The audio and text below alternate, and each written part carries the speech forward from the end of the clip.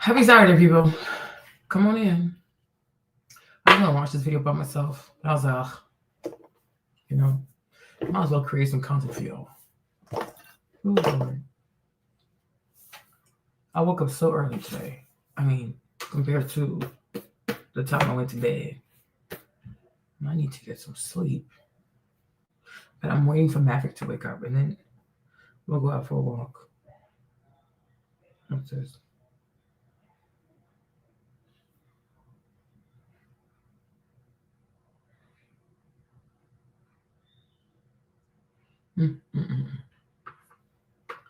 Oh, I'm exhausted. I'm tired. I saw this video. I was like, well, we can watch the video together. My thingy. Stay master's room. Okay. Hey, Whitney. What's up, babe? It's Saturday. Whew. I hope I don't pass out on this live. I feel like I need to sleep. Hey, Mark. You're up. That's good. We went to bed so late last night. Woo. Lord. Then I have my class. Hey, Mimi. I did. I have class this morning. I have my fitness class at 9:15. So I woke up at 7:45. So I could go and lift some weights. Ugh. Because so far, my membership, I pay for 2 classes, on Saturdays, 9:15. They have a free class for everybody. So it's free. So I'm like, yeah, I'm going. Okay. So that way it feels like I'm paying less money per class. So that's it. But I just told her to upgrade my membership so I can go 4 times a week. I would like to go 5 times a week, actually. But I might do that in October. Yeah. I would like to. I'm like, maybe I'll do 5 times a week in October. Because I just want to turn it like a job. Like, you just go, you do it, and you're done with it. You know what I'm saying? Because I feel like I do better when I pay for stuff. If I know I'm paying for stuff, I'll show up because I don't like to lose my money. If you tell me to go work out by myself, good luck with that. Okay. Especially like lifting weights and stuff. I don't feel too confident lifting weights. I mean, I can lift the weights. I just don't know which exercises to do. Like, okay, what do I do next? Like, what? So I like it because you go, they tell me what to do. I just do it. I'm okay, good. I'm done. Going home. But walking by myself, I got that. Doing a Stairmaster, I'm good with that. But when it comes to like strength training stuff, like the right exercises and stuff, I don't want to have to think about that. Just tell me what to do. So let's watch this video, guys. Let's see what she's talking about. I want to talk about what Karuche has shared. For the very first time, she has confirmed that she is dating Deion Sanders. Why? Now, to be very frank, she didn't say his name, but the gentleman who was asking her about who she's dating, he said, football. I hear you've taken a liking to football, touchdown, making all the references to Deion. And she said, yes, I am dating. So I think everyone who's seen this clip, pretty much believes that this is her confirming her situation with Deion. But that's not really the biggest part for me, that's not even really big because in the grand scheme, none of us know these folks. Mm-hmm. I like to use these stories as a springboard to talk about the most important thing, which is me and you and what's happening in our day-to-day lives, which I'm going to do today. But there were some other things that she said there, and I really feel sorry for her. Like, honestly, wow. As an older woman listening to her. Why do you feel sorry for her? Hold on, you guys. Where's the video?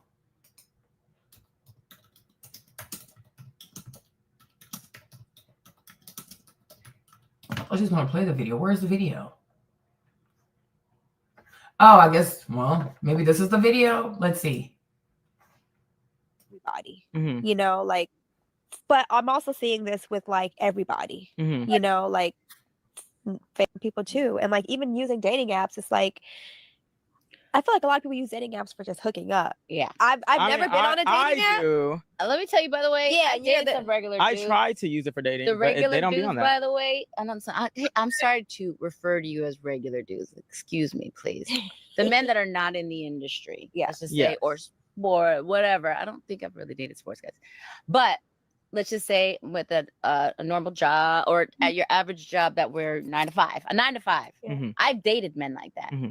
But I ended up in situations that were no different than also a celebrity or something like that too. And I was like, well, if you're going to do This Same thing that they're doing. I may as well do it over here. I might as well get the tips over here. Yeah. Sleeping in your mom's basement, your parents' basement, and you sneaking off to your baby You a real mama. nice girl. Woo, I know. I was trying to be really humble about it.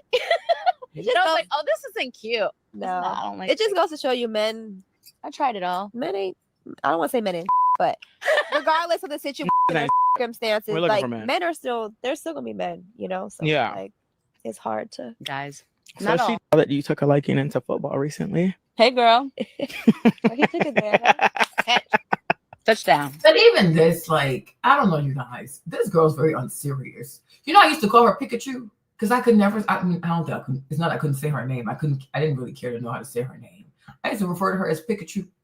As a Pikachu, what are you up to now? Right? But I feel like this is very low class. This to me is really, really low class. If you are dating people, do you have to go on a podcast to talk about your relationship? Like, that is just so tacky to me, right? Like, what validation are you looking for? Like, do you have to talk about it? Because to me, the more you talk about people that you're dating, then you are confirming bodies, okay? That's the way I look at it. I think a woman has to be discreet. Yeah, I used to call her Pikachu. I'm like, Pikachu? Like, when she was dating Chris Brown, I used to call her Pikachu all the time because I wasn't even bothered to learn her name. I'm like, okay, that's Pikachu. Like, what is she up to now? Right? But I'm like, Pikachu, right? Like, what's the purpose of this? Like, you go on this cheap ass podcast, right? Yeah, if you go on this podcast to talk about your dating coach, Dion, does he seem like the kind of person who wants to be talked about this way? Right? Your predecessors, like, I don't know, the ladies that were before you, Pilar, Tracy, all these ladies, right? Did they go on podcasts and talk about their relationship with this man? Tracy Edmonds, right? Tracy, has she ever done a podcast about being with Deion Sanders? No, she has not. Right? And this is what I was saying yesterday for those who watched the live yesterday, right? It's that you have to know the kind of man you're dating. Pretty much, like I said, you have your brand, customer service. You have to understand your stakeholders, right? And I would think if you date someone like Deion Sanders, I would assume because he's such a big brand, he is a big, big brand, that you would have to keep your mouth shut. Right? You would have to keep your mouth shut. There's some people out here you just can't take nowhere. Right? I would assume you would know that, okay, there are certain things about his private life or his personal life that he does not want out there. Right? And my thing is, if he's not confirming that he's dating you, why are you running to the blog? Yeah, why are you running to the blog? So, yeah, I'm dating Dion. Has Dion said he's dating you? Does he know he's dating you? Why are you rushing to confirm a relationship that he hasn't confirmed himself? You sound crazy. That's why I feel like a lot of these girls in this Hollywood stuff, not to be offensive, you guys, not to be offensive, but you know, the Vietnam, the Laos, the Cambodia, the Thailand, right? I feel like many people might be sex workers because what is this? What is this? Like, if this man has not confirmed that you and like him and I are in a relationship, why would I go on a podcast and claim the person? No. Or are you trying to add pressure? So by you going out there on the podcast and saying, oh, yeah, we go together. So then, oh, yeah, we actually do go together. Like, does Coach Dion seem like the kind of person you can pressure in a relationship? Hey, guys, that sounds crazy to me. There is nothing like keeping your private life private. No, I really do. I think they're sex workers. I really do. Because they do not move like people who are really trying to build serious relationships, right? Because I would feel if you really want to have a serious relationship with a famous person, the first thing I would do is keep my mouth shut. Okay? The first thing I would do is keep my mouth shut to really see where the relationship actually goes. Now, one thing we do know is that he's never going to marry you. That's number one. Number two, he's never going to propose to you. So this is why I also don't understand why would you claim Coach Dion? He is never getting married. I don't know if people don't get this, right? Just like Uncle Shay Shay, he is never, ever, ever getting married, okay? There are certain people who will never, ever marry, right? That's number one. Number two, I feel like in life, when you date someone or you're with somebody, right?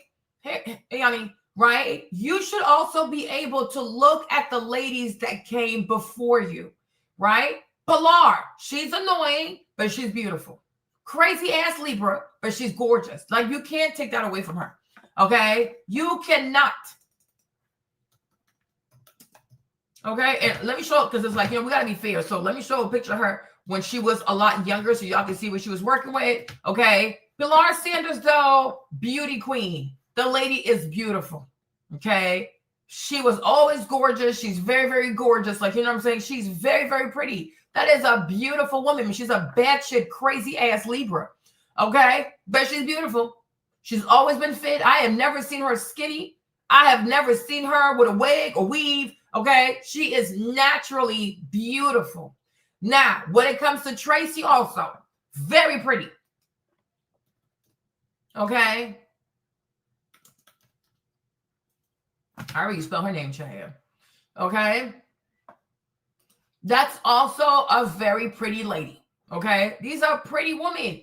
His first wife, I can't remember his first wife, but the daughter that got pregnant by Jacques, right? Their mom, I'm sure she was really pretty too. I just can't think of her name. Okay? But my point is, right? The roster is not a joke. Okay? The ladies that came before you, they're prettier. Okay? They're more beautiful. I already said that. Okay, yeah, I sure did. Okay? Like, they're drop dead gorgeous. All right? Yeah. Okay? They're probably just going to call you pretty because you're Vietnamese. So anything that's from a different country, they call it pretty. Okay? Whatever. You're forgettable. You don't have memorable beauty. Not trying to be mean, but I'm just saying, you know what I'm saying? Like, it's not like, oh, wow. No. Okay? No. How you spell her name? When I tell you I feel like calling this girl Pikachu, it's not even funny. Like, I'm like, Pikachu, right? She's a very basic girl. Like, if you had not dated Chris Brown, I could see you doing nails. Not to be offensive, right? But it's like, I could see her work in a nail shop. She has a very typical Vietnamese immigrant look. Not to be offensive, right? But it's like, had she never met Chris Brown, or had Chris Brown never met her, right? You could see a girl like that work at the nail salon. She's like a 3. She's like a 4. She's very basic. Yeah, she's just a regular Vietnamese girl. I do for you. I do for you. Okay, sure, do for me. Okay, no problem. But I'm like, this is very basic beauty. They all look like that in Vietnam. Okay, this is not. Yeah, I can see her working in a nail salon. She is not that pretty. Like, she's not that exceptional. Even Cassie looks better. Like, I guess with Cassie's like mixed or something, right? But I can give. I don't think I'll see Cassie at a nail salon, but you know what I'm saying. But this one right here, oh, this one, you have seen this face before, okay? You have seen this face before at a nail salon. Don't play with me, right? What is this? All right, you guys. Okay, Mark said he could see her being a stylist. Sure. Okay. But for me, I'm saying she could work at a nail salon. She's not that girl. She's just not that girl. When you see Pilar, let me show you Pilar, right? Would you see this girl? Could you see someone that looks like this working at a nail salon? No. Okay. When you see Pilar Sanders, it gives supermodel, right? It looks like she could do Calvin Klein commercials, right? It looks like all her life she was beautiful, okay? She could be a fitness model. She'd be like Pilar looks like she could be on the covers of a magazine, baby. It's okay. There's levels to this, right? There's levels. So if Pilar's like a good 8 or 9, Pikachu is like a 2 or 3. It's okay. It really is okay. Like, it's fine. It really is fine. Right? God is good. God is faithful. Martha, she could work her way up to a personal shopper. Right? Pilar is really drop dead gorgeous. Like, she's very, very pretty. That's a pretty ass woman. That's why her sons are very handsome. Not a pretty mom. Okay? But I'm like, that's a beautiful ass woman. Right? Like, if she was like right now, if her and Pikachu were the same age, please. Come on now. Please. Ain't nobody checking for no Pikachu. Okay? That's the thing. It's just that now she's older, you're younger. Right? That's why I showed a picture of her when she's a lot younger. Pilar was drop dead gorgeous. That's a beautiful ass lady. Right? So once again, When you look at his roster, the people he was married to, the woman he was married to, the mothers of his children, or his most recent engagement, right? Girl up, right? Girl up. So now you got to ask yourself, why me? Why me? And also, given his roster, are you more likely to be someone he commits to? Are you going to be able to get something the other ladies couldn't get? The answer is no. So my thing is, why are you on social media even talking about this? Okay. Who looks like Shaka Khan, right? Why are you on social media even talking about this? It's a fling. The man is old. He only has 3 or 4 toes left. Okay. He's looking for some low-key companionship. Keep it to yourself.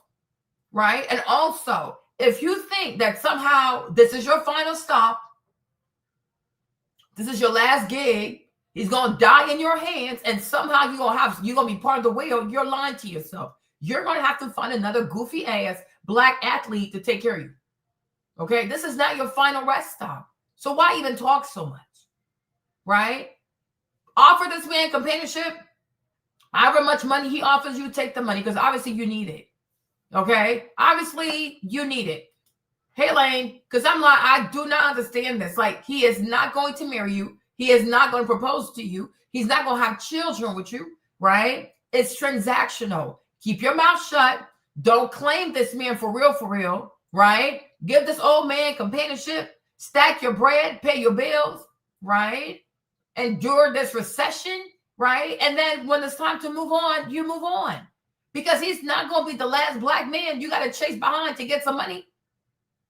Right? It goes to show, like, a lot of these girls in LA like that, they don't even know how to manage their money. Because where is your money? Where is your money? How come you cannot afford to take care of yourself that you have to resort to this kind of foolishness? He's too damn old. And you might be too damn broke. Because that's crazy. Where is the money? Child, he's old. Yeah, I'm like looking at Aaron like, yeah, how far can I go with this? Are we tired? yeah. She's dating? Yeah, she's like dating. Is she having fun? Yeah. Yes. Oh, look at that If I smile. wasn't having fun, I wouldn't be in it. I'm at a point in my life, like, I know what I want. I dated a lot. I've done a lot. I did this. I did that. Young, old, You young, so you don't know what. So you see this. That's why I feel like that's why I feel like she's a sex worker. Because do you have any direction? Like, what is your brand? I repeat, what is your brand in this dating market? What are you looking for? So does she date for marriage, or she just date for a good time because these people got money? That's what I'm saying. A lot of these girls, Vietnam, Thailand, Philippines, Laos, Cambodia, I think who date these black dudes, I think many of them are sex workers. I've dated a lot. To what avail? Like, okay. And it led to what? To nothing. She's always back in the streets looking for another black man to take care of her. Meanwhile, she's had jobs. This girl has had multiple collections with ColourPop. She's been in movies. She's been in sitcoms. She's been in TV shows, right? Where is her money? Where is your money? Do you invest your money? Do you save your money? Where is your money? Because by now, for as long as we've known Pikachu, right, she should be able to take care of herself. Oh, really? Oh, okay, brown sugar, right? She should be able to take care of herself. You see? And that's why I told you guys last night, you need to know what your brand is. When it comes to you in this dating market, you should have your brand identity. Oh, I dated lots of guys. Okay. Old, young, white, black, short, tall, average, whatever. Girl, do you know what you want? Most likely not. Can you stay by yourself and figure out what you really want? No, she can't. And this is why I'm also going to say this. It really, really matters to know how to manage your finances so that you are not desperately dating people, having sex with people just because they have money. Yes. 37, she's almost 40. Almost 40. Look how she sounds. Right? Look at how she sounds. And once again, like I said, there are people who are going to put her on a pedestal. But to me, a voice like that, The way she enunciates her words, the way she pronounces her words. And I'm like, yeah, I can see you working in a nail salon. This girl is not bright. She is not bright at all. She's not bright at all. She sounds like a complete idiot. Right? But I'm like, you should know what you want and you should know what you don't want. And at least when you date, you should know what you're dating for. And also, it should lead to something because you can't keep doing this. You're almost 40. Never been proposed to. She's always somebody's girlfriend. You've never been engaged. You're not going to get married. You don't have children. Where are you going with this? And the sad part is, even with Coach Dion, right? Coach Dion, he has his children. He's made sure to have children, y'all. He got a bunch of kids. And he got grandkids. So he has family. What do you have? A closet, shoes, bags, a collection of men? Like, what do you have? Right? And I'm like, that is crazy to me. Yeah. Like, I'm like, this homing business, that's not the way to live. Okay? It's not going to take you anywhere in life because this is crazy. And so if I wasn't happy and content and feeling good in my situation, I'm not wasting my time. Yes. I don't. Girl, shut up. You don't even have a choice. Oh, if I wasn't happy, you are a loser. In the dating world, you are a loser. You bring nothing to the table. You're 37 with a bunch of failed relationships, right? You're what a 60-year-old man getting his toes cut off in order to have your mortgage paid or your rent paid. You're a loser. You are a loser. This is not a winning situation. Nobody looks at your dynamic with Coach Dion and be like, oh, yes, she's about to have this, and that. You ain't about to have shit. Right? A man you barely know, you had to be there when he got his toes cut off. Right? Can you imagine how gruesome that is? Most people get flued out. Okay? They're bringing you to the butcher shop to watch this man get his toes cut off. Hey, Tim said, no, you don't want no newborn babies. And he's not going to give her anything but a little bit of money. That's about it. Right? So I'm like, she's like a struggle rapper. Where is her money? I will never stop asking that question. Where is her money? She's been popular now for over 10 years. There's no reason for her to be doing this. Right? And that's why I say I feel like a lot of these Cambodians, Thailand, Thai, Filipina, Vietnamese, Laos, Cambodian people, I really do feel like these girls who go around these black boys, these black men in entertainment, they're sex workers. They exchange their time and you know what I'm saying, for money. They're sex workers. There's no way. There's no way. There is no way. Her, Daphne Joy, Cassie, the list goes on. Like, it's their culture. I'm like, this is weird. Yeah, you're not going to be in this man's will, and he's not going to die in your custody. So you will not inherit anything from this man. Right? So that's what I'm saying. Why even come outside and confirm that, oh, yes, I'm dating Coach Dion? No, Coach Dion is having a play date with your body. Coach Dion is doing nasty things to your body. Hey, sunshine. Coach Dion is treating your body like a playground for money. Oh, it is their culture, and it needs to be said. Like, it's their culture. Right? That's why I'm like, I'm learning a lot of things here do not impress me. I'm like, yeah, sure. Okay, even the like upper echelons Asian people won't even mess with you, right? The rich Chinese ain't gonna mess with you. The Koreans ain't gonna mess with you. The Japanese people ain't gonna mess with you, right? The upper echelon Asian people, they wouldn't even spit on you if you were on fire. Right? Because there's levels to this, right? It's just black people who are always so oblivious to how stuff actually works. But amongst Asian people, there's a hierarchy. You got the top Asians and you got the bottom Asians. Right? But we don't know no better because we're so impressed by anybody with white skin and straight hair. Oh, no. Sex worker. You are a sex worker. Like, what is this? It's weird. Okay?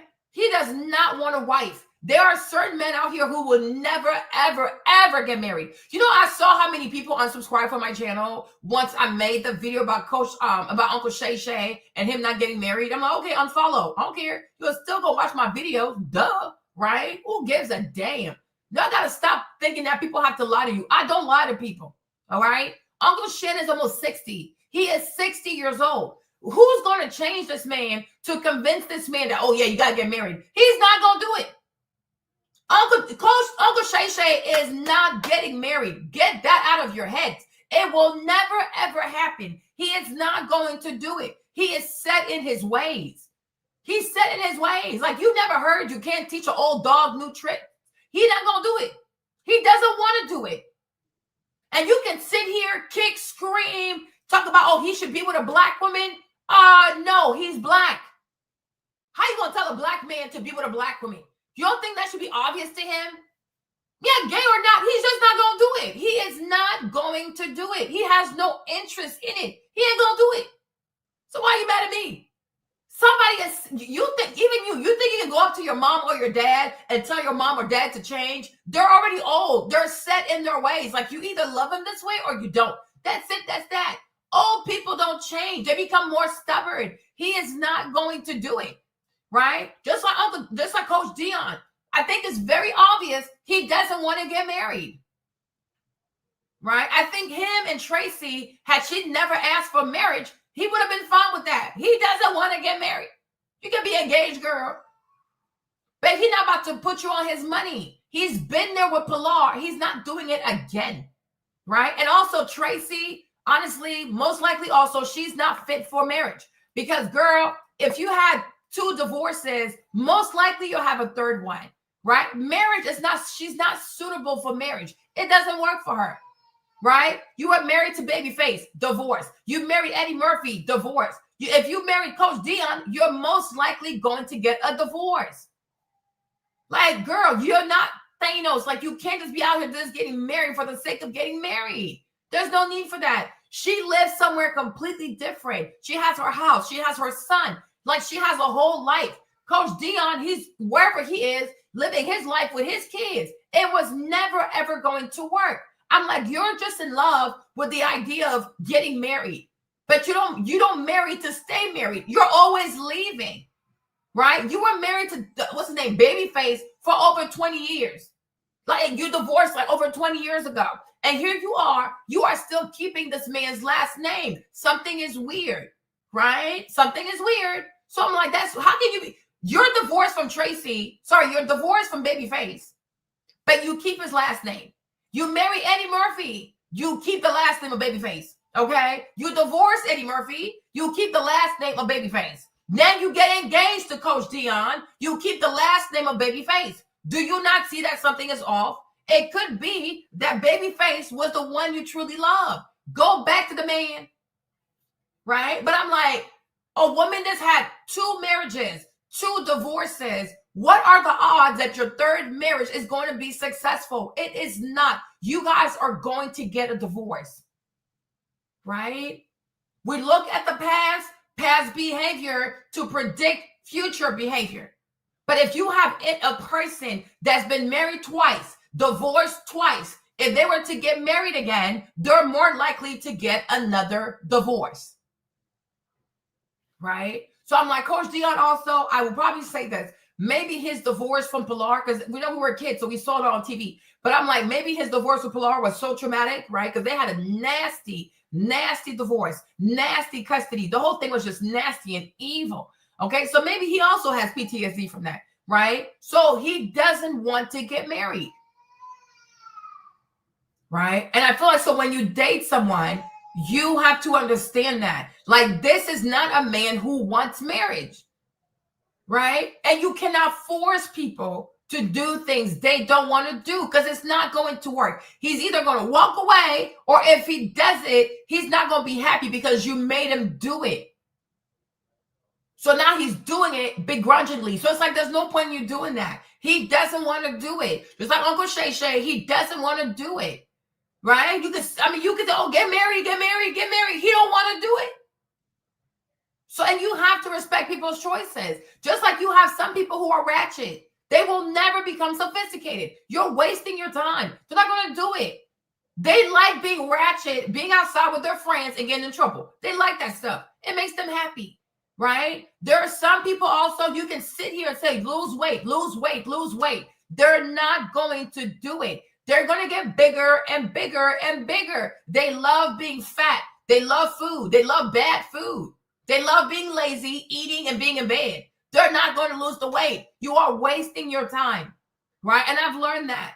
You have to work with people who want to work with you. You have to work with people that are actually malleable, right? But some people are extremely rigid. You're not going to change these people. You are wasting your time. All it's going to lead to is frustration because they will not change.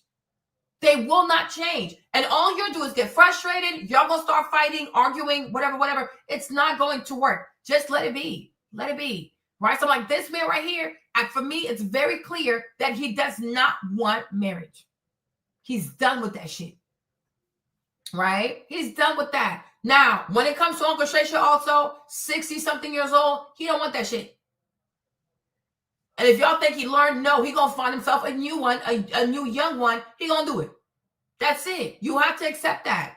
Stop trying to sell people on, oh, I think you should marry a black woman. You like hand a pizza.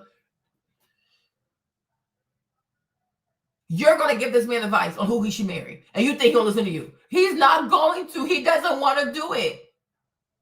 Doesn't want to do it. Let him be. That's what it is. Like, just be safe next time. Like, just have somebody sign an NDA. That's it. Because he's not going to do it.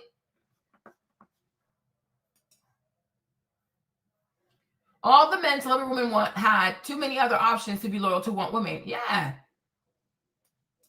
And the other thing also is that, like, in their careers, right, these women have not contributed to anything. These are self-made men. Right? It's not like, oh, I was young, I was broke, I was struggling, she had my back, wumpty wump wump. These women are coming in when these men are already highly successful. And I do believe that most men who get to that level of success by themselves realize that the vast cohort of women that are coming after them are doing so because of money. It's just that every woman might do it differently, but ultimately she's here for the money. Right? If I didn't have money, she wouldn't be here. Right? If my name wasn't powerful, she wouldn't be here. If I couldn't do that, she wouldn't be here. These girls are here for the money. These men are not stupid. Right? I think it's only women who think that they're so good at scamming that other people don't realize what they're up to, right? But I'm like, a man that rich, you don't think he knows what you're up to? I'm like, they're so silly to me, right? You don't think someone like Coach Dion knows what Tracy was up to? You think he's stupid? You married Babyface. It wasn't good enough for you. You married Eddie Murphy. It wasn't good enough for you. Now you're going to marry me for what? Divorce. You don't think he knows about all the settlement or how much money she got for every divorce? You think he's stupid? He's not a fucking idiot. You don't make it this far by being an idiot. Right? You don't make it this far by being dumb. Right? These people are not just football players. They're also business people. They learn to read people. But when you get to a certain level of success, you understand that most people around you are only coming next to you to use you, to take advantage. Now, some are better at making you feel like, oh, I'm here because I really love you. But some people, it's very, very obvious they're only here for money. Right? That's why Cam asked that lady, can a rich man ever truly know real love? And I say the answer is no. Maybe from his mom. But if you build yourself and you become crazy wealthy, most people will not love you for you. They're going to love the fact that you do stuff for them. Right? And the day you're no longer able to do that, they're going to walk away from you because they don't really know you. They're just here for the money, the fame, the this, the that. So I guess like sometimes maybe being really rich and famous, it can kind of get lonely. But the love is fake. It's not real love. Right? So I'm like, he's not an idiot. She was like, no, I'm not getting married. I'm like, why would he get married? Like, what is the net benefit of marriage for this man? Even Uncle Shannon, like, what's the net benefit? Married for what? Right? And sometimes these girls, they say these shit because I think many people also, they're not really business minded. If you want to sell somebody on some shit, it got to be way more beneficial than what they currently have. I get married for what? How's that going to make my life better? They're like, oh, because the Bible says so. These people ain't Christian. They are not Christians. Even if they say they are, they're not Christians. Right? Because you can claim to be a Christian, then we look at your life. And according to your works, your deeds, you're not a Christian. That's okay. Right? But I'm like, people can smell gold digger energy. Like, it's not that hard. Okay. You're so crazy, Mark. Yeah. But even what's the name? Rossi also, like, why would Eddie Murphy marry her? Like, if you take Roxy and you compare her to, like, even Nicole Murphy is like an 8 or 9. Roxy is like a what? A 3? Like, her come up as 106 in Park. She's not that impressive. Even on 106 in Park, she was struggling. Like, girl, it's not that hard, right? But what does she bring to the table? She's not a high caliber person. Like, this is crazy, right? But I feel like a lot of these young women, they really like humility. They really do. Because I always feel like you should look at somebody's roster and be like, damn, he's dated some badass women, right? And next to these women, oh yeah, I can't compete, right? You cannot compete. Like Nicole Murphy, young Nicole Murphy, she is drop dead gorgeous. And they have like how many kids?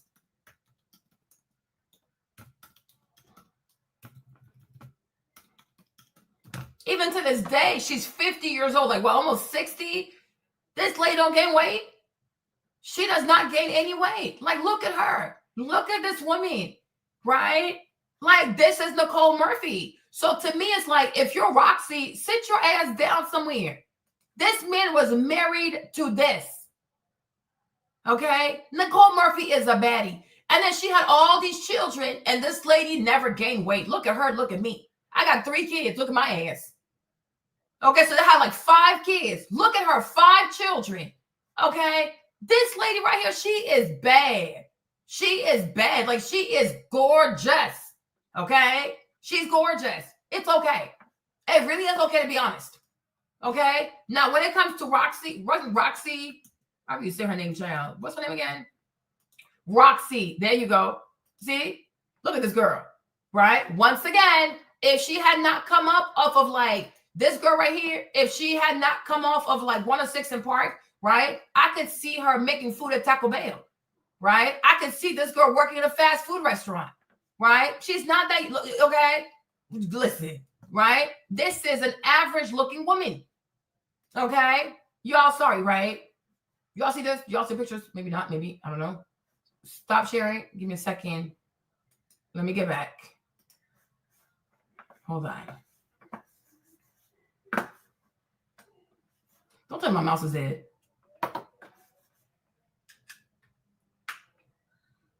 Yeah, hold on. Do not tell me my mouse is dead.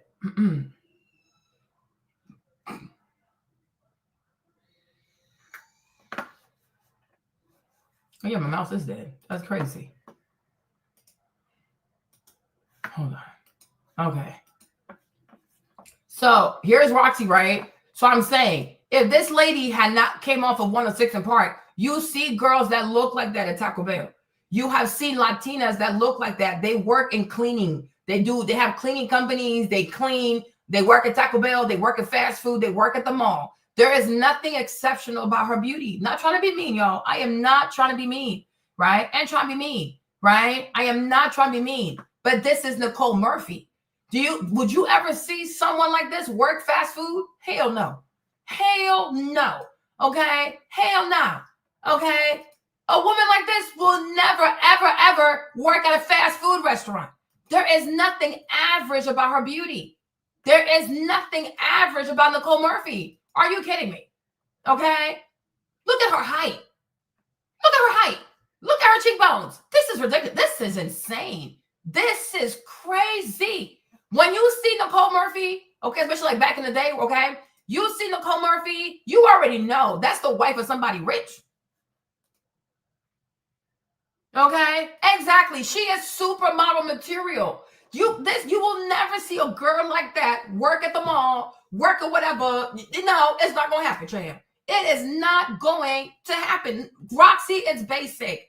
I don't know if she's Mexican, but she kind of get Mexican because she got the Mexican ears. They're quite big, okay? Te quiero Taco Bell, right? She got them Chihuahua ears, right? Girl, you are an average person. You are an average person. You got lucky because I guess you're Latina, right? And they gave you a chance on 106 in Park. Okay, cool. But you're not that girl, though. You are not that girl. She's just not that girl. We got to stop lying to people, okay? We have to stop lying to people, all right? We gotta stop lying to people. She got them big Mexican ears. Is she Mexican? Maybe. Them Te Quiero Taco Bell. Them big ears from the Chihuahua thing. Okay, look at that. I see this all the time. I see this kind of beauty all the time. I see it everywhere. Okay, it's at the mall. It's all over the place, right? But I'm like, if she had never made it on TV, I can see her working customer service. I can see her working claims. I can see her doing returns at Walmart. I can see her work at Taco Bell. I can see her do something basic, right? So it's like, you're not even the caliber of a woman to ask somebody like Eddie Murphy to marry you. Marry what? Something average? Are you dumb? Have you seen his first wife? Then have you seen his second wife? Then have you seen yourself? Girl, just sit down. Let that man give you some money. Like, it's very crazy. It really, really is crazy. Okay. It's really, really crazy. So I'm just like, this is weird. So I'm like, he was not going to marry her. It's not going to happen. And Eddie Murphy also, he's worth all kinds of money. Right? But I'm like, Nicole Murphy, even him giving her like 15 million, it makes sense. Listen, she's really gorgeous. She gave this man 5 kids. They were married for over 15 years. Okay, sure, whatever. Right? But I'm like, Nicole Murphy is extremely gorgeous. So you would expect a really wealthy man to want to marry a young Nicole Murphy. Y'all, she is drop dead gorgeous. Even I would marry her like that. Girl, you're a beautiful girl. Even in her 50s and her 60s, the lady is still in shape. Like, do you see her culture, like her mindset about like taking care of herself, looking good, smelling good, putting herself first? She pushed out 5 kids. This lady pushed out 5 children. You see, look at this one, right? Look at this. You see? Look at that. Like, she's not, listen, she's a regular woman. No, I'm serious. Look at her ears. They're like, what is this? Okay? Like, this is just basic shit. Okay? This is very basic. She has a very basic beauty. She's very basic. So it's like, you can't sit here and be like, oh yeah, he needs to marry me. He should marry me. This man has to marry what? What is there to marry? You know what I'm saying? Oh, because you're like, your skin is white or bright, like whatever, sun-kissed, and then your hair is naturally straight. Who gives a damn? Seriously, who gives a damn? Who gives a damn? Oh, she's in Honduras. Okay. All right. So she's from Honduras. Okay. Okay. And después. Okay. We don't care. I'm gonna look at them big ass ears. Like, what is this? This is not like this. Like this. Okay. Like the Gollum in Lord of the Ring. Okay. Like, girls, go sit down somewhere. Okay. No. Y'all, when I tell you the Gollum had some big ass ears, them things is ridiculous. Okay. I don't know why his ears so big. You see? There you go. Look at his big ass ears. Okay. Them ears so damn big. Like, what is this? Right? Oh, he needs to marry me. Marry you. Marry you for what? Marry you for what? Like, marry you for what? Okay. But I'm like, okay. So because they're what? Because they're Latina? So therefore they deserve marriage? Like, girl, what? What are we even talking about? What are we even talking about? You're not marriage material. Be a cute little girlfriend, okay? Little novia. And let the men pay your bills. Okay? Cállate. Be quiet. Like, what the heck? Like, this is crazy. This is really, yeah. And so, like, yeah, who cares? I'm from Honduras. Okay. I'm from Africa. Next. Girl, what? Are you dumb? Because obviously in your country, don't teach you math. Okay? This shit don't make sense. So therefore, it's not going to happen for your ass. Okay? What the fuck? Algebra? You have that in Honduras? Do you people know how to do math in the Honduras? Okay? Like, make it make sense. We do not care. We do not care. You see, Marlene, I am not one of these black girls, dark-skinned black girls who just put people on a pedestal because their skin is light. I don't give a damn. Your skin is light. Once you want one, you're going to age badly. Wear some sunscreen. Okay? There you go. Right? So besides your skin and your slick hair, what else do you have to offer us? Okay? What do you have to offer? Girl, please, go sit down somewhere. Have you seen my ears? Okay? They're really cute and they're tucked away. Thank you. Get into that. You're insane. These people are really crazy. They are really, really crazy. But this is what they want you to be pressed over when you're black. They want you to be scared of this. They want you to be intimidated by this. By this, never. It never gave Dumbo. It never gave the Gollum, okay? My ears are cute. They're small and they're tucked away nicely and neatly. Okay, get into it. You people are crazy. They are really crazy. So my thing is, I repeat, why would Eddie Murphy marry this woman? For what reason? What does she like? What does she have? They like, oh wow. Like, where is her wow factor? You're like, okay, I can see a celebrity want to be with someone like that. Where is the wow factor? Where is it? Okay, I can't see it. Dora, can you see it, Dora? Somebody called Dora. I don't know. Where is it? But I see her ears though. I sure do see her ears. She's average. This is an average looking chick.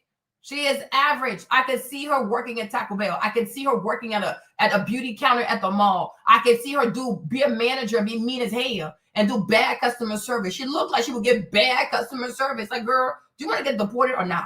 Stop playing with me. Okay? Yeah, she's basic. She's really basic. Okay? Yeah, my ears are tucked away and they're super cute. Okay? So I'm like, no. But when it comes to Nicole Murphy though, that is a beauty queen. You see this girl, you're like, yeah, she only dates rich people. Like, she has to be married to somebody rich. Like, this woman is drop dead gorgeous.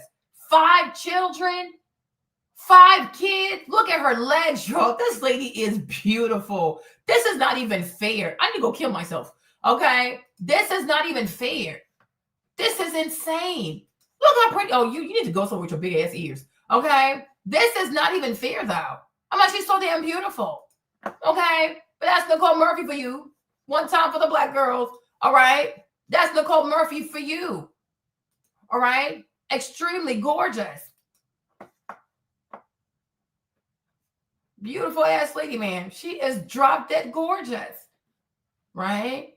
This is the kind of lady you have on your arm. Everybody says, damn, he's the man. He is the man. Okay, that's that kind of beauty right there. That's what you call a 10. Because everybody, man and woman, we all gonna be like, oh shit, who is this woman? You know what? I need to start working out twice a day. I need to work in the morning, work out during the day, and I need to go back and do a second round at night. I need to look like Nicole Murphy. What? Oh, no. I'm too fat. I am fat. I'm too basic. Even I'm too damn basic, okay? Okay. This lady is gorgeous. Hey, queen. She is stunning. It's not even fair. So I feel like, listen, when you date Eddie Murphy, like, you know what? If he never marries me, that's okay, child. Because his first wife, the standard is so high. The standard of beauty is so high. When it comes to Roxy, she does not have the wow factor. She don't have it. No, now everybody fat. She don't have it. You do not have it. So go sit down somewhere. You don't have it. You're a regular Latina. And I can see you working at Taco Bell. Okay? Make my order, bitch. I don't have the time for it. I'd rather be at home, namaste, child, in bed at 9 o'clock doing my own thing if I'm not happy, you know? So, yeah, I'm in a good place. I love that. Yeah. That you took a liking into football recently. Hey, girl.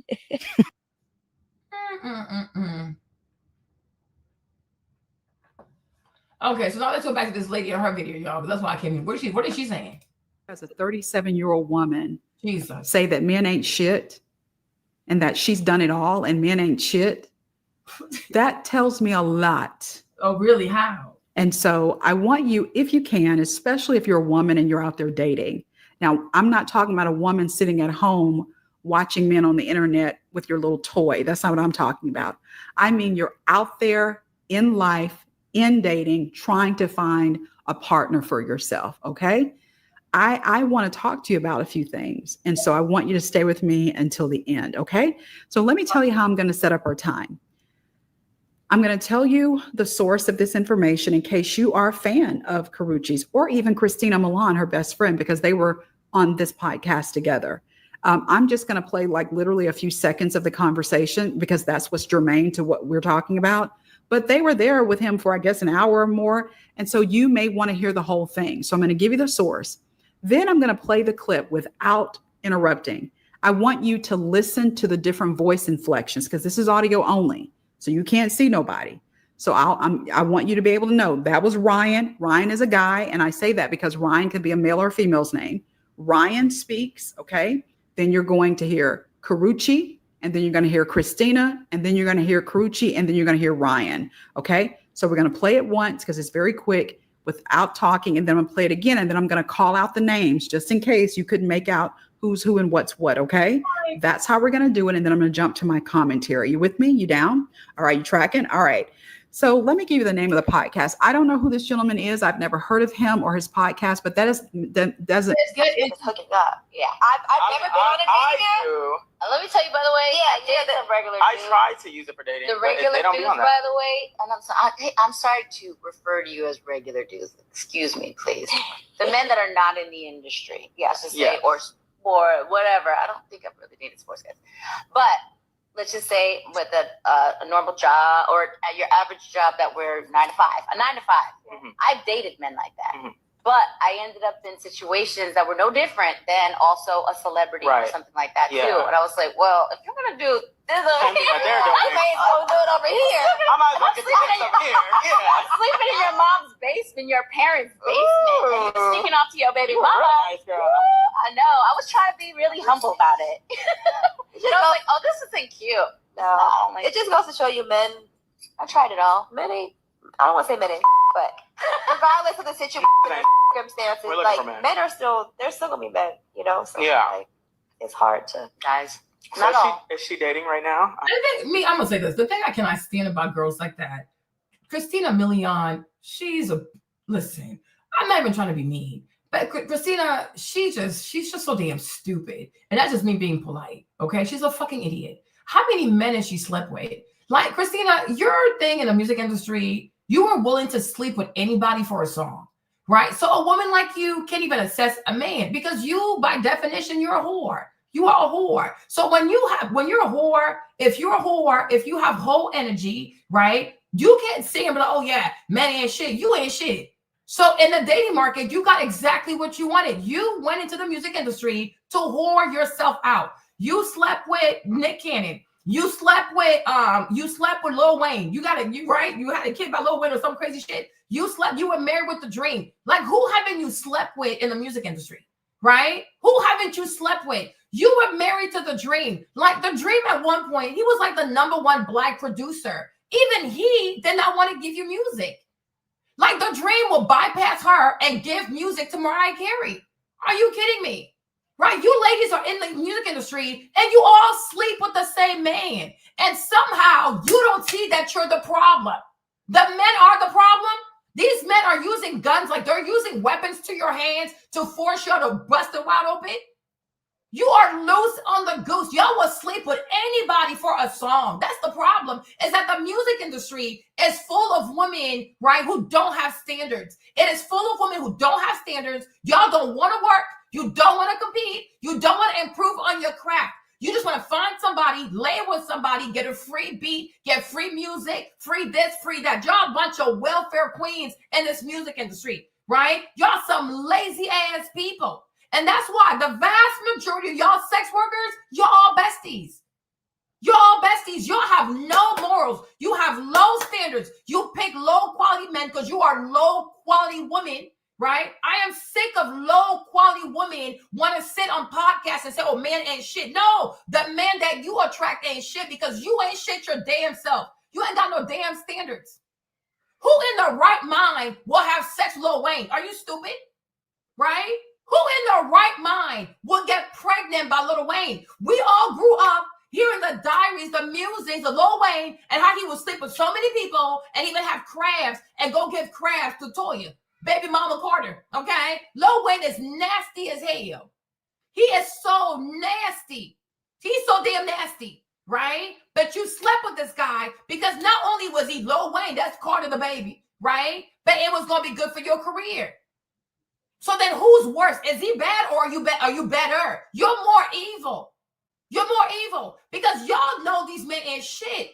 But that's not enough to stop y'all from not having sex with these men, right? You will sleep with these men because that's the only way you know how to succeed, right? How is it possible that so many of you girls in Hollywood you have a freaking CVS receipt when it comes to your body count? That shit is like, have them CVS receipt be coming out and coming out and coming out, right?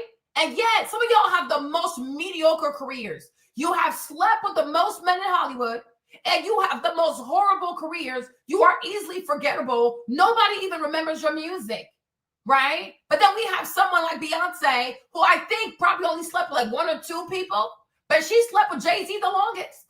And she has a better career than you heifers. Okay? You ain't shit. And that's why the men you attract ain't shit.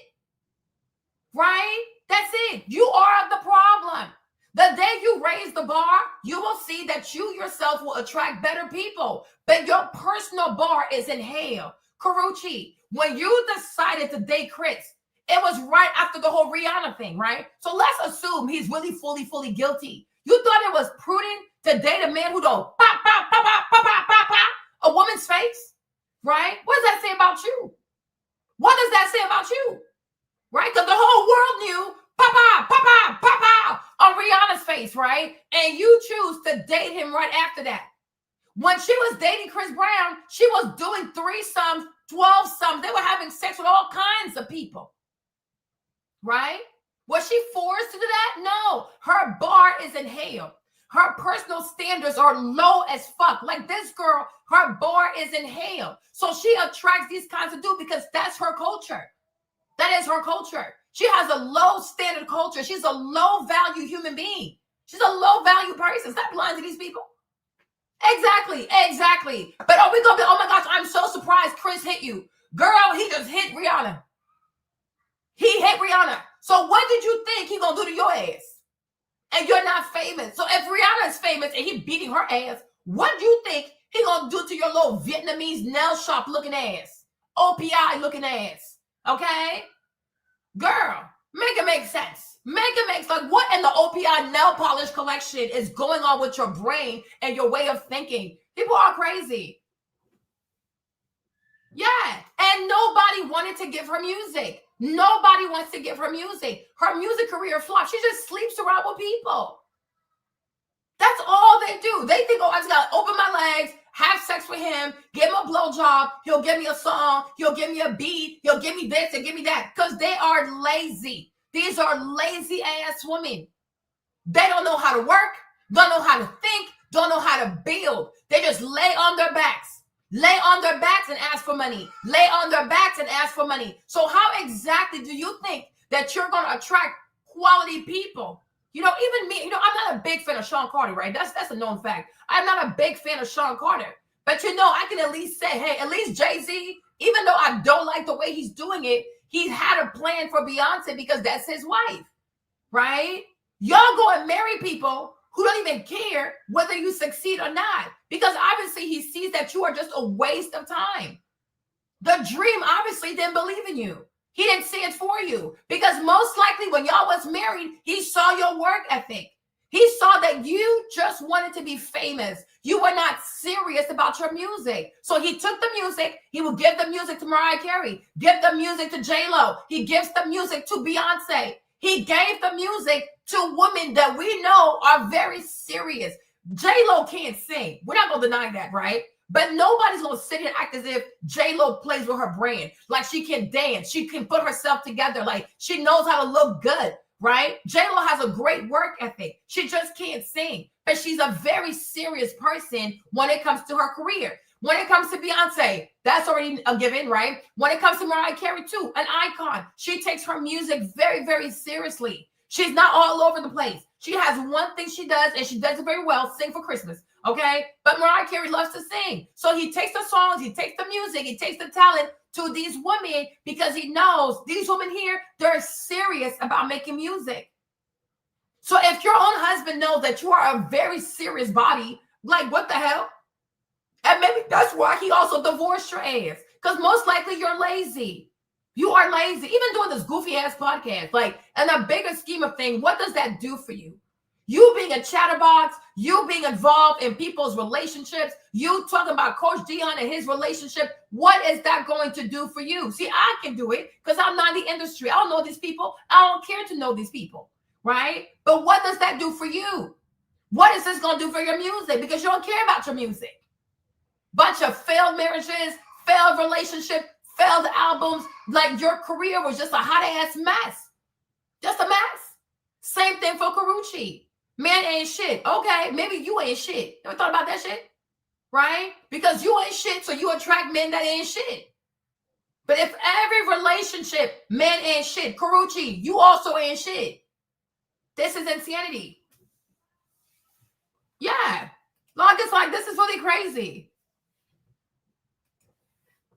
But I'm like, who in the right mind would do something like this? Lil Wayne is so disgusting. He is so nasty. Like, this man is a walking STD. Okay? Why would you lay up under this man? Why would you also have unprotected sex with a man like that?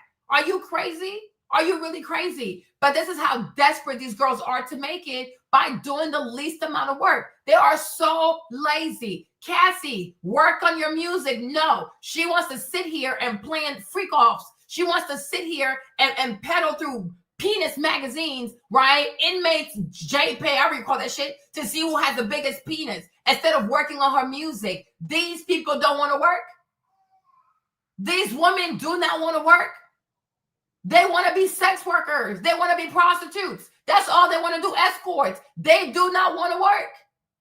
Then they want to complain about the quality of men. Who do you think you'll attract if this is your mindset?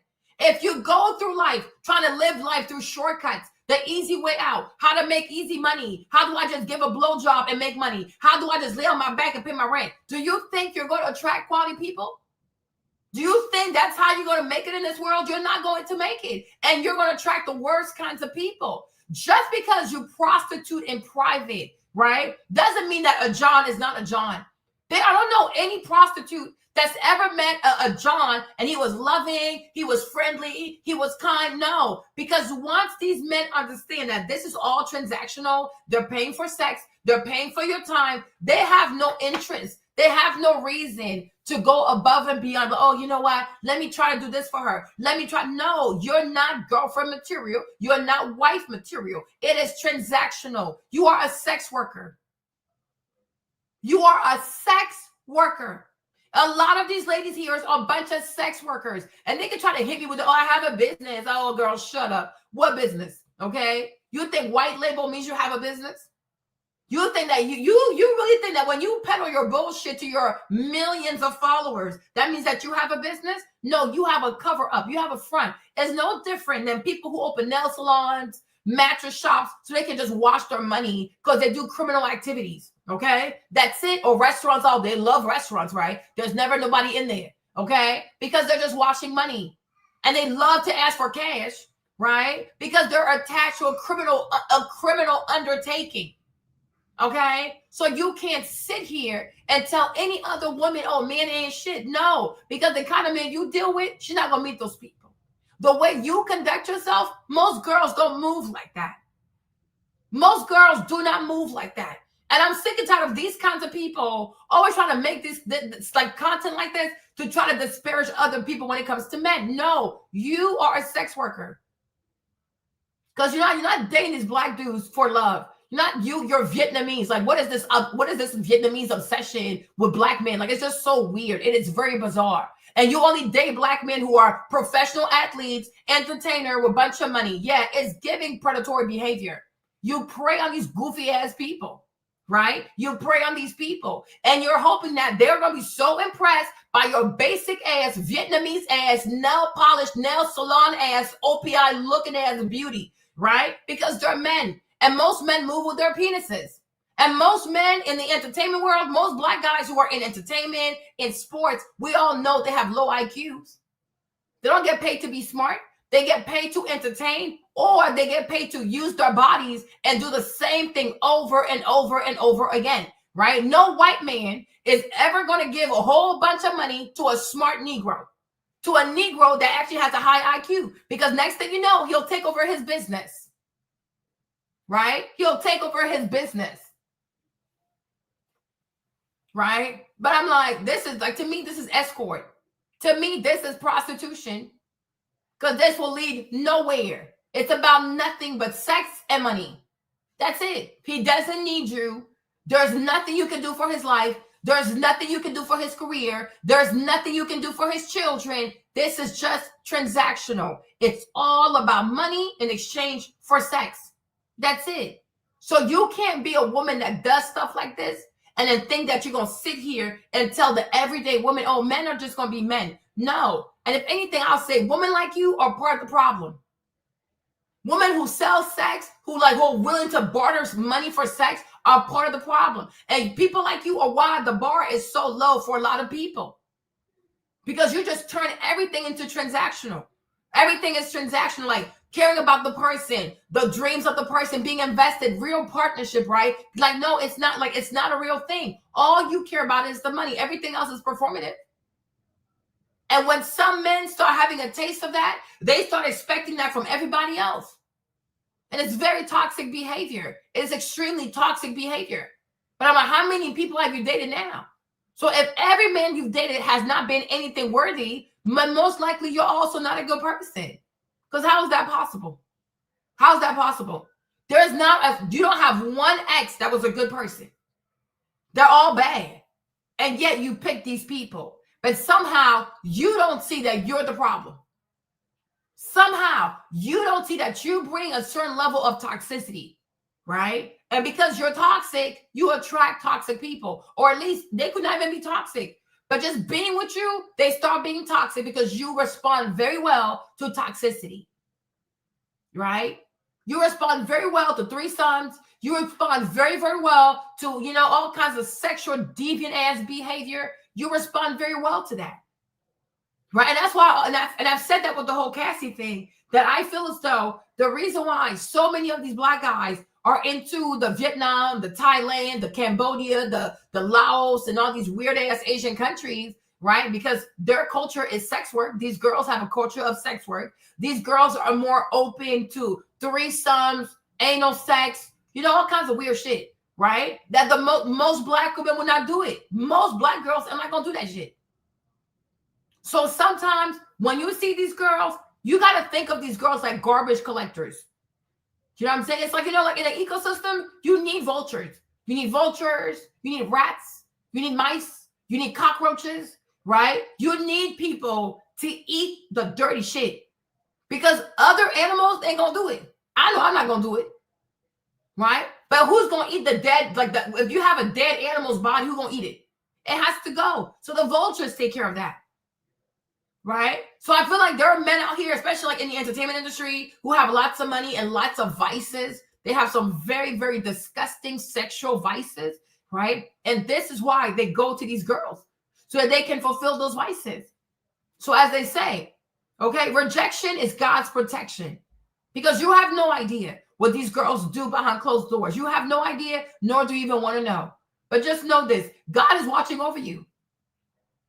God is watching over you. That's why you're not proposed with certain things. That's why certain people don't come up to you. That's why certain people don't ask to date you, because you have favor over your life. If you only knew what these people did behind closed doors, hey D, you'll be utterly disgusted. You will be utterly disgusted. It is not normal for an Asian woman to run behind a Black boy. It is not normal for most Asian people are racist. Most Asian people don't like Black people, right? So for an Asian girl to run behind a Black man, this like back to back to back to back, you already know something is off. You already know something is off, right? And also, I feel like I said, Koreans, Japanese, whatever it is, right? But even like their massage parlors and stuff, people go get the massages because they know these girls, they give blowjobs. They will suck your penis in there. For a $10 massage, a $20 massage, they will suck your penis. They have a culture of sex work. You understand me, right? They have a culture of sex work. Do you have a culture of sex work? The answer is no. And that's why sometimes I don't care, who cares? Who cared that he picked you? I don't care. Because I know you're being abused. I know you're being degraded. I know you're being made to do things sexually I will never do. So, girl, you better you than me. Not my culture. Not my brand. Okay? Not my ethnic identity. Okay? No, thank you. Not doing that shit. It's disgusting. It's utterly disgusting. Cassie told you already, right? People get peed on. They get pooped on. Whatever happens, like they sleep with a whole bunch of men at once. Do you want that to be your life? I don't think so. Okay? These people in the industry, a lot of them people, they have some disgusting vices. They don't want regular sex. They want something that most people do not do. Okay, hold on. Give me a second, y'all. Give me a second.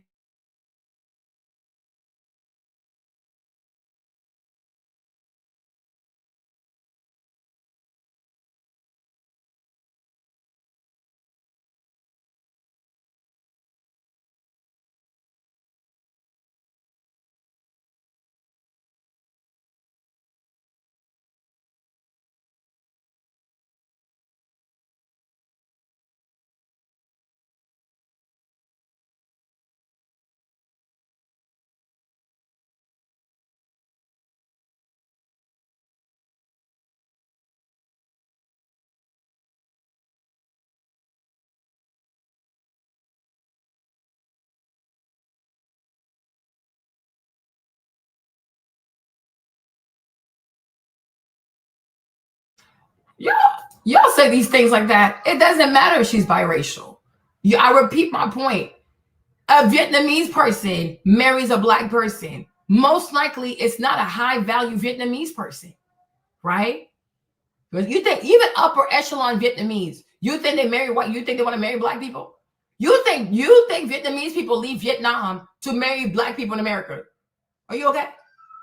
Right? So if a Vietnamese person married a black person, then most likely that's a very poor Vietnamese person. That's a bottom shelf Vietnamese person. And so most likely they also married a bottom shelf black person. So what kind of child do you think they're going to create? What kind of culture do you think they're going to give that child? When you see this young lady, does it give that she was raised in a family that puts a lot of focus on education and, this and that?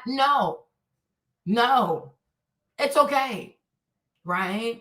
Just because you have one black parent does not mean you were raised right, right? Just because you have one black parent does not mean that, you grew up, no. And you probably had a parent that hated themselves anyways, right? Because why are you in this predicament? Why are you in this predicament, right?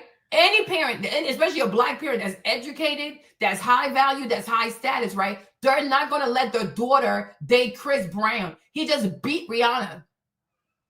Okay? That's not going to happen, right? But there's a reason why Koreans, Japanese, and high-class Chinese people do not mingle with Vietnamese people. They don't like their culture, right? They're not aspirational Asians. When you hear rich Asians, you never think of Vietnamese people, right? And in America too, if you ever see a bunch of Asians around black people, they're usually Vietnamese, right? Because they're not embraced by upper echelons Asian. You will never. How often do you see a Japanese person hang out with a Vietnamese person? How often? And I'm sure Japanese people are crazy, so I'm sure they look at Vietnamese people like they're peasants. Right? How often do you see a Korean want to marry a Vietnamese? Girl, what? That is crazy. That is really crazy. Exactly. She comes from a dysfunctional family. Right? And also, when it comes to black issues, she don't stand up. When it comes to Asian issues, then she wants to stand up. So I feel like she identifies more as Vietnamese. But nobody will ever look at this girl, oh, yes, she must be mixed with black. No, her phenotype gives Vietnamese. And it's okay. It really is okay. It's perfectly fine. But to me, it's a non-factor that she has one black parent. Okay. It's a non-factor. Look at her. Look how she turned out. Even if she looks Vietnamese, right? At least you'd be like, okay, what culture does she have that showcases that she was raised to embrace being black? What culture? Hey, Ruva, what culture? What part of her gives that? Right? So I'm like, no, I don't care. Right? So it doesn't make any sense right here. Like, it does not make any sense. But I repeat, do you think a young Korean lady will be out here doing all this? No. Okay? No. You think a Japanese lady be out here doing this? The answer is no. You think a rich Chinese girl, like, what's the name? That Bloom girl that's all over TikTok, be out here running behind Coach Dion and his 3 missing toes? No. But a Vietnamese will do it because they're like the poor people of Asia. Okay? Like, so no, we got to stop. Stop lying. I saw that you took a liking into football recently. Hey, girl. Touchdown. Yeah, I'm like looking at Aaron like, yeah, how far can I go with this? Are we tired? yeah. She's dating? Yeah, I like Is she having fun?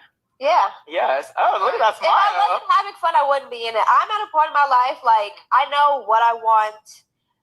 I dated a lot. I've done a lot. I did this. I did that. Young, old, And so if I wasn't happy and content and feeling good in my situation, I'm not wasting my time. Yes. I don't have the time for it. I'd rather be at home, namaste, child, in bed at 9 o'clock doing my own thing if I'm not happy, you know? So, yeah, I'm in a good place. I love that. Yeah. We're here for it. Okay. So I think you probably were able to make out who's who and what's what. But now let's listen to it again and make sure you listen for.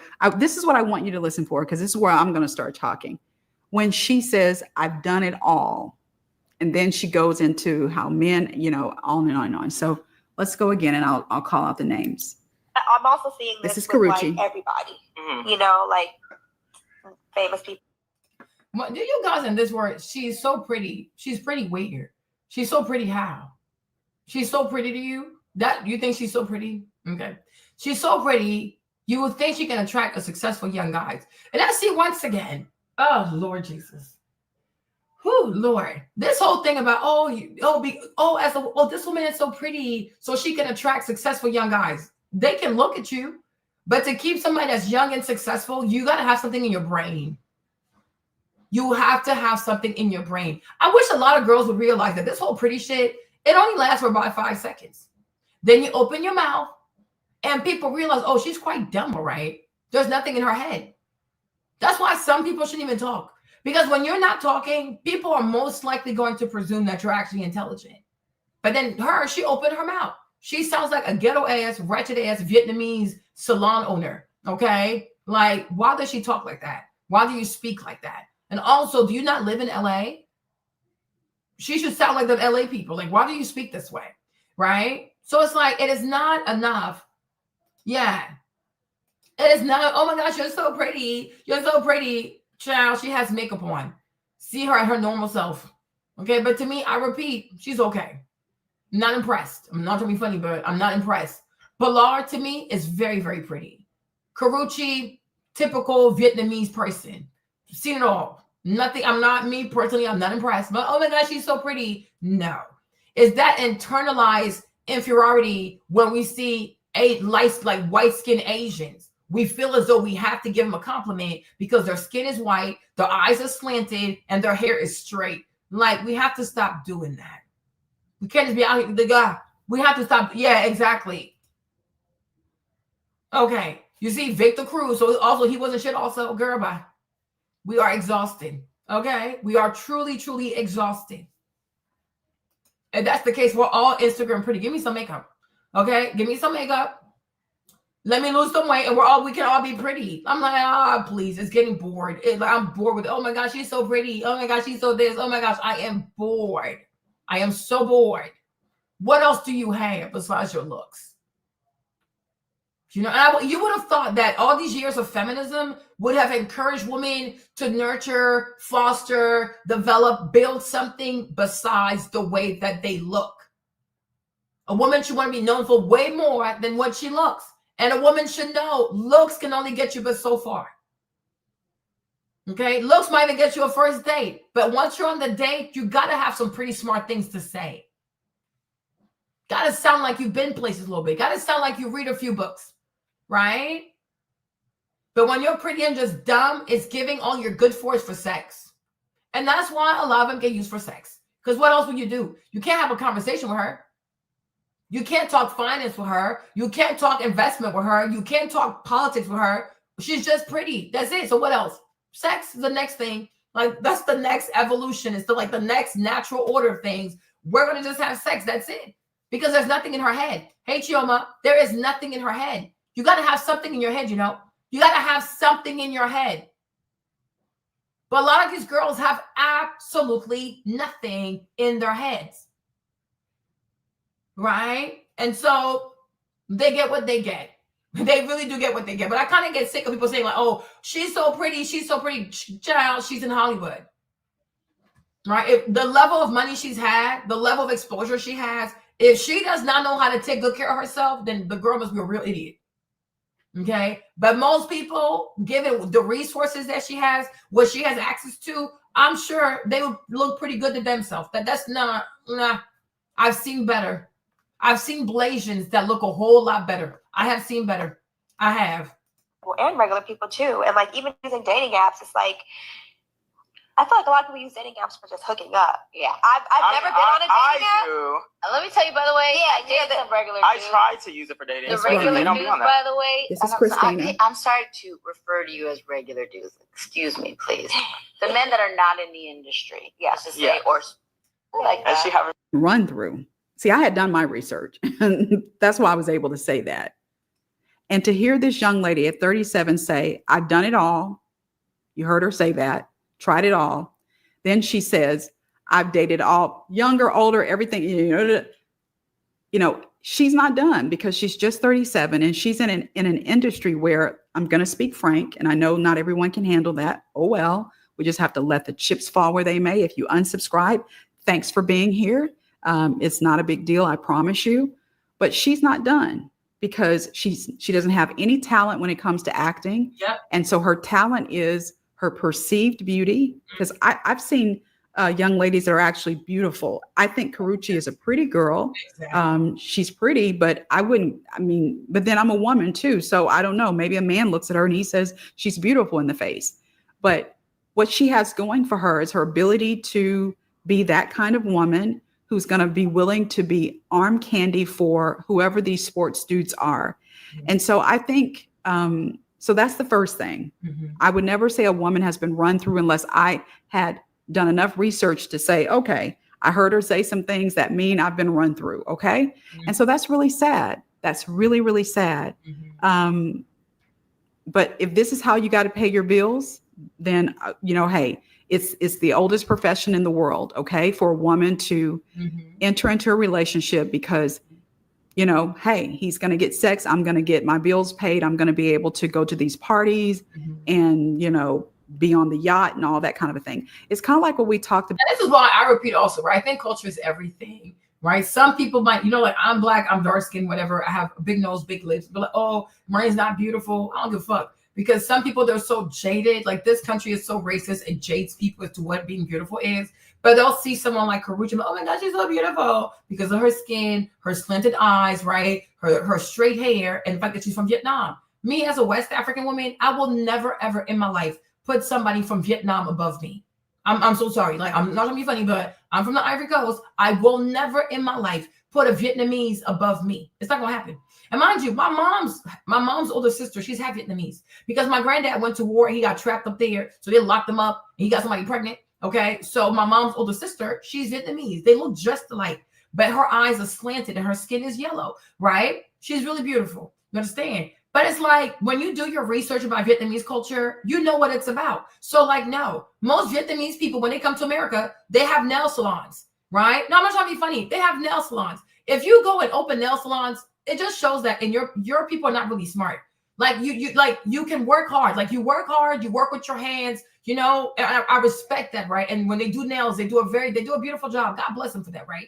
But you'll see like a lot of West Africans, for example, like we'll come to America, we'll be engineers, we'll do math, we'll do sciences, we'll be doctors. So obviously, you know what I'm saying? What's understood ain't got to be explained. If your natural inclination is to run for nail polish and finger files and you know what I'm saying, all that bullshit and you scrub calluses off people's feet all day. Like, listen, right? What the fuck, right? More power to you though, but that's not what we do. Even African braiders, yes, my people. Even African braiders, they at least make $300 plus per head. I'm just saying, right? And braiding is way more intricate. It's beautiful.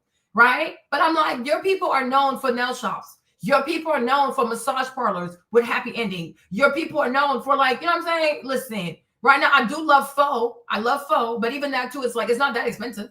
It's not expensive cuisine. Okay? It's cool. It's good soup. I like it. Right? But I'm like, culture to culture. All right? No, I'm not doing that. So I will never see a Vietnamese chick, oh my gosh, I wish I was her. Like, girl, I want to be you. I want to look like, I don't want to look like shit. Leave me the fuck alone.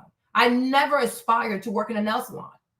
Okay? I never dreamt of that shit. Okay? Give me equations, I guess. Give me something hard. Okay? But I'm like, that's usually what they're relegated to. More power to them. They had to escape the war in Vietnam. Okay? There are a lot of them are refugees because America fucked up their country, throwing all these crazy ass bombs, napalm, Agent Orange, all them biological weapons, whatever they threw on these people, crimes against humanity. So I do have empathy for the people, right? But they have a certain culture. They have a certain culture, and it's their culture. It is their culture. I'm not going to be like, oh, you should stop. No, it's your culture, right? However, my culture says to me, I'm better, right? My culture says to me, I will never. Right? My culture says to me, I'm highly favored. Okay? There you go. So whatever you get, whatever you attract, it's your culture. So that's why you have those outcomes. That's why you have the results that you do. Because your culture gives you a predisposed mindset. Your culture says, hey, it's okay to be a sex worker. It's okay to sleep with men for money. It's okay to be, with, I guess, a girlfriend and agree to 3 sums, 12 sums, 15 sums, freak offs, pee on me, womp. That is not my culture. Right? Like if you ever go to the Ivory Coast, we don't have a culture of prostitution like that. You know what I'm saying? Like even compare, like if you from most West African, I'll tell you this, from most West African countries, like in the 90s, for example, because in Ghana, yes, I'm going there. Like in Ghana, they had like civil war, civil unrest during the years of rollings and stuff like that. So a lot of Ghanaian girls, they left Ghana and they came to the Ivory Coast, right? And so most prostitutes in the Ivory Coast were Ghanaian. They were even making songs about that shit, right? Even one day they protested. It was so funny. They're like, oh, they're not going to sleep with Ivorian guys no more, right? But it's like, there's no real culture of prostitution where I'm from. That is not my culture, okay? Not saying people don't do it, but when I say something is a culture, it means like it's the norm. It's accepted. It's not looked down upon. Like it's the lifestyle. Like it's the culture. It is the mindset. Most people are in agreement with that profession, right? I don't come from that. I do not come from that. Okay? I can't relate to that, nor do I even want to relate to that. Because to me, that's mediocrity. Okay? That's just mediocrity. So I'm like, I don't understand this stuff. So what I have noticed here in America is that when I see a lot of Asian girls run behind these boys, these black dudes, right? They're usually Vietnamese. They're from Thailand. They're from Laos. They're from Cambodia. They're from the Philippines. I'm like, okay, these are usually countries known for sex work. So it's their culture. Right? And I feel like sometimes culture can run so deep, it runs in your DNA. There's nothing we can do for you. Okay? You're going to do that because it's your culture. So I don't say, oh my gosh, why you don't want to be? No. People have vices. People have a lot of money. So they want to use their money to fulfill their vices. And they found their people. More power to y'all. Enjoy your nastiness. I want no parts of that. I do not want any parts of that. So I will never listen to a Karuche and her assessment on men to be like, oh yeah, well, since Pikachu said that man ain't shit, so therefore man ain't shit. No, most Vietnamese girls do not have successful relationships. Most Vietnamese marriages also are awful. Even Vietnamese married to a Vietnamese. Most of their fathers are alcoholic. Most Vietnamese men can smoke at least 3 packs of cigarette in like 30 minutes. I mean, do you know how much they smoke? Right? They have very violent men. They have very aggressive men. They have a lot of alcoholics. A lot of their men are alcoholics. A lot of the men don't come home. Y'all, it is a mess. You need to study Vietnamese culture. And you'll realize that in this life, right? Don't you allow the hokey doke of white supremacy to allow you to discount yourself because your skin is dark and your hair is kinky coily. Who gives a damn? I am beautiful, child. I am beautiful on the outside and the inside. And guess what? I got a beautiful mind. There you go. We're not the same, right? So I'm not going to listen to you because they're very toxic. There are a bunch of girls. If you ever go on TikTok, if you ever find Vietnamese TikTok, you'll see their hood culture, their ratchet culture, their ghetto ass culture. You'll see their culture. The man, they drink, y'all. They drink so much alcohol. Their teeth are black. They smoke so much, like so much tar. Okay. A lot of alcohol, a lot of drinking, a lot of short-tempered men, a lot of violence. They beat their children. They beat their wives. They're a hot-ass mess. Very dysfunctional, very dysfunctional. So you cannot allow yourself to put people on a pedestal, because white supremacy tells you that anybody that has white skin and straight hair is pretty weird. Pretty weird. I can't see it. Show me where it's at. Right? No. No and no. It's all part of the goofy ass matrix. No. No. Okay. All right. No, she cannot, because she's just like Cassie. She has no real talent. I keep telling y'all this. And the girls who don't have talent end up being sex workers. They don't have talent. They don't even have the talent of hard work. They don't even have the talent of consistency. They just don't have any talent. So this is what they have to do. Right? But when you actually can, when you believe in yourself, you can't do this. You think, for as crazy as J-Lo is, you think a man can walk up to J-Lo and say, oh, be part of a threesome? You cheat, she's gone. It don't matter. Jennifer will leave. Oh my God, this girl is crazy. She was like, oh, it's been 3 years. Maybe it was a mistake. She don't give a damn. J-Lo is gone because J-Lo does really, really well for herself. So she feels as though I ain't gonna put up with the shit. I'm like, who is gonna walk up to J-Lo and tell J-Lo to be part of a freak off? Are you insane? Who is going to tell J-Lo, oh, we're going to have sex with another woman? Are you insane? It's just not going to happen. Exactly. Like, no. But because, you know, a lot of these girls, a lot of these, like them Asian people, okay, they understand colorism. They understand that the Black community in America is colorist. They understand that because their eyes are slanted, because they're from Asia and their hair is slick, right? That they can levy that to their advantage. So like, okay, maybe I'll try this other Black guy because I'm Asian. Maybe like he has the fantasy of having Blasian babies. They know what the hell they're doing. They could only do this with these Negroes. Have you ever seen a rich white boy like a what's his name? What's the boy's name? The boy from what's the name? Taylor Swift husband? Travis Kelce. You think someone like Travis Kelce gonna chase behind a Vietnamese chick? Right? Kayla, like a few Black girls, and he went right back to being white. He's all good. That's it. I've had my fun going back to my people, going back to my Viking roots with my big ass beard. Right? They can only do this over here because other ethnicities of affluent men do not want to come around these people. Rich white American dudes ain't gonna do it. Rich Japanese guy, oh, they definitely ain't gonna do it. They conquer these people. A rich Korean is not going to do it. A rich Chinese is not going to do it. Also, an Arab, he's not going to do it because your lifestyle is haram. So who's left? The Black man, right? The athlete, because these are usually non-intelligent people. Most of our athletes, most of our entertainers are not intelligent people. They're paid to perform with their bodies. It's always their bodies. They train their bodies. They never train the mind, right? That's what it means to be Black. Everything is physical strength. My body, my strength, physical. It is never the brain. Nobody has ever looked to Black people to be leaders in politics. They can't do it. Nobody's ever looked to Black people to be like, I don't know, trailblazers in law, jurisprudence, and Black people. It don't gonna work. Okay. When it comes to business, right?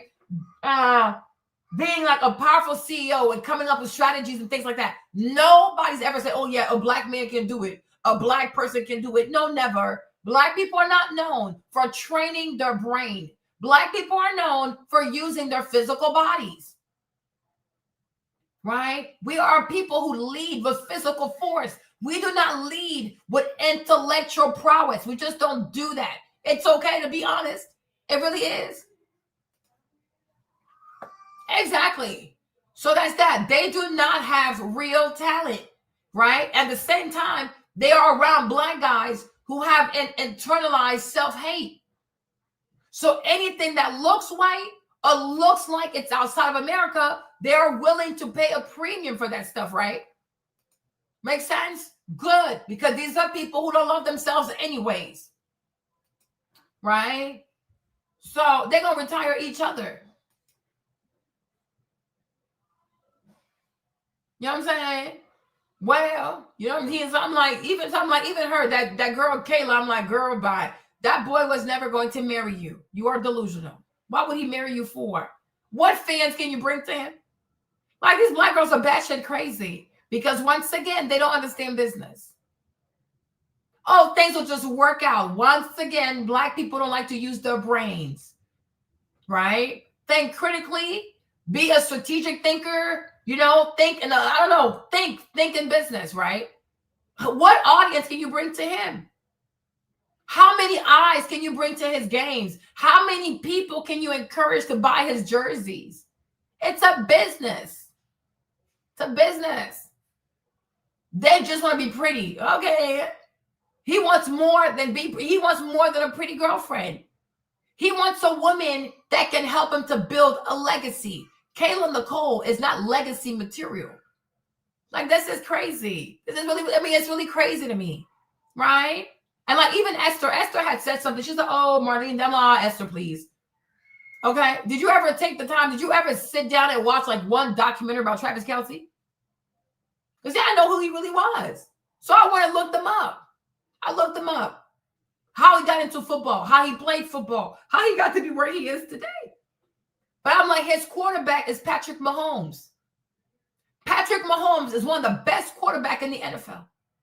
This is not a joke. But you see, I'll never stop saying this. One thing about black people are just, it's not a people who naturally has a taste for the curious. They're not curious enough. They don't study enough. They don't research enough. They don't ask themselves questions. Why this person? How'd they get here? Wumpty wump wump. They don't ask these questions. They don't have a taste for the curious. And maybe that's why black people were enslaved. It's okay. Because curious people would have said to themselves, what's across these waters? I want to know. And maybe had they trekked across these waters, they would not have been the one to have chains put all over their bodies. Right? But we still don't learn. But you think somebody who's on a team, even because with Patrick Mahomes, because of Shadur, like the whole Shadur situation, because there's, Shadur got cheated. Shut the fuck up. Okay? So I went and I look at all the combines. Patrick is amongst the greats of the greats, like round one, pick one, Patrick Mahomes, Cam Newton, Mike Vick. These people, when you watch their combine, you'll say to yourself, first and foremost, Shadur is a fucking idiot for not doing his combine. If you see Patrick Mahomes, maybe I should just play for y'all. If you see Patrick Mahomes combine, that shit is crazy. That shit go crazy, y'all. Even me, I don't even know football. When I saw Patrick Mahomes do his combine, I said, I know that's right. You better go ahead, playboy. Okay? You see Mike Vick in his combine. You see, what's your boy's name? Even Cam Newton, because he wants to be a clown, because he wants to be so down with black culture. He's better than this. All this black culture shit, that Funky Friday shit is beneath him. Cam Newton is seriously a freak of nature. Cam is a freak of nature. Like his career ended too early because he wants to be on that knucklehead black people shit. Like you said, like that. I'm like, being black sometimes or being obsessed with being blackity black, it's a fucking liability. It's going to ruin your life. It's going to ruin your career. It's going to ruin your destiny. Are you kidding me? Cam is a freak of nature. Mike Vick is a freak of nature. Patrick Mahomes. Oh, wow. That's impressive. And I'm like, you know what? Maybe Shadur knew he could not perform at that level. So he was all talk. Even Cam Ward also did his combine. So why aren't you doing your combine? Like, what the fuck is going on? Right? Because you see, Marlene, I don't just listen to people. I do my own research. I never believed that, they didn't pick Shadur because they wanted to humble him or just because because he's from, he's Coach Deion's son. Oh, shut up. Most of these women are just doing what most women do with their sons, right? Let's coddle Shadur. Let's coddle him. Do y'all even know about football? Do you watch football? Do you watch the combine? Because anybody would have said to themselves, why is Shadur not doing the combine? Everybody it pretty much is a tradition. Most people who get picked, round one, pick one, have done their combine. Who is he not to follow suit? Who is he to break tradition? Who the fuck is he? Who the fuck is he? Does his dad actually own a team? His dad's a fucking coach for a college team that does not even see some of the baddest football players. Okay, they never played against Miami. right? If Colorado had played against the University of Miami, would Shedeur have had his numbers? Like, let's be so for real. Like, let's be so for real. And this is someone, me and my black ass, I don't watch football like that. Right? No, but the thing about her too, she's a stripper. The girl he got pregnant, she's a stripper. It was never going to go anywhere. Kim has personal demons he needs to work with. But a stripper can never help a man to achieve great success. Look at Amber Rose. She a stripper too. Now you can say Eve, but Eve, the man was already rich. And even that she had to change. Right? But a sex worker cannot help a man build greatness. Kim should have married a young lady from his daddy's church and went about his business. Or at least married a young woman who's a Christian with some kind of business mindset, right? To help him build his brand. But the first girl he was with, she is a stripper. He met her at the strip club. So what intelligence does she have? What's in her brain? Like, you have to be quite dumb to want to be a sex worker. Because if you were academically inclined, you're not going to take your clothes off. She is a sex worker. He wanted, like, Cam is no different than Samsung in the Bible. He has a thing for sex workers, prostitutes, like that weird shit. Like, that's what he likes. He's like Samsung in the Bible. And because he's attracted to these sex workers, bad things happen to him in his life, just like Samsung. Because when you are anointed for something, you got to be around people who not only bring more to the table, who know that you're anointed and who help you to persevere. This is a pastor's kid who is committed to being an idiot. So here we are. But I'm like, he should have still been playing football. There is no reason. Yeah, she's a sex worker. He talks about that. He met her at a strip club. You know what I'm saying? So I'm like, how's this gonna work?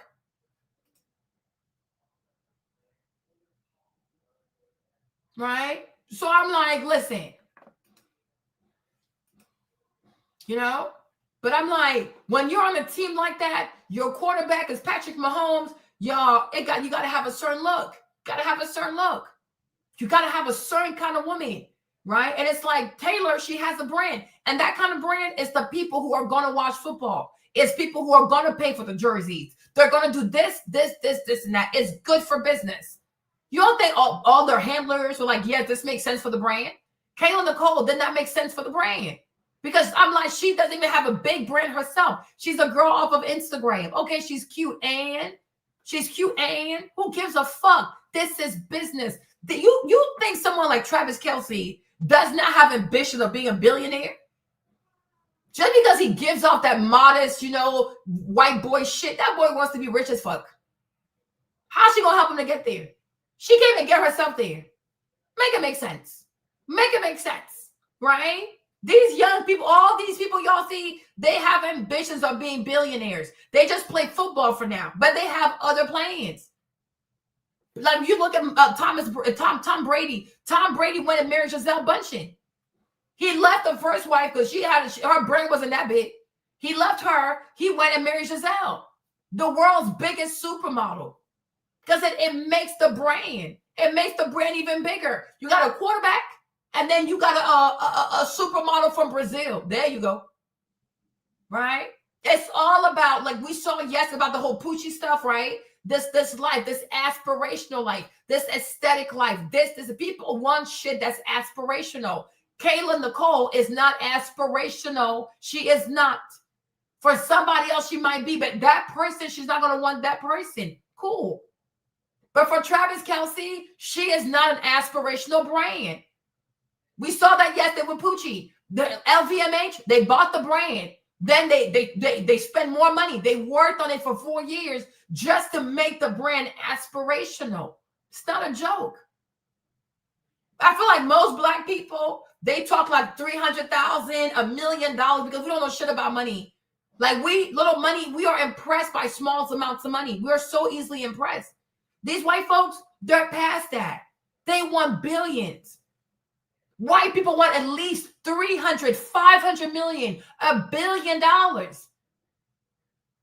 We were still talking about 100K a day, $1 million a month. Like, listen, we are behind these people. We are so behind. You know what I'm saying? No, she's a stripper too, Lonnie. So even her brain is not right. She could be a sweetheart. She really could be a sweetheart. But I'm saying, like, you're not business minded. That's the same thing I said yesterday about what? Kanye and Amber. Amber is very pretty. Nobody's going to sit here and, oh, Amber Rose not beautiful. Amber Rose is gorgeous. But the problem is Amber doesn't know how to build a brand. Amber doesn't see the big picture.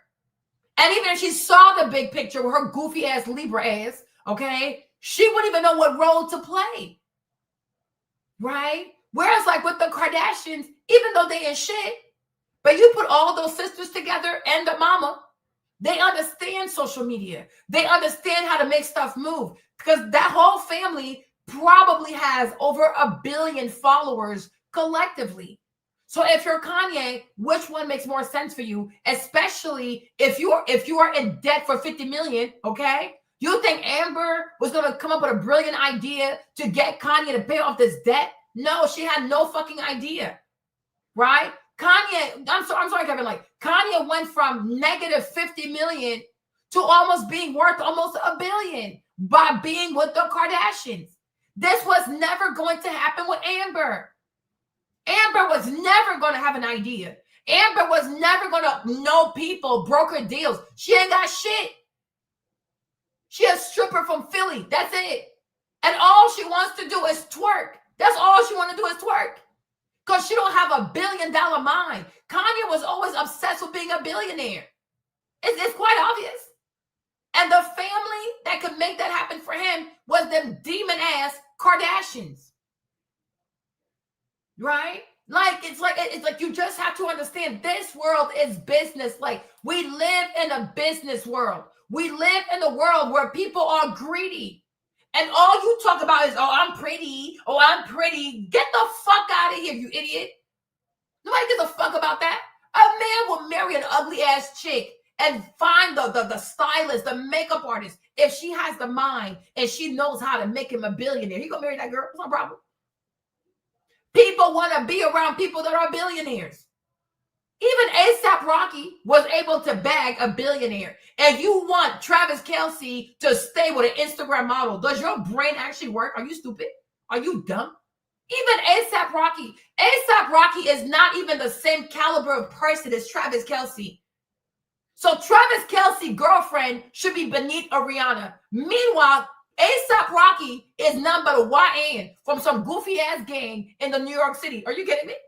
If A$AP Rocky can get a billionaire, Travis Kelce also needs to aspire to be and to marry a billionaire. What are we talking about? What are we even talking about? Are people actually sane over here? Are people actually sane? Mediocrity all the time. Oh, pick me because I'm black. Oh, give me reparation because I'm black. Oh, give me DI. Always begging for shit. Learn to compete. You got to understand business. And for this one, you might not be the one. Just make sure you're ready for the next person. That's it. It's not that hard. But the vast majority of people today, these celebrities, they're going for billionaire status. What concept of love? What love? Even most black women don't want love. Most black women want a provider. They want money. Love where? We gotta stop lying over here. Love where? Do you see how they talk? Does that sound like people who want love? They want money. They have the panel, they have the microphone, and they all sound like gold diggers. So nobody here cares about love. Let's stop with the bullshit. Those days of, oh, I want to be in love, them days is gone. They're gone. They've been gone. Today it's about money. Everybody wants money. Everybody wants status. So my thing is, if you're Travis Kelce and you can bag a billionaire, do it. Why would you not? Even A$AP Rocky did it. Why would you do it? No, they want you to come up here and get somebody from the gulags or Instagram and do what with that? Do what with that? They are crazy. They are truly crazy. They are seriously crazy. And also, nobody, I repeat, nobody is going to defer to black people and their thoughts when it comes to building wealth. Most black people don't have wealth anyways. So what are we even talking about? What are we even talking about? Who is going to listen to anything black people have to say? Black people barely have money. These people over here, they're talking billions and billions and billions. They don't care. No, the concept of love was before. People don't know love. People don't know love. This society, nobody knows love. So to say, oh, marrying for love is new. No, people don't know love, okay? People don't know what love really is. Maybe it can come later. But most people nowadays, they want status, they want fame, they want to be provided for, they want big weddings. They don't know what love is. Because people today don't even know what long suffering is to talk about loving someone. Loving who? They barely even love themselves. Okay, so I'm like, nope. So Travis Kelce, I get it. And that's what most of these young men who are coming up are going to do. If I have a big position, if I have lots of eyes on me, I'm going for the girl that makes the most money. I'm going for the girl that has the best career. Even Jay-Z did it. Let's be so for real. Beyonce makes more than Jay-Z. Beyonce makes way more than Sean Carter. Okay, there you go. Like men today are going to go for girls that make a shitload of money. Like, yeah, because today we're going to be a power couple. He was never going to be power nothing with Kayla Nicole. It's not going to happen. So why even bother? Same thing with Amber Rose. If Kanye had stayed with Amber, he would still be broke to this day. Okay, he will still be broke. He went with the Kardashians. They're not my favorite, but that family, they found a way to get him out.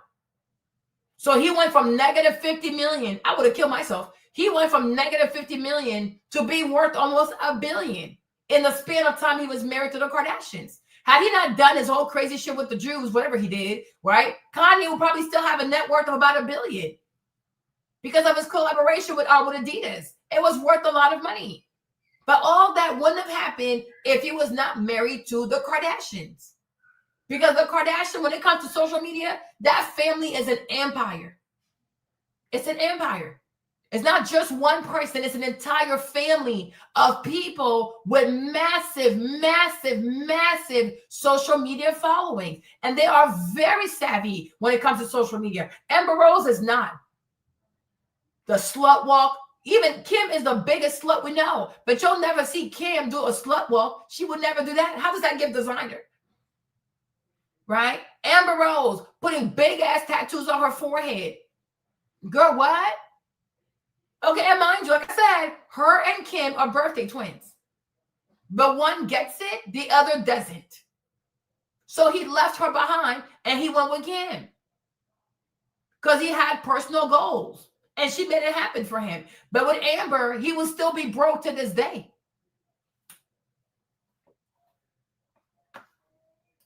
Yeah, it's sad, huh? I'm like, in LA, you don't have real friends out there in LA. Yeah.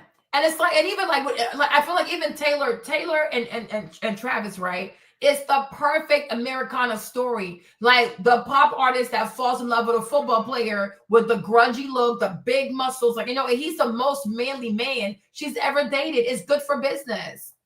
This is what most white American girls want since high school, right? The varsity jacket, the this, and that. It's the culture, right? But football players have always been part of like the upper echelon of high school culture, right? Even in real life. They say there's no, after Jesus, but there's no bigger religion than football in America, right? Sunday night football is big. It's a big deal. It's American culture. So if you tie pop country music artists with a big football player, it's like Americana love, right? This is the kind of shit white girls dream of. And let's also be so for real. Travis is good looking. And Travis also gives manly man. Like he gives a man that could protect your ass. He's like, you know what I'm saying? He pretty, but he rugged. Got the big muscle, got the big beard and shit. Like, yeah, that's a real man. Pick my ass up. Right? That's it. So he understands the brand. It's no different like Justin Timberlake. Justin Timberlake was never going to marry a black woman, even if he likes black women.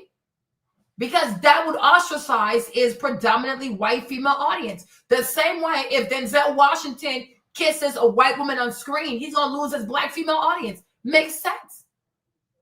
Nobody is going to hurt their base for no reason. No, it's not worth it. It's not worth it. It's bad for the brand. Yeah. So I'm like, so it's like, you know, exactly like Amber Rose is a clown.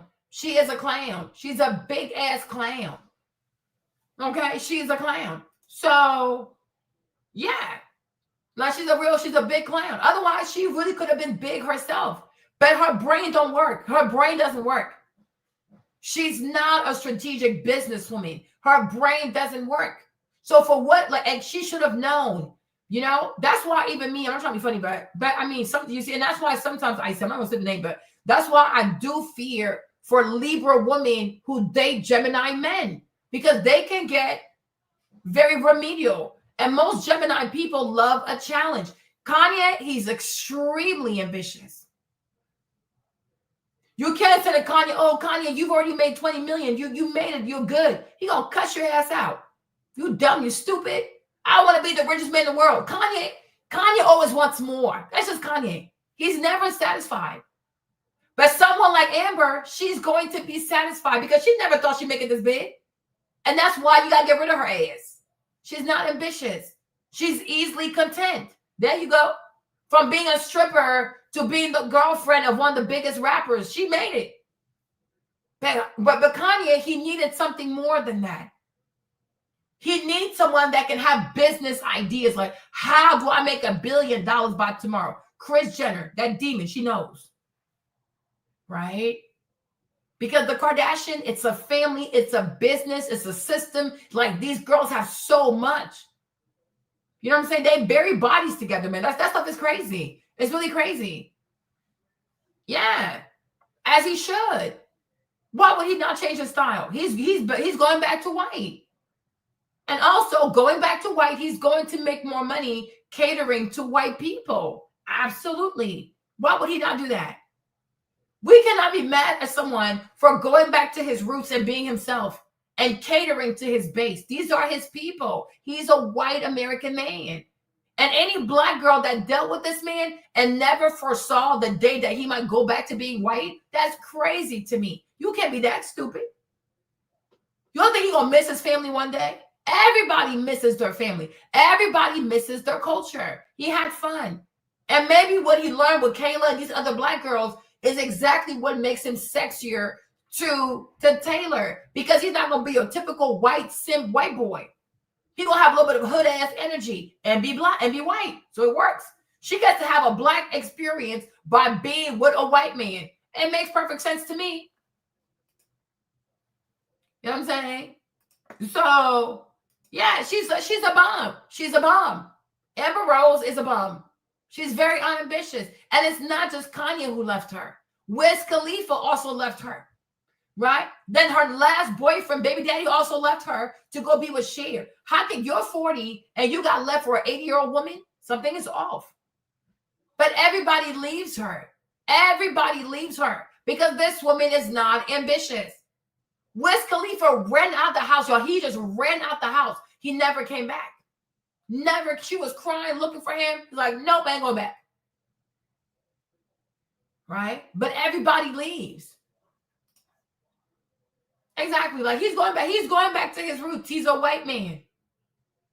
He is a white man. He's going back to his people. It was bound to happen. Just like Miley Cyrus. She came outside. She had her fun. She went back to her people. Right? They go back to their people. It's a phase. Then they go back to their people. And you should have known it was going to happen. Okay? They go back to their people. You cannot be this deluded and think that this white boy that's playing football with Patrick Mahomes is truly going to marry a black woman. Are you slow? You need medication? Do you not know how America works? Even if you wanted to, he can't. Because most white people, especially these white women who are watching that football, they want to see him with a white woman. And that's exactly what he's going to do. Just like Justin Timberlake. He went and married a white woman because that's what his white female audience wants to see. And I told you the same thing about Love Island. If you think these white people are going to let their white TV show be a place where black women are being worshipped and loved on, you are stupid as hell. And you get whatever you deserve. You are stupid. Love Island was never meant for a black audience. Love Island was designed for a white female audience. Right? Now, if you black people want to watch, no problem. They're not gonna be against it. But Love Island was never designed with black women in mind. That's Pop the Balloon. Go watch Pop the Balloon. That's your show, right? Love Island, everything about the show, the setup, the villa, they spend a lot of money on production. It doesn't get black, does it? There you go. It's done by white people. It's by white people, for the entertainment of white people, for the enjoyment of white women. So now, if you are black, if you decide to watch this show and your feelings get hurt, well, won't you won't. Go make your own show. But you're not going to do it, though. There you go. Okay? No, you're not going to do it. He wouldn't have married her. That is a no-no. Their relationship was on and off for 5 years. So it was not a stable relationship, right? Before Travis, she was also dating Iman Shumpert. And Iman chose to stop the relationship, even though she moved to New York City. I don't know what she thought it was. She going to live with him. I don't know, right? She was dating Iman. Iman chose Tiana over her. Something is probably wrong with this girl. It's okay. But this is not her first big athlete that she ever dated. No, she dated Iman. And when she realized that he was starting to see Tiana Taylor, next thing you know, she's dressing like Tiana. For Halloween, she dressed like Tiana, doing some weird shit, doing some stalker shit. It is weird. Why are you dressing like Tiana Taylor? What the fuck? Okay, what the fuck? But I don't understand why people did not make a big deal that the black guy, Iman, left her for Tiana. But because a white man now is going to go marry a white woman, it's a big deal. She's been left before. Why did Iman leave? Why did Iman choose Tiana? But even that too, Tiana also has a bigger brain. So you have a black guy who dated a black woman and left her for a black woman with a bigger brain. Now you have a white man who dated her and left her for a white woman with a bigger brain. So does that mean that a lot of guys also in these positions want a girl that got something going for herself? Maybe they also find that sexy, that you're working on something, you're building something, you're not always tied to me, relying on me, wanting womp, right? Yeah, he's dating Cher, right? Yeah, he is. But I'm like, Amber, everybody leaves Amber. Kanye left for Kim. Wiz Khalifa left for another lady. Her boyfriend, her second baby daddy, he left her for Cher. How can somebody leave you for an 80-year-old woman? What is going on here, sis? So I'm like, something is wrong with these ladies. There's something off. Yes, she was dating Iman before Travis. And she even moved to New York like on some stalker shit. And I think Iman got scared of her. That's what I'm trying to tell y'all. If you're dating someone on and off for 5 years, something is off. Something is off. So it was never going to give marriage, Lonnie. It was not. They were not dating solidly for 5 years. It was on and off, on and off, on and off, on and off. Okay. It's not even a real relationship. It's giving hookups. Right? Like it was weird. She does weird shit, y'all. Listen to me. Because that's like I said, my people don't like to do their research. If you do your research on Kayla Nicole, something is off. When they talk about how she started dressing like Tiana Taylor, it was weird. It became weird. I'm telling you, it became weird. Right? The same thing when Travis started dating that girl, Taylor Swift thing, she started messing with Patrick Mahomes' little brother. I'm like, girl, what? And that a demotion because she wanted to be around them. But then I feel like because the little brother, he's also a knucklehead because he always gets arrested. So they were at the game, but they were not allowed to come up because Patrick didn't want no mess. So she was downstairs at the bottom with Patrick Mahomes' little brother. I'm like, you are a stalker. This girl, she stalked people. I would lie to you. But why are you hanging out with Patrick Mahomes' little brother? It's a demotion. Have some self-respect. You know what I mean? But even Tiana has a bigger brand than Kayla Nicole. Iman chose Tiana.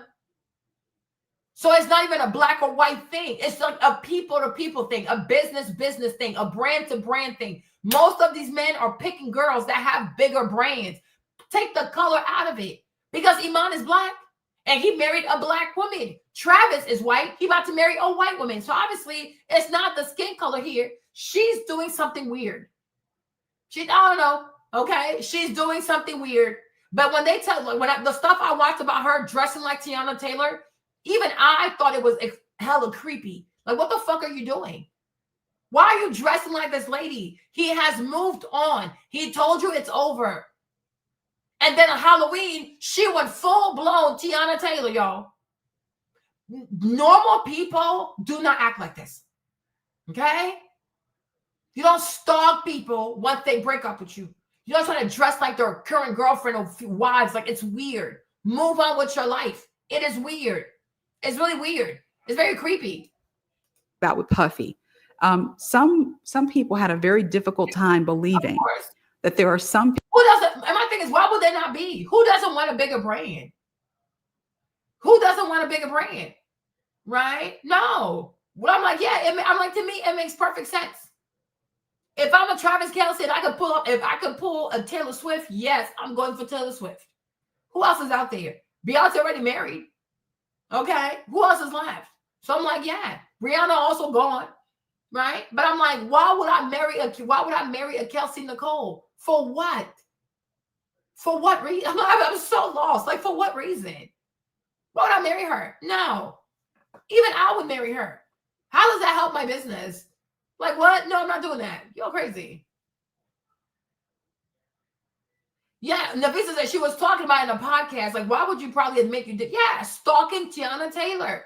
Stalking Tiana, dressing like Tiana. And I'm like, you think that's going to make Iman come back to you? He probably got scared. This is not normal.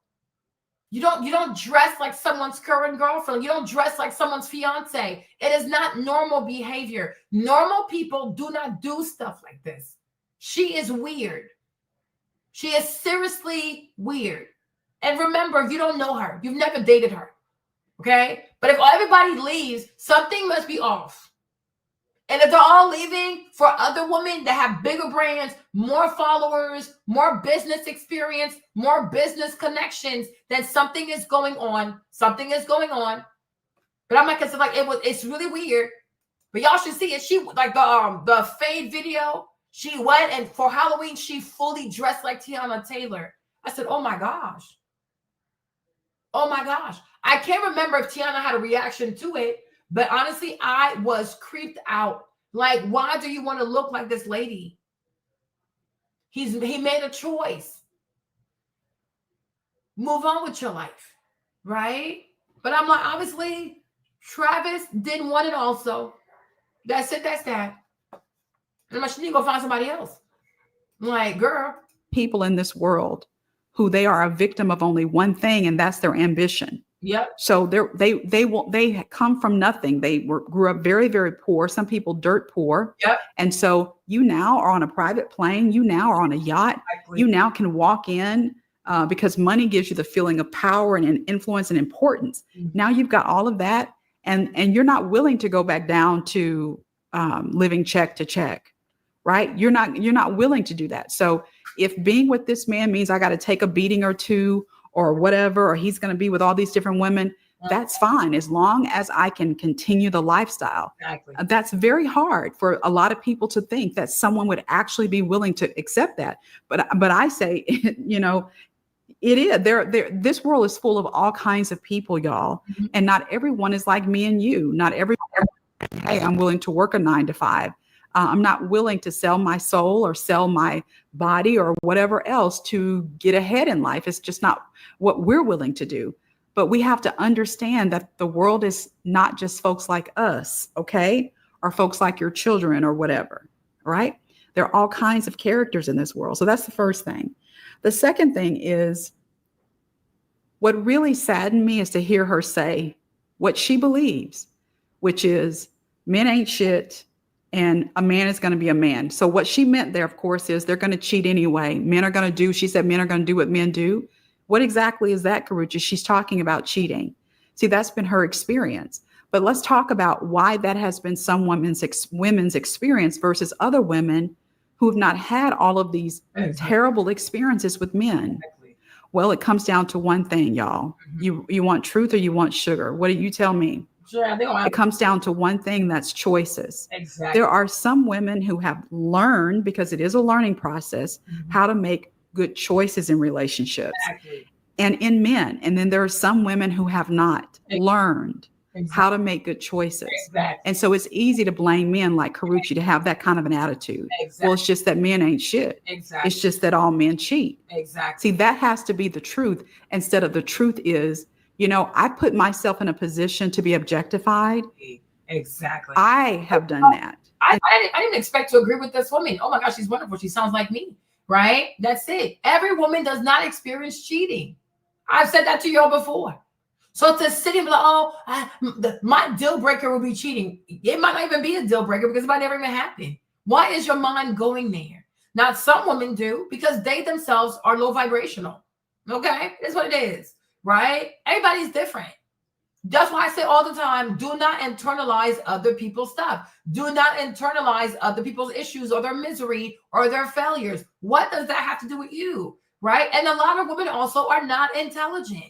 They're not intelligent. They only know how to lead with their body. That's all they're good for. How they look, the kind of blowjobs they give, how much sex they can have, how many hours they can have sex for. That's it. That's that. That's all they have to offer people is their bodies and their throats. That's it. Nothing else. You get nothing else. Right. And like me, I've gotten to a point where I can identify these kinds of women. So when she says a thing or she speaks on her experience with men, I'm like, okay, well, I can relate, but I can see how that would be your experience. Because what else do you have to offer? Just like Jasmine and Cam Newton, what does she have to offer Cam? She used to be a video vixen, an escort, whatever the fuck she was, right? What does she have to offer Cam? All she knows how to do is use her body. And she even said, treat me like a whore.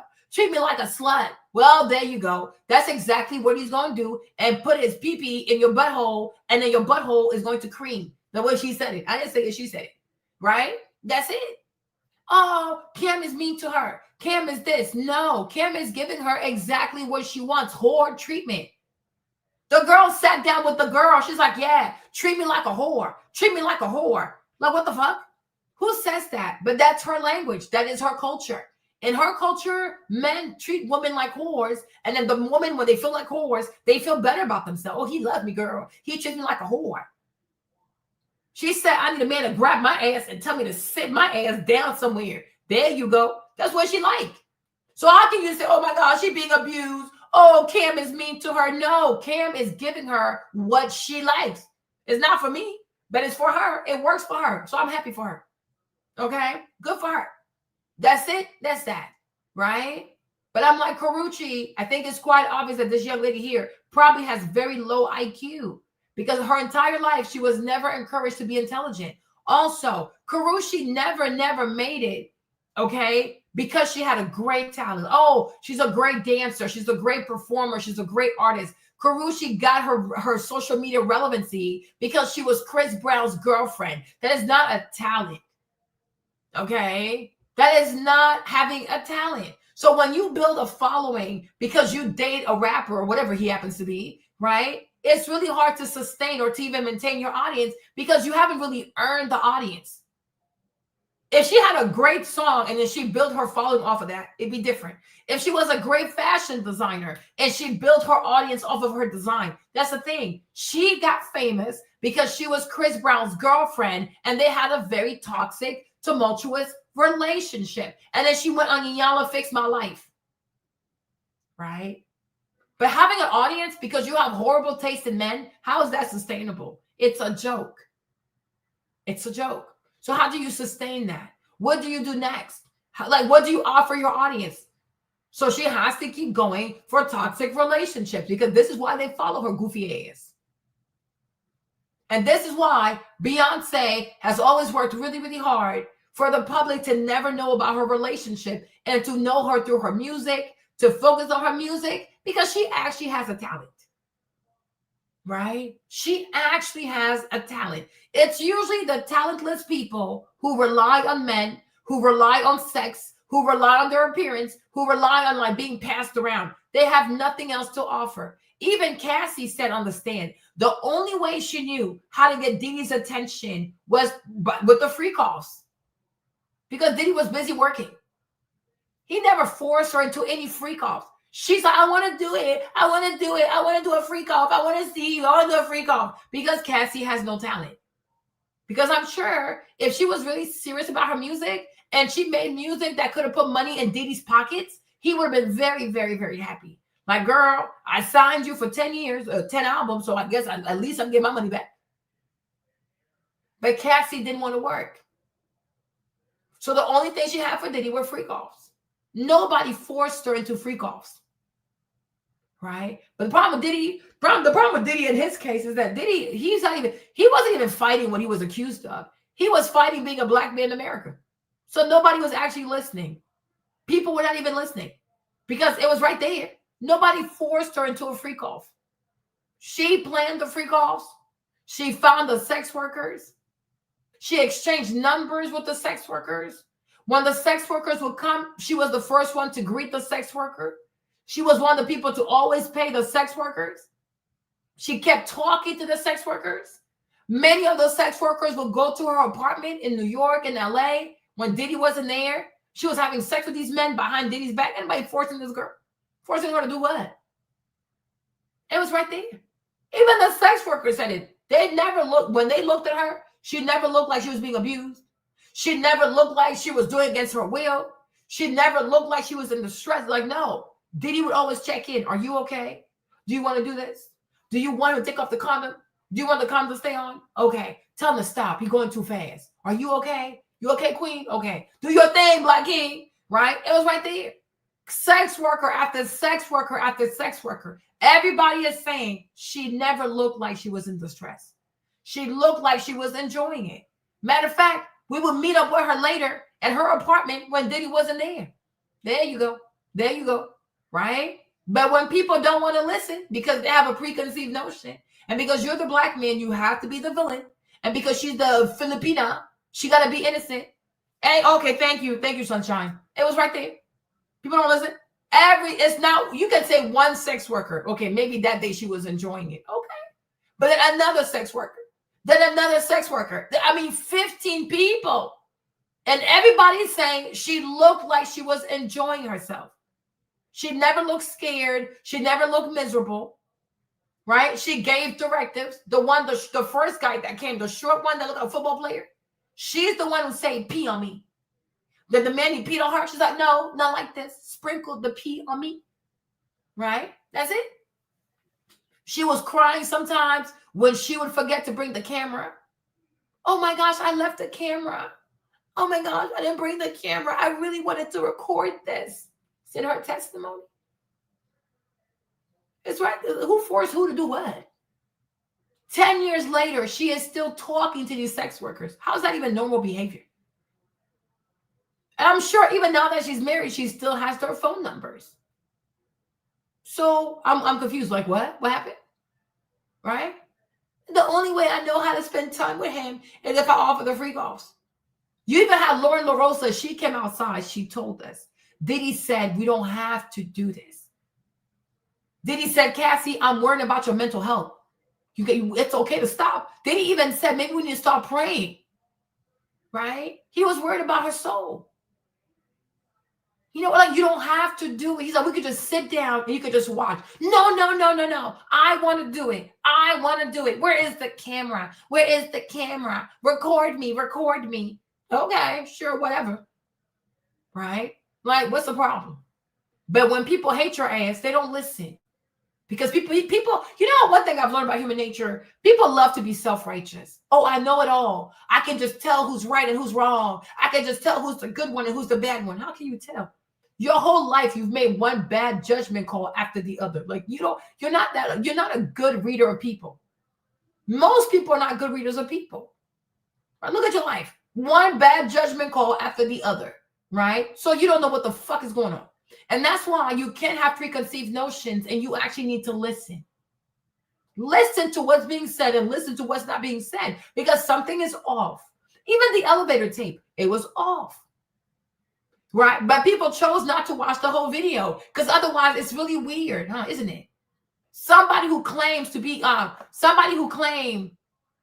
yeah, exactly. She said it on the stand. They asked her because there was one day Armand went in there and he said they asked her, was she jealous of Kim? She said yes. Did she want to be Kim? She said yes. They talked about the day when Kim died, and Diddy wrote that Kim was a soulmate. Cassie got triggered. She reached out to him. Right? She even went to the funeral. I feel like that's what really hurt her, is that she wanted him to love her. I even think, if I remember correctly too, from what Armand said, they asked her, do you still love him? And it took her a while to answer because her husband was in the pew. I'm like, see, she's still in love with Diddy. She's just really hurt. And she needs money. She broke. You know what I mean? Exactly. And that's what triggers them all the time. Roxy, this one, Cassie. Because in their mind, I thought your culture was colorist. I thought light-skinned people always won. Well, I'm almost white. I'm Asian looking, right? It really hurts them. Then they act a fool. They spiral out. They do all this bullshit, right? But you look at the elevator video, it doesn't make sense. None of it makes sense. That elevator video does not make sense at all. If somebody is about to be trafficked into forced sex for 12 hours, does she really have time to grab her luxury bags? If you're running for your life, you're going to grab luxury bags. Oh, let me grab my Celine. Let me grab my little Louis. Let me grab my Louis duffel bag. You got time to grab all that shit? They're about to drag your ass into a 12-hour gruesome sex session. No, I'm running. You watch that video, that hotel video, you see bunch of fire alarms. There are at least 2 fire alarms around Cassie, right?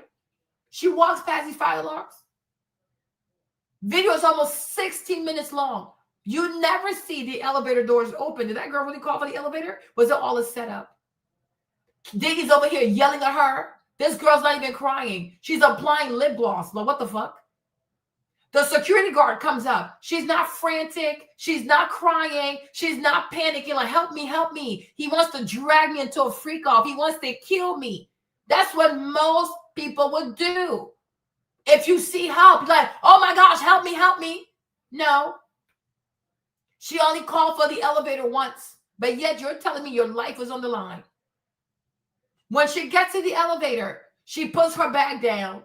She opens her bag. She takes out her shoes, and then she calls for the elevator. Why don't you call for the elevator first? So she's not in a rush. She wasn't rushing to leave. She wanted to be recorded. That's all that is. And he fell for it. That's it. That's that. Me, Marlene, listen. There's a reason. Let me tell you something. There's a reason why certain Asian people don't mess with certain other Asian people. Because they know what they're about. They know what they're about. They know each other.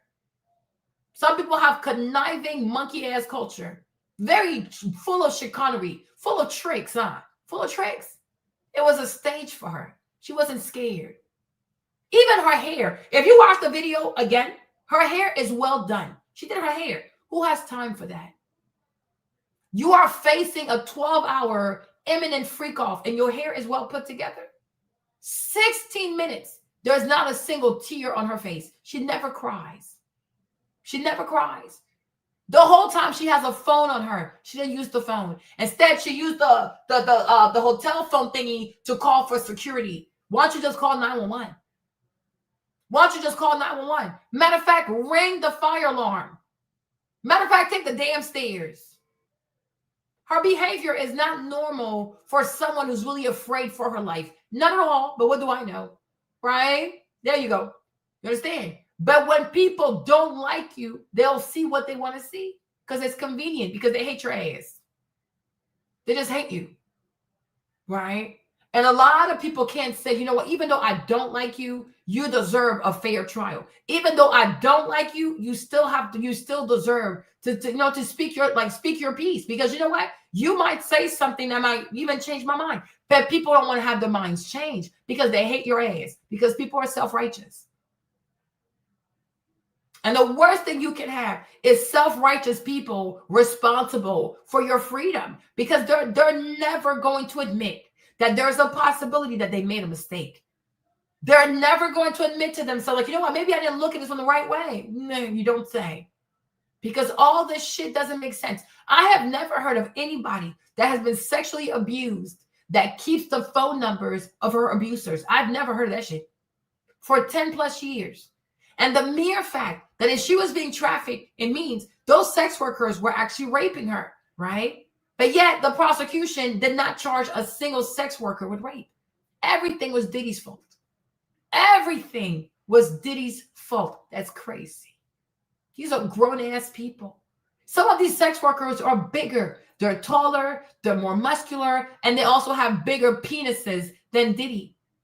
So nobody forced them to have sex with this girl. They never said Diddy had a gun, Diddy had security. They were all by themselves. So a lot of these men, they could have beat him up. They could have overtaken him if they really wanted to and saved her. But no, because no one was in distress. No one was being trafficked.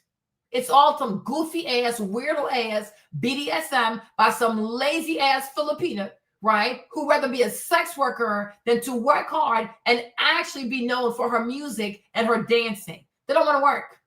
They do not want to work. So shout out to this woman right here for holding Karuche accountable. Imagine me about to be raped for 12 hours and I'm going to stroll past the fire alarm. I'm going to stroll past this fire alarm. I'm only going to call for the elevator once. I never try to run for the stairs. I have a phone. I have an iPhone. Even the iPhone, even when your iPhone is locked, you can still call 911. You don't need service to call 911. Your phone don't even have to be open. You can call 911. No, she just walks towards the hotel phone and she calls for security. And then Diddy's yelling at her and she puts down the phone. Then she gets out her lip gloss and she looks at Diddy and she goes like this. I'm like, yeah, sure. I had never seen this before.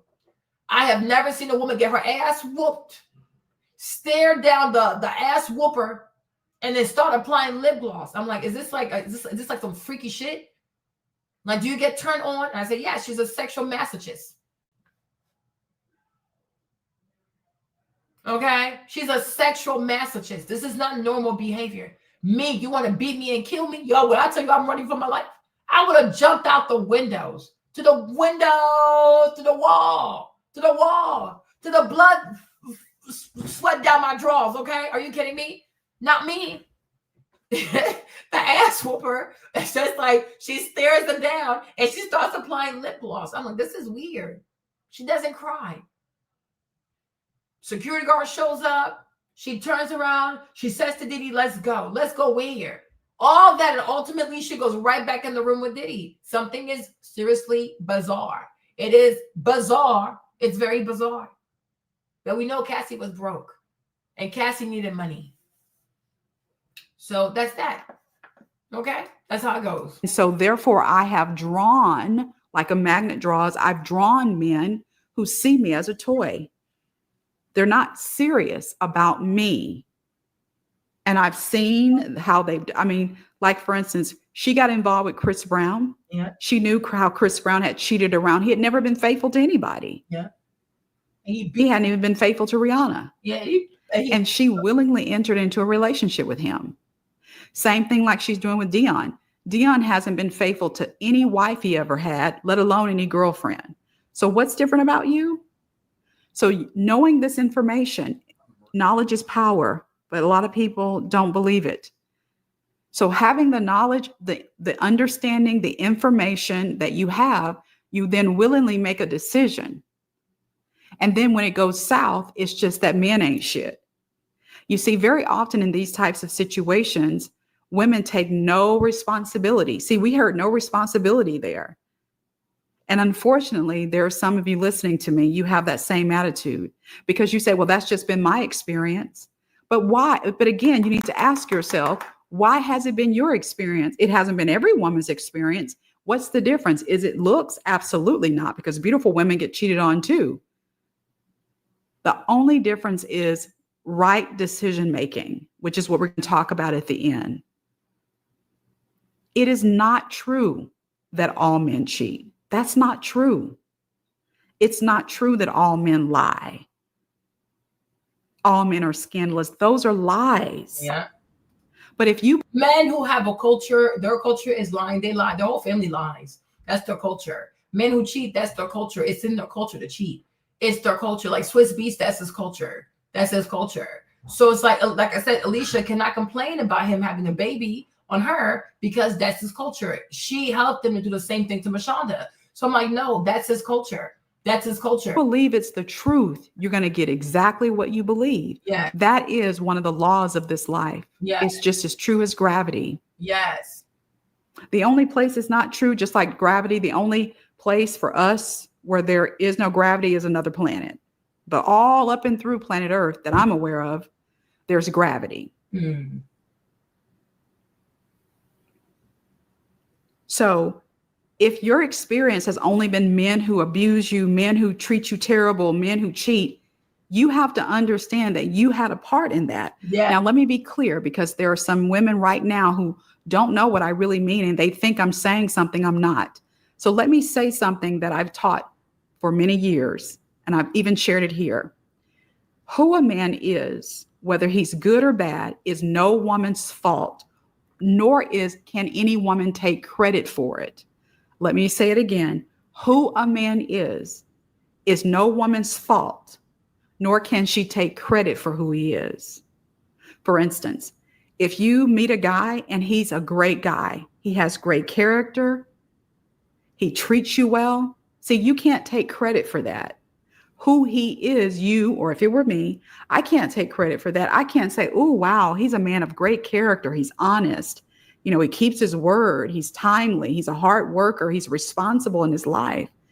Oh, I can take credit. No, when you met him, he was already those things. I think it depends.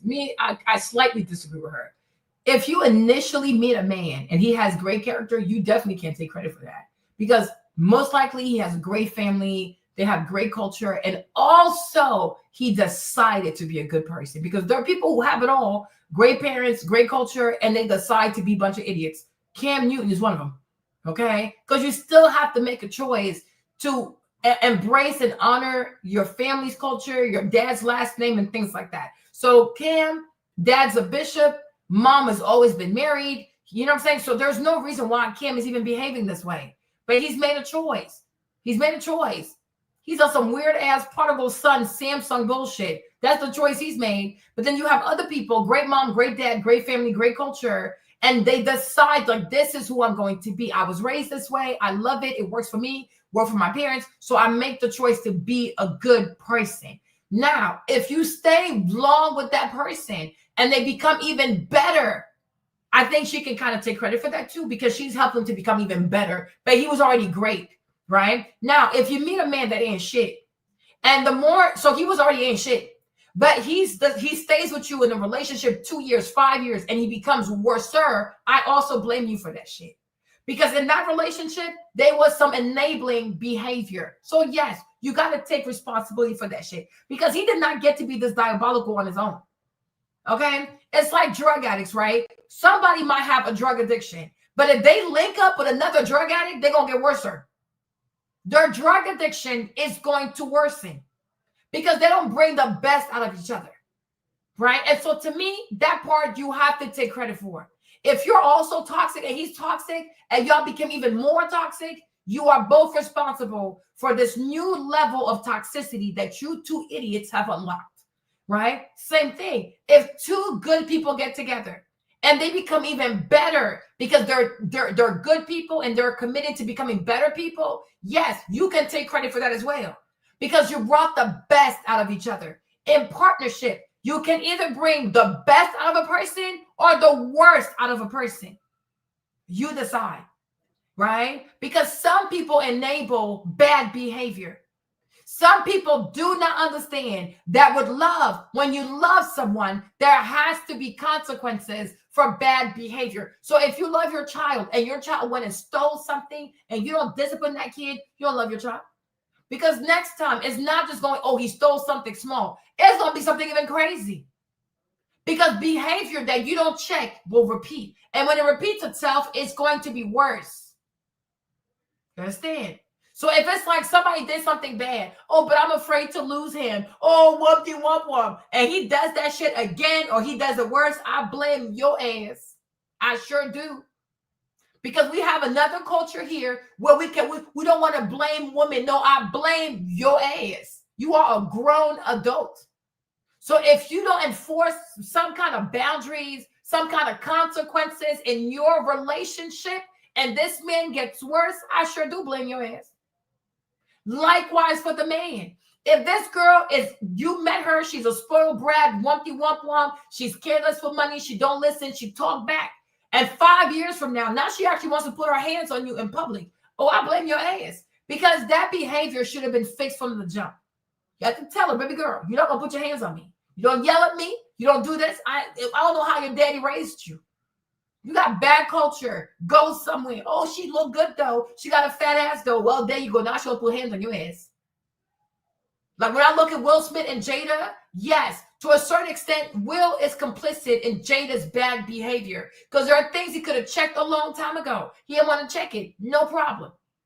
Right? There are certain things that Sierra does that are completely out of order. I look at Russell sideways because as a husband and as a high value man, for you not to check that shit is crazy. It's really, really crazy. Okay, because you did her a big favor because she was out bad, had a baby with Future. She is Future's fourth baby mama. I'm just saying. And you let this girl in your house do all kinds of foolishness. You let her make all kinds of music, like she a single woman, and you some kind of joke somewhere. So yes, I look at Russell sideways because he doesn't check certain behaviors. So if Sierra gets worse and worse, we're gonna blame Russell also. But we know she has her culture from College Park, Atlanta, is bad culture. But now, if it's got to a whole new level of ridicule, Russell has to be called to the front of the congregation because he has enabled her to do that shit. Because in a relationship with someone, you have the right to correct bad behavior. If you don't correct bad behavior and it repeats and it gets worse, yes, I blame your ass. That's it. It's not that hard. Because you teach people how to treat you. You teach people what you will tolerate and what you're not going to tolerate. You teach that to people. I don't think she did because a lot of stuff she did, I mean, maybe now she's calmed down a little bit, but there were stuff she was doing that was very, very disrespectful. It was disrespectful and it was distasteful. It's like, what the heck? What is wrong with Russell? So, hey, but in the beginning, though, you are not responsible for who that person is when you first meet the person. But you are responsible for vetting. You are responsible for overlooking the red flags that you are responsible for, right? Now, if you enable bad behavior and bad things keep happening to you, you are responsible for that as well. If you meet a good person and you help bring even something better out of that person, yeah, you played a part in that. You absolutely did. So that part also, you deserve credit for that because since that person has met you, they were good, but now they're great because of you, because you added something good to their life. You added something good to their mindset. You added something good to their perspective. You added something good to their heart. So now they're even more beautiful because you added something beneficial. That's a beautiful thing. But there are people also who bring bad culture and they enable bad behavior. So now it goes from bad to worse. And yes, they are responsible for that. They are absolutely responsible for that. But see, the opposite is true as well. If you meet a guy and he's a terrible guy, he lies, he cheats, he's abusive, he's verbally abusive, he's financially abusive, he's lazy, right? That's not your fault. If it were me, that's not my fault. When you met him, that's who he was. But if you decide to pursue a relationship with a lazy man, whose fault is that? That is your fault. So then if he says, well, I'm lazy and you accepted me as lazy, so now I'm really going to go from lazy to ain't shit, who are you going to be mad at? You got to be mad at yourself because he told you he was lazy. Right? So she's not clean in this. I see what she don't want to be called, oh, you hate women, you're against women because that's what they do out here. Who gives a fuck? So they're crazy. Right? If you decide to go in a relationship with a lazy man And the lazy man said, well, I don't have to try hard because when she first met me, I was lazy. She was okay with that. When she first met me, I was lazy. She had sex with me. So he feels like I don't have to try hard. Y'all, who are we going to blame?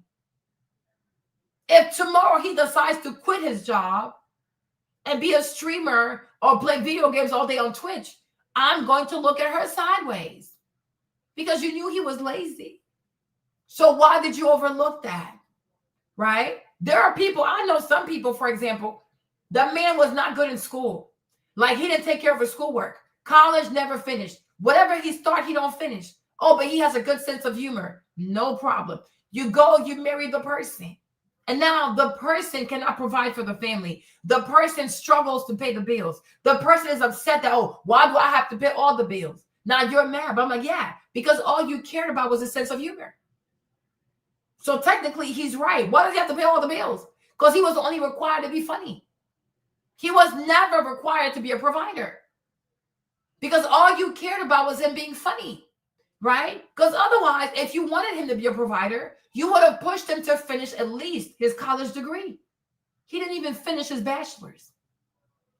So how exactly did you not sign up for a life of poverty? So I said, no, I blame you.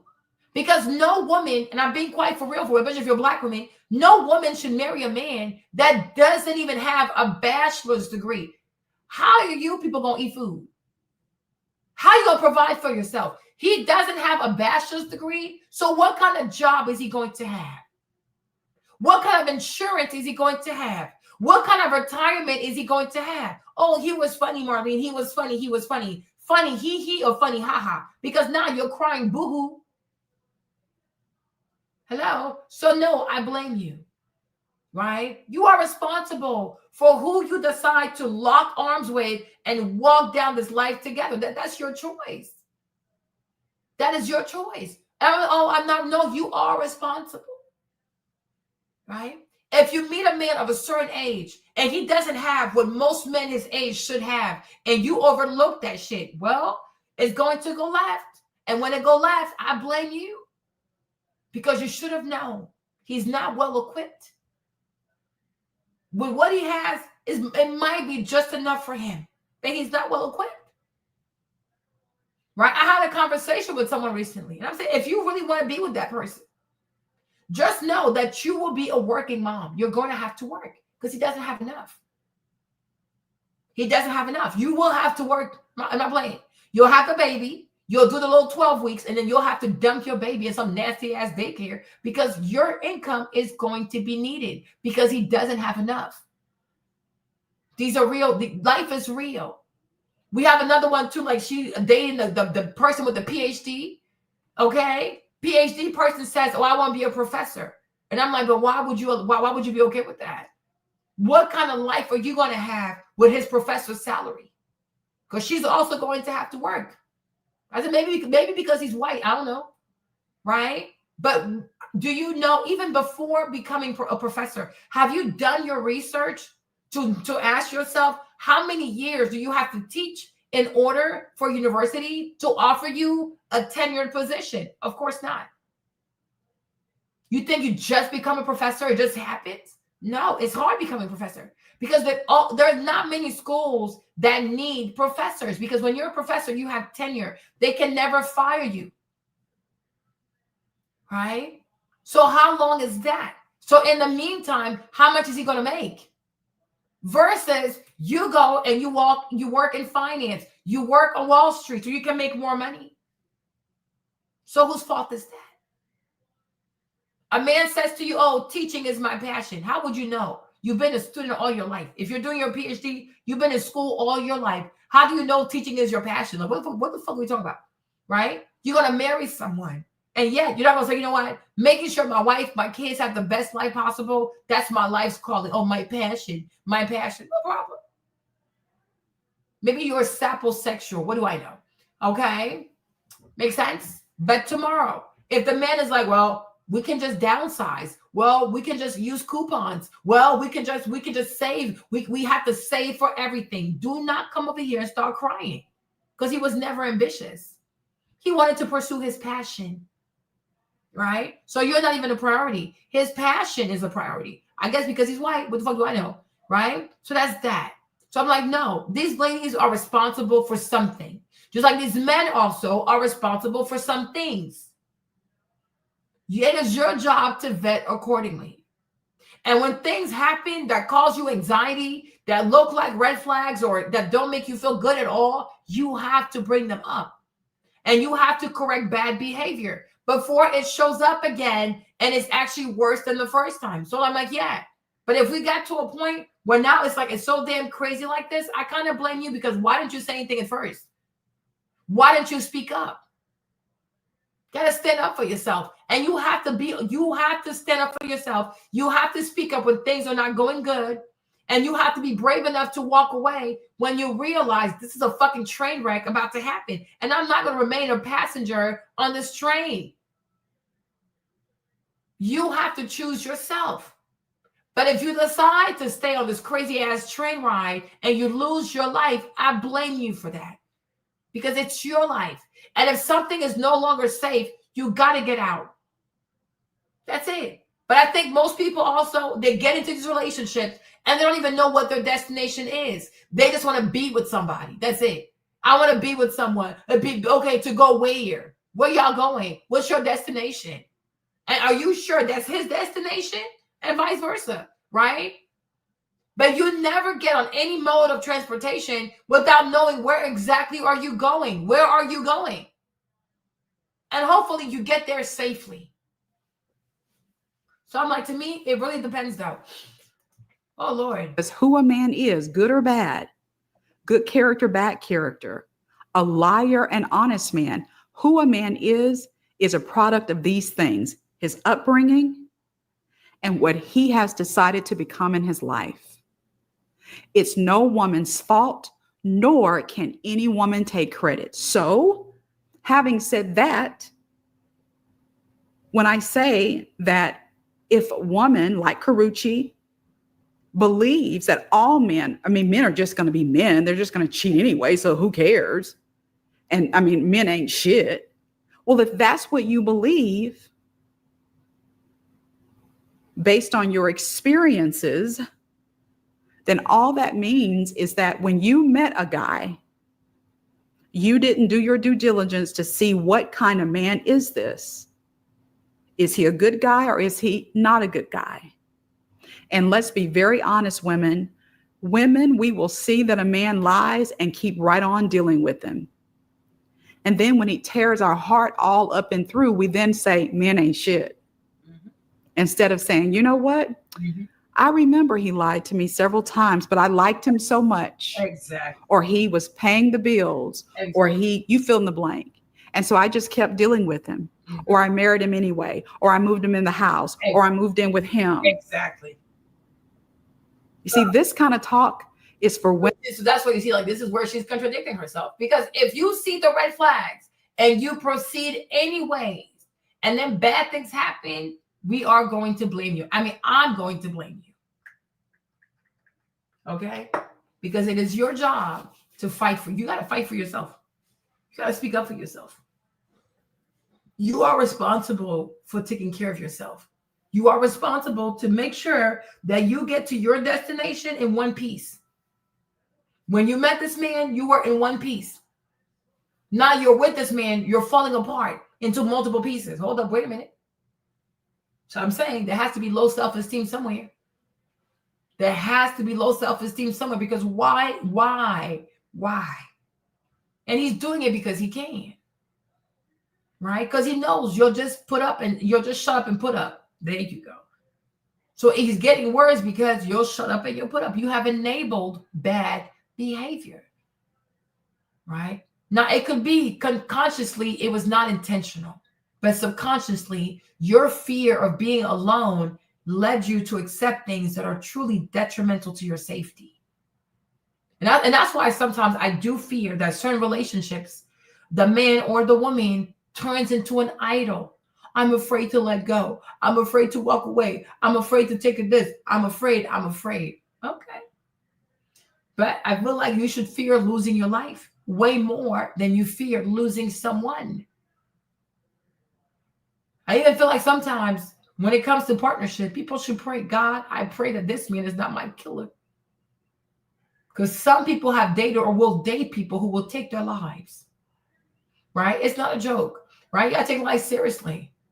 And you have to look at the small things, because the small things really speak on character. A little lie over here, money missing over here, this is not being fulfilled, broken promises over here. These little things are revealing the character of the person to you. But the fear of being alone is causing people to ignore things that are really, really, really serious. You can get hurt. And most likely you will get hurt. Physically, financially, emotionally, But if you don't put God first, if you think loving a man comes first and God comes after, okay. But I think the right order of things is that you should never love anybody more than you love God. And as long as you love God, you have to know, no matter what happens, I'm going to be okay. I don't have to stay here. God loves me too much. God loves me too much for me to be abused. Like, this is crazy.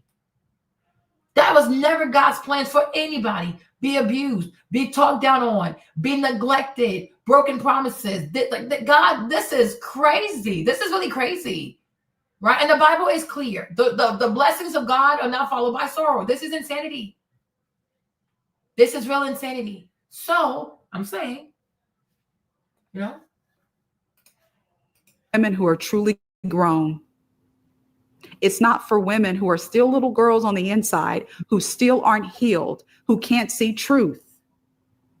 It is not true that men ain't shit. This world is full of good quality men who work on themselves, men who are honest, who are faithful, who are loyal, who are hard workers, who know how to treat a woman, who would love to take on, maybe they can't have children for some reason. They would love to be the father of children. So they don't mind being with the woman who has children, taking on her children as his. They're everywhere. But if you have this foul attitude, you're going to get exactly what you believe, because belief systems operate like magnets in this world. It's as true as gravity.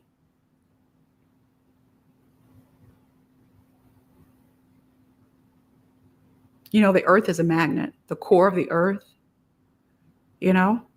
Scientists discovered this many, many, many thousands and thousands and maybe even hundreds of thousands of years ago. Not that long. So see, women don't like to hear this kind of a thing. They just talk about their experience. And then when they hear women like me and other women, right? I was taught by my parents how to make good decisions. Exactly. And then when I left my parents' home and then I started dating, I learned how to further their teaching. Exactly. And you have to understand that what you have to actually do. You can't say, oh, I know X, Y, and Z, but then I go off and do A, B, and C. Exactly. So no, if you meet a guy and he lies to you about something, be it small or large, exactly, it's a lie. He's telling you, this is the kind of man I am. Remember I said, when you meet a guy, he already is who he is. It's not your fault. If it were me, it's not my fault, nor is it your credit if he's a good guy. Mm-hmm. But what is your job? Your job is to pay attention. Yeah. Who is he? That should be what you're trying to figure out. Who is he? But if you see a bunch of things and you make excuses, or you like him, or his sex is so good, or whatever, and then you get your heart, torn to a million pieces, then you go around and say, well, men ain't shit, and men, okay, see, it's going to happen to you again, because you haven't accepted truth, nor have you taken accountability. So I can tell you right now what's going to happen to Miss Little Tran here. After Dion, because Dion can't do nothing, let me tell you something. The truth of the matter is, and I'm not trying to be ugly, but it's the truth. And women, and shout out to those of you, by the way, ladies, in the comments on our last conversation, you dropped down there and you said, that was your first time ever hearing that a man who has certain health problems has erectile dysfunction. And then shout out to you ladies who share your own experiences of dating men who have these health problems and it being a disastrous sex life, because a lot of people don't talk about these things. It's not taboo. It's what a lot of people are struggling with. And had they known, they would not have started dating this person or even married this person. So again, we're going to get to all that near the end. But that's also very evil. Though. If you know you have ED and you don't tell a woman up front that you have ED, though, you ain't shit. Because you should let her know. She has the right to know. So Karuche is dating Deion Sanders, but the truth is they're not having any kind of sex. I'm sure Deion, being as rich as he is, he has all kinds of pills and injections or whatever he may use, penis pumps and whatnot. But with all his health problems and now his bladder is removed, again, I'm not trying to be down on him. I'm just simply speaking the truth as it is. He can't do nothing with Karuche. He can't do nothing with no woman.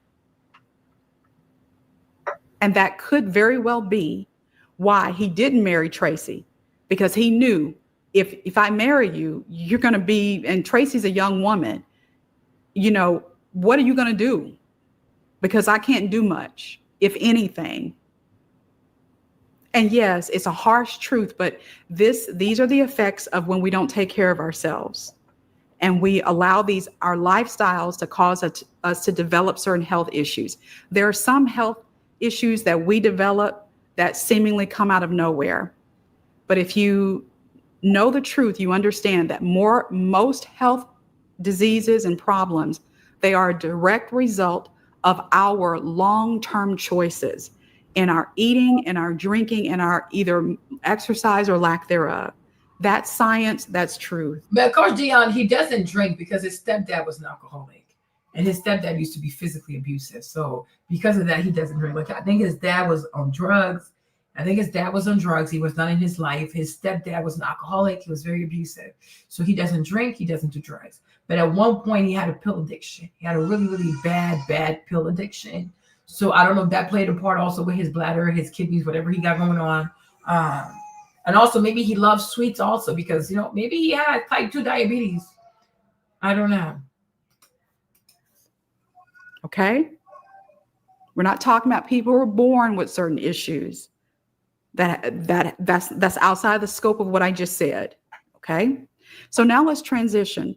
So if you're out there dating, again, doesn't matter your age or stage. And again, I'm talking about women who are actually out there dating, not women who say, I want to date, but it's been 15,000 years and you haven't been on a date because you're really not out there. It's all in your head, right? It's a fantasy of some kind. No, but here's the deal. I don't know. You need to know what kind of life you want. Mm-hmm. If you, no matter your age, because a lot of you've heard me talk about one of my mentors, well, several of them, the oldest, Miss Dorothy, well, she's 82 now, but I met her when she was 81. She told me her and her boyfriend got down on a regular. That was my first time. I thought, well, I knew that you still have a sex drive until you die. I knew that, but I just didn't know that you could get it in like rabbits the way they do. But you know what? How we met was in an exercise group. So see, she hadn't stopped living. She was still trying to take care of herself by exercising and whatnot. And she had her man. So you have to know as a woman, if you're out there dating, what kind of relationship, I should say, not life. What kind of relationship do you want? Do you want a relationship that includes a very active and pleasurable sex life? If you do, you have to find out where a man is in his health. And you have to know this. Men are, this is a very embarrassing subject for a man if he struggles in this area. Now, of course, if he doesn't struggle in the area, it's not going to be embarrassing. But if he struggles in this area, you have to know chances are that's not going to be something he just readily volunteers. It's embarrassing. So it's your job to find out. And how do you find out? You just ask, honey. You're not in grade school. You're not in high school. You're a fully grown woman. And you're trying to make decisions for the life you want, the kind of relationship you want. And so if you meet a guy and it progresses to the point where you guys are discussing dating or being, serious, this is unfortunately one of the questions you have to ask. Now, you don't ask, can you get your dick up? You don't ask that. But what you ask is this. Well, just like you ask about people's job history and their credit and all this kind of stuff when you're trying to get serious, well, you need to ask, well, do you have any health problems? That's what I ask. Do you have any health problems? Now, of course, I'm speaking very plain. Now, you would want to say it in a very softer way, and whatnot with your man. You know what I'm saying? You're not an you don't want to sound like the police or something. But do you have any health issues? And again, you have to know that he has a right to ask you all these questions too, okay? It's not just one-sided, okay? And so hopefully the answer will be no, but if the answer is yes, you have to say, are you willing to share with me what those health issues are, you know? And you have to ask the questions as you get the answers. You understand what I'm saying? So for instance, if he says no, then you have to know that, okay, he could just be wanting to stay private, but then you have to ask a different way. And you have to just kind of be honest and say, well, you know, let's just say he says no. What you could say, and I'm just giving you a template, you make up your own variation of this. Well, the reason I'm asking is because I, you know, am attracted to you. And I do believe that probably at some point we're going to have sex. And I just want to make sure, because I am a woman who enjoys sex. I just want to find out if this is going to be a problem, if I need to prepare in some kind of way. It was kind of fun. You know what I mean? Hearing like, what people are. Okay. She's talking about sex now. I don't really care much about that because I think if she has ED, she probably knows. She doesn't care. They probably have toys and things like that. I think honestly, Karuche just wants her bills paid. Okay. Now, listen, I watched this video yesterday. Let me show you this video I watched yesterday. Okay. Let me see if I can find the video from yesterday, y'all. I gotta go on the Stairmaster real quick.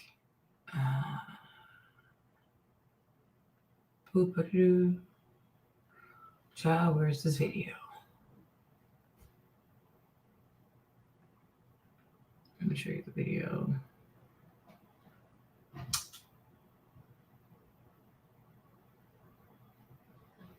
Well, people are so damn crazy.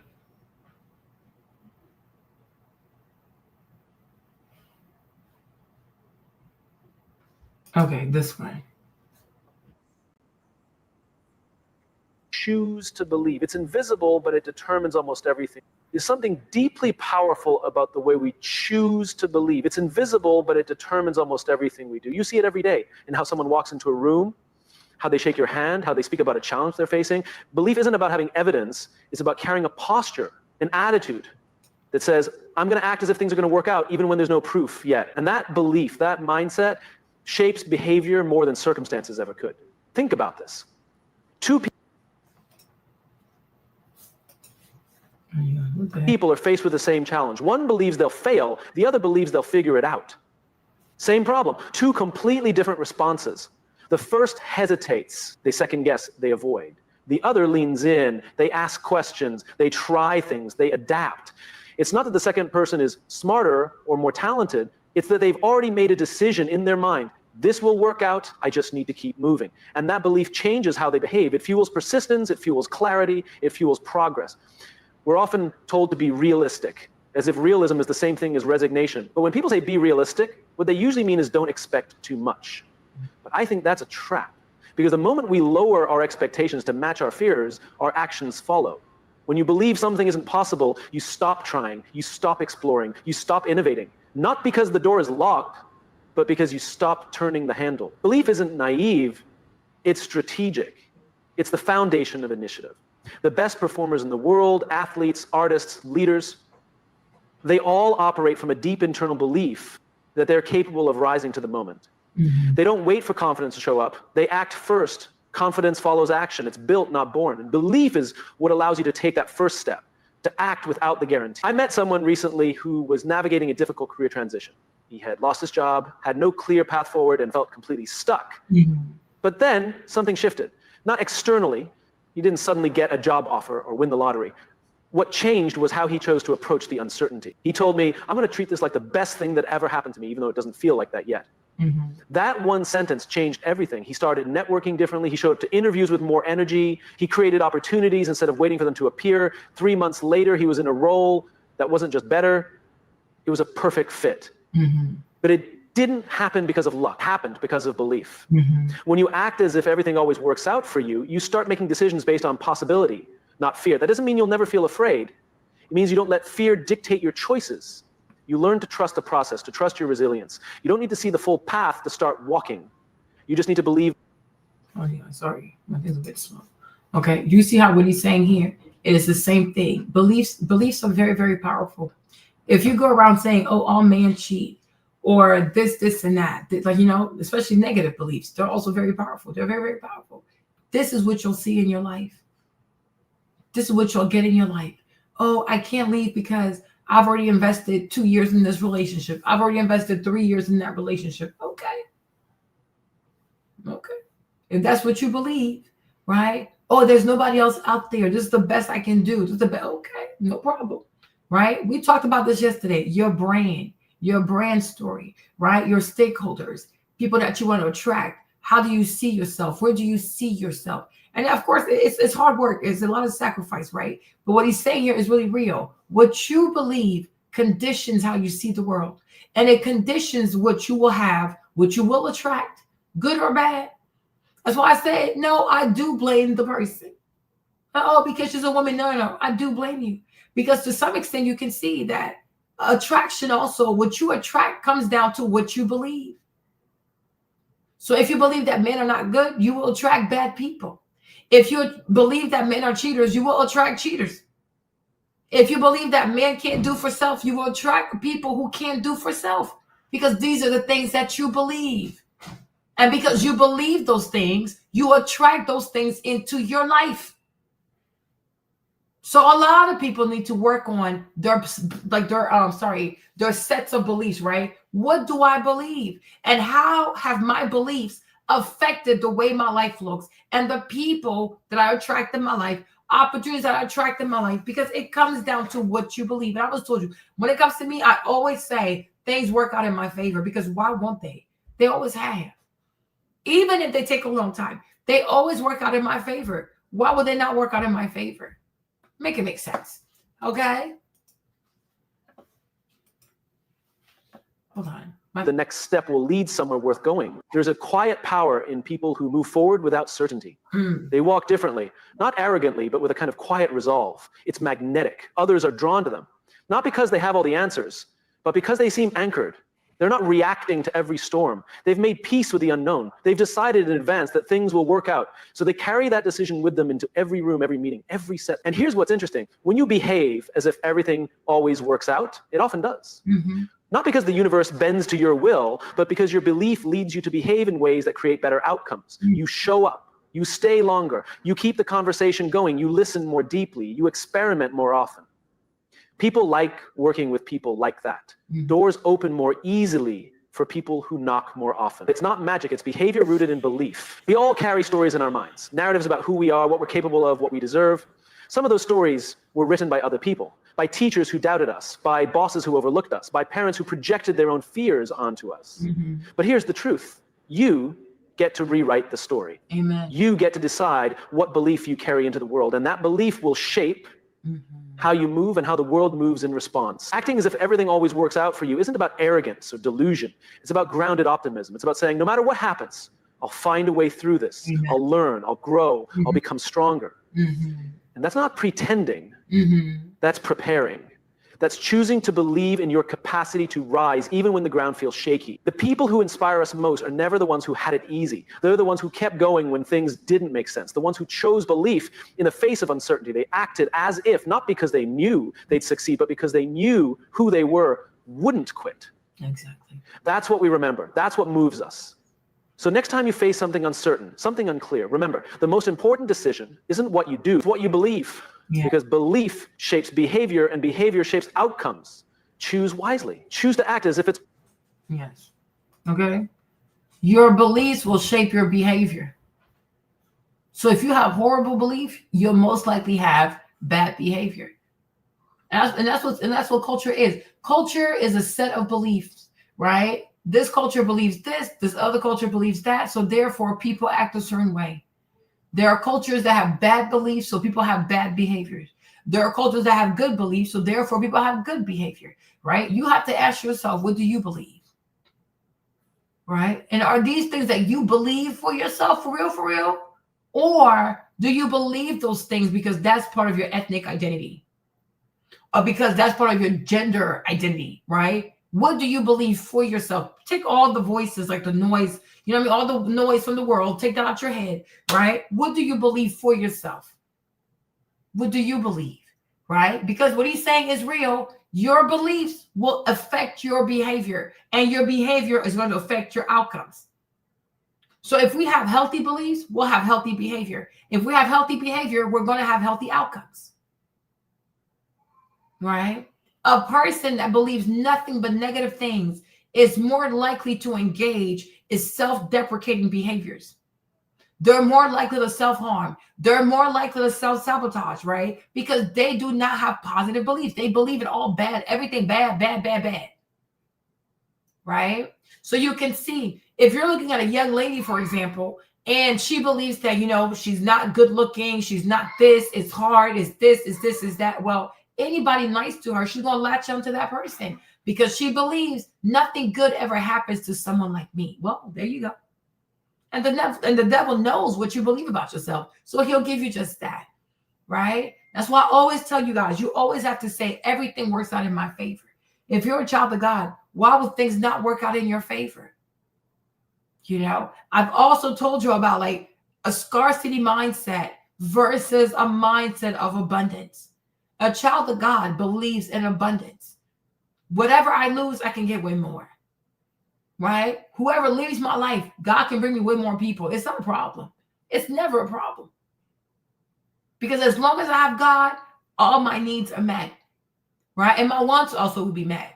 Right? It's all about what you believe. But if God is not first in your life, you're going to have the wrong set of beliefs. And therefore, you're going to have the wrong set of behavior. So therefore, you'll have bad culture, and that's going to lead to bad outcomes. A lot of people, unfortunately, have bad beliefs because it's so trendy, right? Most of social media, if it's negative, it goes viral. If it's positive, it doesn't. So most people never hear positivity. They hear the negativity because negativity goes viral. People love to hear bad stories, right? They just like negativity. So sometimes it feels as though this could be the truth. I'm like, no, it's just bias. Like it skews a certain way because human beings are drawn. They're more likely to listen or to pay attention or to share something if it's negative versus if it's positive. That's it. That's that. Nothing more, nothing less, right? So you have to think about that, right? Moving forward, who do I want to be? What do I want to believe? Because whatever you believe is going to impact your behavior. And that is going to pretty much shape who you are as a person and how you interact with people. Okay? Oh, what the heck?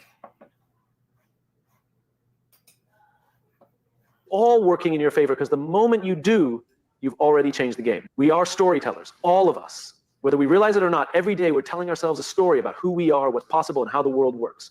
All working in your favor, because the moment you do, you've already changed the game. We are storytellers, all of us. Whether we realize it or not, every day we're telling ourselves a story about who we are, what's possible, and how the world works.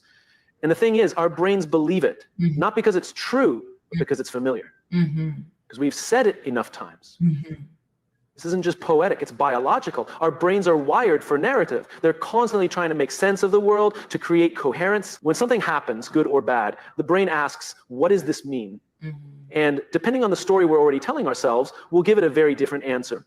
Two people can experience the exact same situation. One says, see, nothing ever works out for me. The other says, this is just a detour, something better is coming. One person spirals, the other adjusts. Same reality, different interpretation. The difference isn't the situation, it's the story. And what's most important to understand is this: the story comes first. Behavior follows. The way we think influences the way we act, and the way we act influences the results we get. It's a cycle, and it starts with the words we repeat in our own minds. The brain doesn't question whether the story is useful. It just accepts it. So if the story... No, sorry. I don't know what's going on in there. Biological. Our brains are wired for... Hold on. I believe it's still playing, right? Sorry.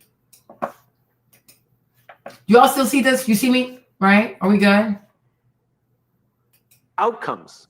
Choose wisely. Choose to act as if it's all working in your favor, because the moment you do, you've already changed the game. We are storytellers, all of us. Whether we realize it or not, every day we're telling ourselves a story about who we are, what's possible, and how the world works. And the thing is, our brains believe it, not because it's true, but because it's familiar. Because we've said it enough times. This isn't just poetic, it's biological. Our brains are wired for narrative. They're constantly trying to make sense of the world, to create coherence. When something happens, good or bad, the brain asks, what does this mean? And depending on the story we're already telling ourselves, we'll give it a very different answer. Two people can experience the exact same situation. One says, see, nothing ever works out for me. The other says, this is just a detour, something better is coming. One person spirals, the other adjusts. Same reality, different interpretation. The difference isn't and this is where I say perspective is everything, right? That's because these two people just have different perspective. One is saying doom and gloom. It was like, oh, we're fine. It happens, right? So-and-so, before they made it, they have to go through a setback. This person, before they made it, have to go through a setback. So it's perfectly normal, right? Success is not linear. Sometimes you have setbacks, but it doesn't mean that you stop, right? But it's like, it's perspective. Whereas like sometimes part of ethnic identity is that certain cultures are more likely to believe in doom and gloom. Oh, it never works out for me. Oh, I'm a dark-skinned Black woman. Oh, I'm a Black woman. Oh, as a Black person, one thing, you know what I'm saying? This is what they believe. And you see, and this is why they don't try. They don't believe they can change. They don't believe anything good can happen to them because for them, they're Black. Nothing good ever happens to Black people, you know?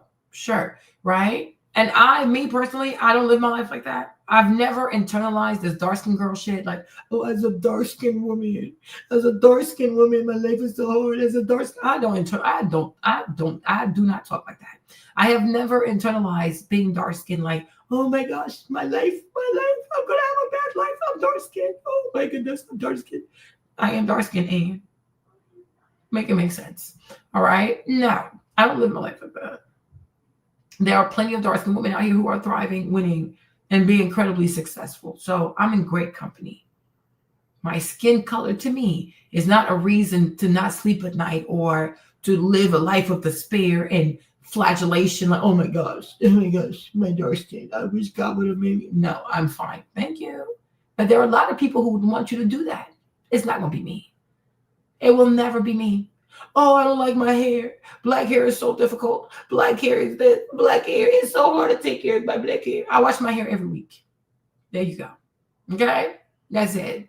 Perspective is everything. Some people embrace being dark-skinned. They love it. It's a source of pride. Take good care of it. They feel good being dark-skinned. Other people, it just eats at them. Right? But hey, it's a choice because that's what they believe. And as long as you see black skin, dark skin as a problem, as something that's going to cause you demerit, to lose, to lose points, as something that makes you inferior, that makes you unattractive, that makes you ugly, well, your life will look just like that. And you will attract people who believe that because that's what you believe. Right? Everything's a choice. Okay? You make a choice. Right? Situation, it's the story. And what's most important to understand is this: the story comes first. Mm-hmm. Behavior follows. Exactly. The way we think influences the way we act, and the way we act influences the results we get. It's a cycle, and it starts with the words we repeat in our own minds. The brain doesn't question whether the story is useful. Mm-hmm. It just accepts it. So if the story we're telling ourselves is that we're unlucky, unworthy, or doomed to fail, exactly, the brain will start scanning the world for proof. It will find ways to validate that belief. Mm-hmm. It's not lying to us. It's just trying to help us make sense of the world through the filter we gave it. But the good news is we can change the filter. We can tell a new story. We can choose to act as if everything always works out for us, not because we have the evidence, but because we want to give our brain a better target, a new lens, a more useful truth. Mm-hmm. Now, I'm not talking about blind positivity or ignoring real problems. I'm talking about perspective. I'm talking about choosing a story that empowers us to move, mm-hmm, to try, mm-hmm, to lead, to show up, even when the path is unclear. When we choose a better story, our brain starts to look for better answers. And also, I would say, show up at your best, right? Show up at your best. Right? That's why I said yesterday, I said even yesterday before, I've been saying that, like, what is your brand? What is the story of your brand, right? And that has to be aspirational. It has to be fun. We did it yesterday with the Poochie stuff, right? It has to attract good people, quality people. And you have to believe you can do it. It's the same thing with weight loss, right? You have to keep doing it for many, many months for you to start to see change. If you do it for a week, you're not going to lose weight in a week. Right? But you have to do it for months, and you keep showing up for months. But one day, all these exercises I'm doing, all the suffering I'm going through right now, one day is going to pay off because I'm going to have the body that I want, the health that I want, the strength that I want, the cardiovascular ability that I want. You will have those things. But in the meantime, like me, I'm still fat, right? But you're getting stronger every day. The goal is to not stop. Don't stop. Okay? Then you'll get there. Right? And that's why I also say you have to stay away from negative people. Got to stay away from negative people. Got to stay away from people who always speak negativity. Everything is always dark, doom and gloom. Like, you got to stay away from these people. Curious instead of defensive. Creative instead of defeated. I once worked with someone who had faced failure after failure in his startup journey. He was exhausted, burnt out. At one point he said, maybe I'm just not cut out for this. And I stopped him. I asked, what if the story you're telling isn't true? What if every setback is just preparing you for something better? And you just haven't seen it yet. He paused. That one question reframed everything. He didn't suddenly succeed overnight, but he began to show up differently. He asked better questions. He saw every challenge as part of the process, not a signal to quit. 6 months later, his third attempt caught traction, not because he got smarter, but because he started telling a different story. One where failure wasn't final, one where everything was working for him, not against him. The brain believes the voice it hears most often, and that voice is usually our own. The way we talk to ourselves becomes the soundtrack of our lives. So when we choose to act as if things always work out, we're not pretending, we're programming. We're giving our minds a framework to respond with strength, not fear. This shift changes how we walk into meetings, how we deal with criticism, how we face rejection. If we tell ourselves that every rejection is redirection, then we no longer fear it, we embrace it. If we believe that every obstacle is an invitation to grow, we stop avoiding challenges and start seeking them out. The story gives the brain a job. Find the good, find the lesson, find the way forward. And because the brain wants to help, it starts delivering on that request. I think we often underestimate how much power we actually have over our own mindset. We wait for external validation to believe good things are coming. But the truth is, belief doesn't follow evidence, it creates it. When we believe that everything always works out, we act in ways that align with that story. We become more open, we build trust, we persevere longer. And those behaviors, over time, lead to outcomes that look a lot like things working out. Think about the leaders who've made the biggest impact in your life. Chances are they weren't the smartest or the most talented people in the room, but they had a way of making you believe, not in hype, not in fluff, but in possibility. They helped you see a version of the story where you mattered, where your contribution had meaning, where progress was possible. That's what great leaders do. They tell a better story, and they tell it so consistently that people begin to live into it. We can do that for ourselves too. We can become our own leader. Not in some cliche self-help way, but in a grounded, practical way. When you wake up in the morning, you can choose what narrative you feed your mind. Is today a threat, or is it an opportunity? Is the challenge ahead a roadblock or a stepping stone?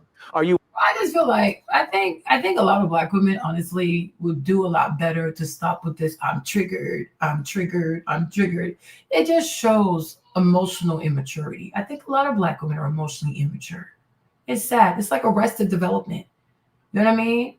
So nobody can talk to you. And the sad part is, you know what I mean? It makes me sad, right? You know, sometimes even the way I talk, you can think, oh, Marlene doesn't like Black people. That's not the case. I've just gotten to a point where, you know, you get older and you accept human nature. And I say, you know what? Even in the Bible, because I'm like me, I see the prophets in the Bible and I don't want to be like any of them. Because I say you got to choose your own peace. Okay, anybody who grew up Christian, grew up reading the Bible, Jeremiah is always depressed. I'm like, this man, I'm like, he was going through like a manic episode. Jeremiah, depressed. Isaiah, depressed. Elijah, depressed. Elisha, not so much, but sometimes he was just stay to himself. You know what I'm saying? Who else?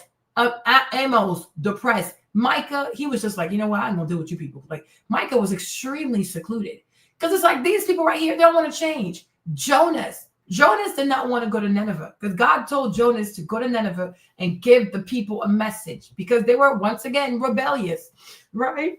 He's like, no, I'm not doing that. I'm tired. So he's avoiding, like he's running away. So he gets on the boat almost like tips over. Then the people say, he's like, yeah, it's me. So they throw his ass overboard. A whale swallows him.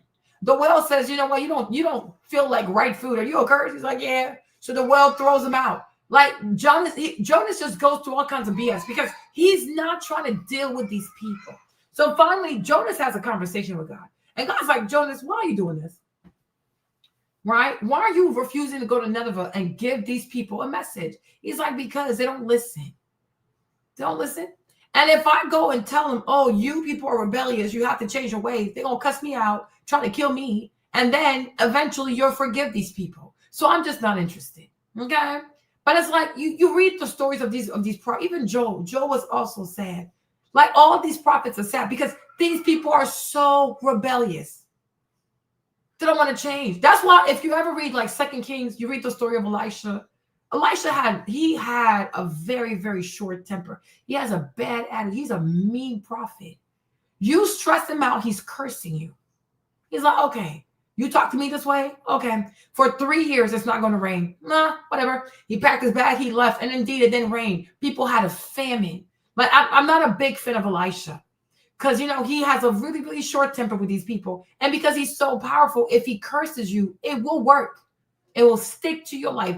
It got so bad. People started eating bird poop. They started they were so, and they had so much famine. They started eating the heads of mules. There was no food. You get to one part of 2 Kings, there's cannibalism. These mothers are eating babies because there's not enough food. And I'm like, Elisha, you took that shit too far. Even the way he treated Gehazi to me was extreme. He cursed the man with leprosy. It's extreme. But he had a short temper with people. I don't want to be that person. But I got to a point where I'm like, Black people don't want to change. You understand me?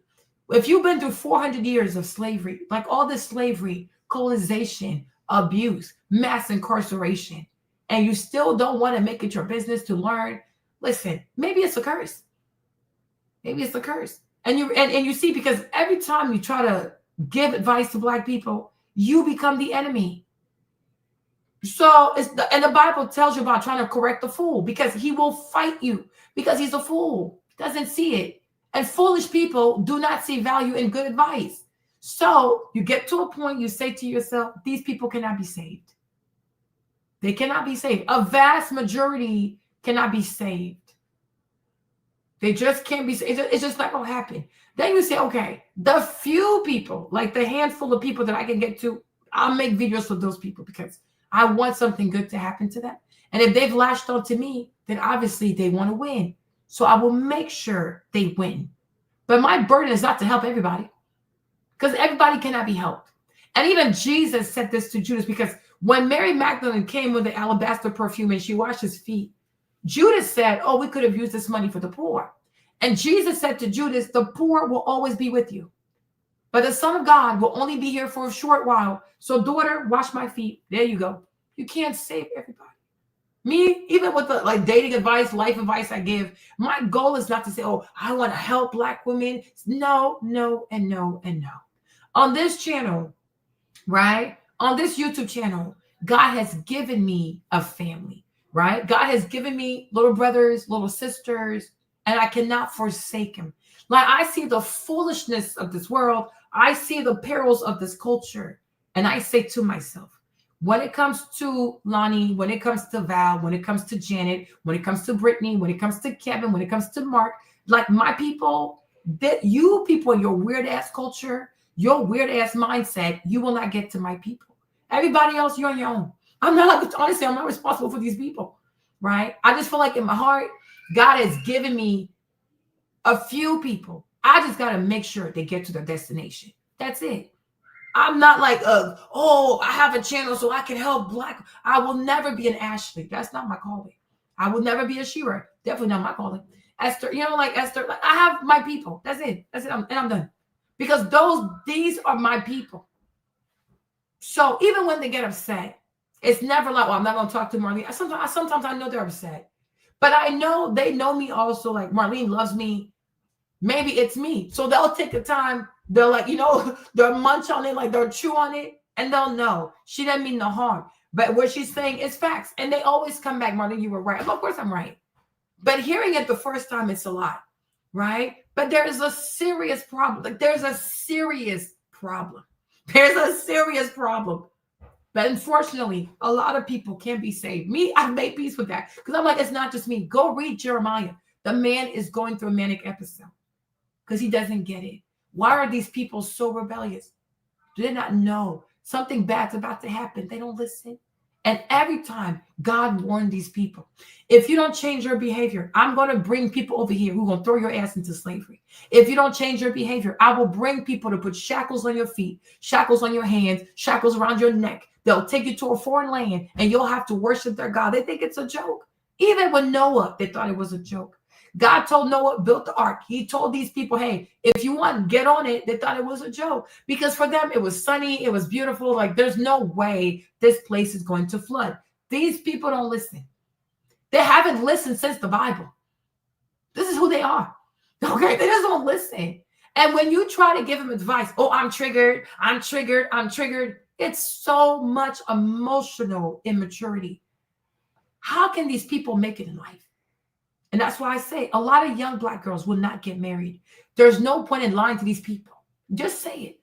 And maybe saying it is what's going to shock them to change because keep pandering to people makes them believe there's enough time. Just like Noah's Ark. You're going to wake up one day, this bitch is going to be flooded. And guess what?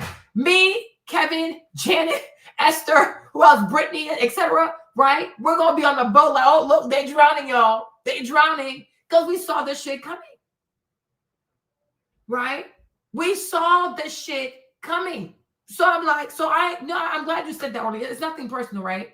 But I just want you to, I need you to grow a muscle. Like intellectually, I need you to grow a muscle. When you're triggered, ask yourself, why am I even triggered? Nobody's insulting me. I don't insult people like that. I really don't. I think I'm pretty nice, right? But I don't, yeah, we're going to be like, okay, there you go, bye, people. Okay, because they don't listen. So they don't listen. They do not listen. So everything you say, because they've never heard it before, oh, you're trying to insult me. Oh, you must hate me. Oh, you must hate Black women. They don't even know what the word hatred means. They've never seen hatred. If they had seen hatred, they would not just casually throw this word around. To hate someone is really, really strong. I have hate for no one. But what I cannot stand is foolishness. Now, I rebuke foolishness. I sure do. Because this right here, it's a liability. But I know my people love liabilities. That's why they have more liabilities than assets. That's why most Black people are broke. Because we carry more liabilities than we carry assets. We have a problem. But then, like I said, you cannot save everyone. That's why I don't do like thumbnails. I try to do a lot not to attract people because this channel is for a few people. It's not for the multitude. Like it really is not. I forgot who I said this. Was it Janet? I was like, yeah. Jesus had 12 apostles. It worked out great for him. You see what I'm saying? I'm not trying to give advice to everybody. I'm not trying to get everybody married. No, the people that I love, that have loved me, my little brothers, little sisters online that have loved me for years. That is my prayer for them.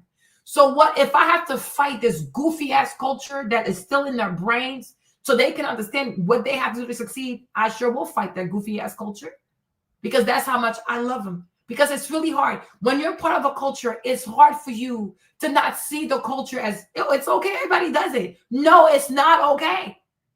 Because this is not going to lead to good outcome. This culture does not lead to good outcome. This feminist mindset does not lead to marriage. It will not make you a good partner. Because it centers around self. It don't work. Even when you read the Bible, even God himself doesn't do everything by himself. You read Genesis, the Lord says, let us go and make light. Let us go. He's doing it with the help of other beings or something, but he's not even doing it by himself. Even God himself, as powerful as God is, God relies on partnership. The angels, the Holy Spirit, the this, and that. Everything for the most part that God gave us, he gave us two of. We have two eyes. We have two nostrils. We have two lips. We have our bottom teeth. We have our top teeth, right? We have two hands. We have two legs. We have 2 feet. We have 2 butt cheeks. Like most of the things we have come in pairs. And here we are thinking that we can do things by ourselves. Are you actually okay? There is wisdom in partnership. If the Almighty God himself surrenders to partnership, who are you to say, oh, I can do it by myself. I don't need nobody. Okay, I don't have time for this shit. I don't have time for this shit. Okay? Like, I'm like, so how, like, make it make sense. God himself relies on angels. The Bible even tells you, like, the way God kicked out Michael, like, what's the name? The devil out of heaven. He didn't even do it. Archangel Michael did it. That's why we call him the Elohim. Because in the Elohim, you have God, which is Elohi, and then you have the other God, the other angels. That's why all their names end in El. Like, you have Gabriel, Michael, Raphael, who else? Cassiel, Uriel. Like, they're all have these ELs, right? The archangels of God plus God, it makes the Elohim. But God by himself is called Elohi, right? So God himself doesn't do stuff by himself. But here you are, you do everything by yourself. And you think you're going to make it. You live life by yourself. You think by yourself. You solve problems by yourself. Everything by yourself. Because you got a bad attitude. You got a bad culture. You're not going to be successful. Right? Even Jesus knew he needed some kind of companionship. So he took 12 people. He could have said, well, do you know who I am? I'm the Messiah. I can do all this by myself. But even Jesus said, I need help. He had 12 people. Right? But you out here, oh, I can do this by myself. I don't need no man. I don't need no help. I know it all. Bad culture. Culture of losers. Culture that lacks wisdom. Culture that lacks introspection. It's a culture that honestly has no reverence for the work of God. There you go. So I say you can't save these people. Okay? You cannot save these people. Right? But two better than one. Even four people who really want to solve a problem. They put their heads together. They're going to come up with a great solution. Better than the person that's doing it by themselves. Right? You put 100 people together that really, really want to win. Oh, only God knows what they can do. Who can stop these people? That's why we have the story of the Tower of Babel. Because they were all committed. They're going to reach up to God. No, these people are really serious. Some of the greatest companies in the world, they're not ran by one person. You have a CEO, a CFO, a CMO, a COO. I mean, listen, plus you have the board. Then you have shareholders. It's a lot of smart people who come together to build these great companies. It's not just Jeff Bezos by himself running Amazon. It's not just Tim Cook or even Steve Jobs back then running the freaking Apple. It's a lot of people. Nike is not ran by one person. There's only Black people who struggle with understanding the necessity of partnership. And that when you have partners, you have to respect your partners. There's a problem here with respecting people, huh? Respect your partners. Honor your partners. Be mindful how you talk to your partners. Because if they're committed to this project, they can do way more. You insult people, you emasculate people. Where do you think it's going to lead? Where have you even learned to be so disrespectful like this?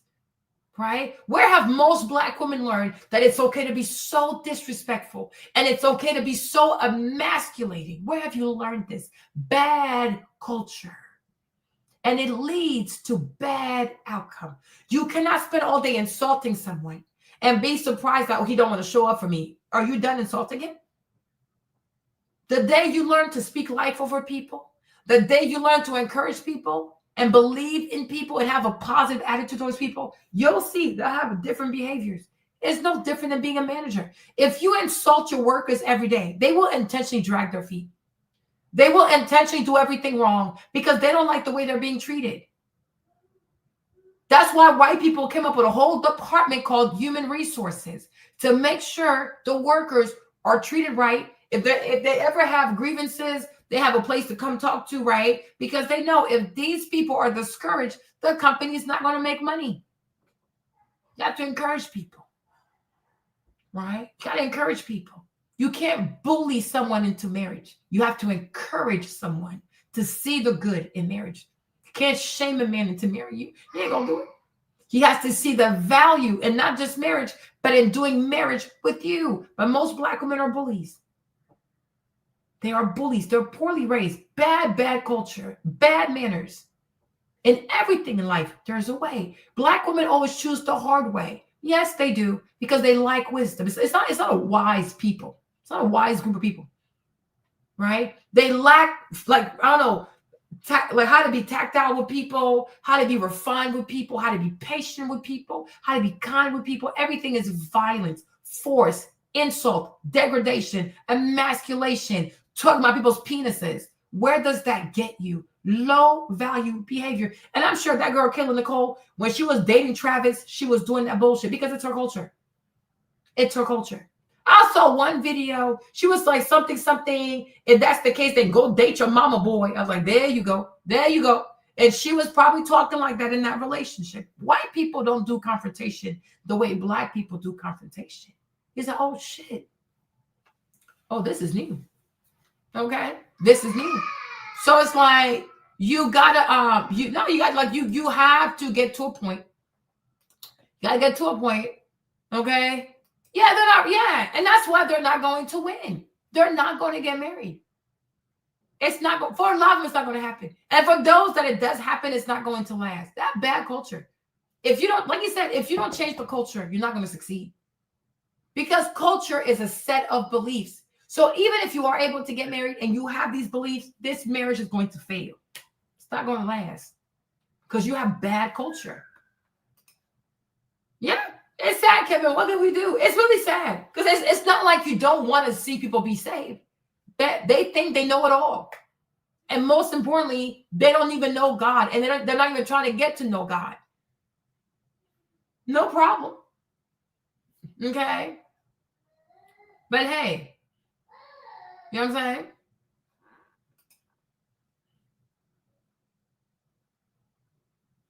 Yeah. Well, hopefully, I pray you change your culture. I do. You know, I really do. I pray you change. I pray you humble yourself. I pray you change.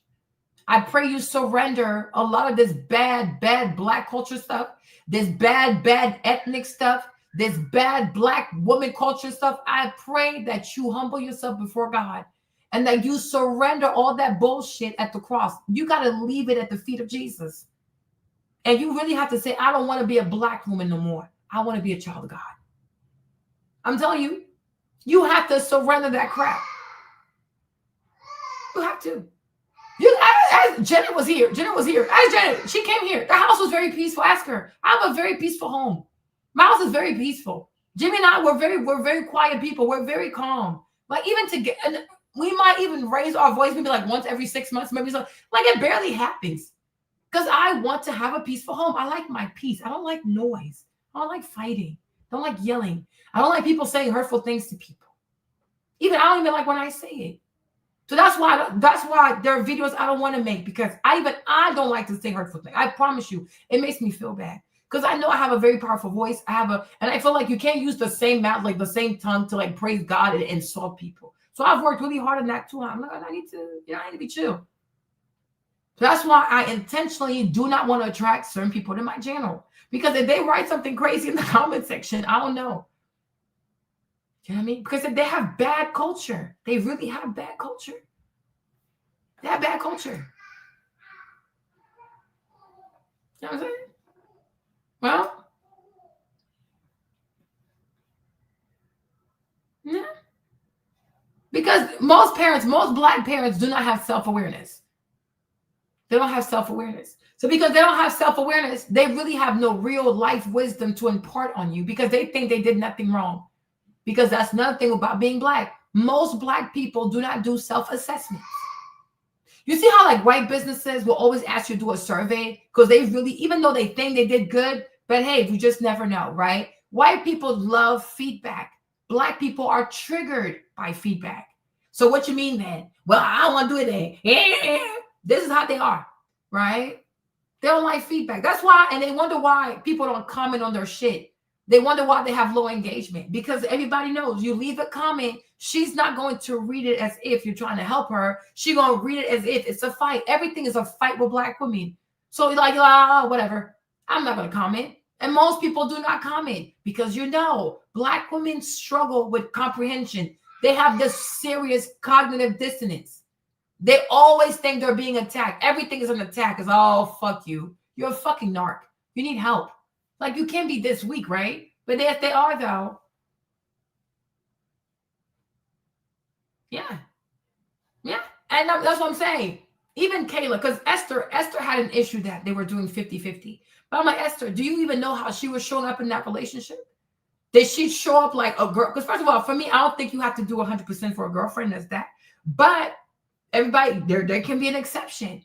But was she doing his laundry? Was she cooking for him? Was she helping him with recovery? Was she making his drinks? Was she helping with training? We don't even know how she lived with this guy. Don't even know how she came into Travis' life, or even Iman. It's not even just Travis. Iman was there first. Iman was there first. So you see, it's one thing to know how to get to an athlete, but do you know how to cater to an athlete? And I said no, because to me, Kayla Nicole is more concerned about her image than being someone of service. Most Black women don't know how to serve. Like the day y'all understand this, it's going to help all of us. They don't serve. Oh, I would never serve a man. I would never. Then get the fuck out of here. Why would a man provide 100% for a woman that doesn't do service? Make it make sense. You think most people want to part with their money, especially a white man? That's not his community. Why would he put full-blown money behind Black people? We are not his community. Now, if you have a girlfriend who comes in there and really, is a woman of service, and she serves and she takes care of you, she's helping you out, she's planning stuff for you, she gets on your dry cleaning, she gets out your uniform, she's like learning about your massage, like whatever you need for recovery, that's a whole different thing. But a girl who just wants to go to the restaurant, she wants to shove her face with food, she wants to go to basketball games so she could be taking pictures. I mean, okay, sure, she's just here for clout. Hello, someone. So I'm like, no. Well, yeah, they don't want to evolve. I'm like, you have to let them be. Failure is their portion. Okay? Failure is their portion. Yeah, we're very calm. I'm a very calm person. I like peace. So therefore I give other people their peace. You know what I'm saying? Like, I like peace. Peace means a whole lot to me. Okay? They don't do confrontation the Black way. So I'm sure she was like, yeah, they like to cancel people. I'm going to cancel you. But if they could cancel their commitment to being idiots, that would be amazing. If most Black women could cancel their subscription to promiscuity, that'd be amazing. If most Black women could surrender their subscription to always being so combative, just sit down and listen. Nobody's attacking you. People are offering you different perspectives. Listen, because you don't know it all. But even that, they're shaking because they have to say something. I have never seen people who don't know how to shut up like this. It's insecurity, because most Black women are insecure. That's why they're so loud, because they're insecure. At the same time, they're very fearful of being alone, but they do everything to be left alone. It's a mental illness. You know what I'm saying? It's a mental illness. You can't help these people. I'm like, no, a lot of these girls would not get married. It's okay. It's not a lot of people over here. Yeah. Exactly. Right? But I'm like, a woman that is more traditional probably would have done better with Kelsey, because even Kelsey, for as much as he acts like hood and ratchet, when you see his older brother, because his older brother means a lot to him, right? It's a very traditional family. Even Kayla and the mama. A lot of people are not asking, Kayla, how did you treat his mom? Because again, for a lot of Black women, being respectful and mindful of your soon-to-be mother-in-law is also a non-factor. Okay? Now, even if you don't like the lady, you at least have to try to be cordial. You got to try to be friendly. You know what I mean? Try to be polite. But most of them don't care. They even want to fight the mother-in-law. Like, it's crazy. It's really crazy. So it's like, no. Okay? It's like no. Right? So I'm like, listen. We got time for this.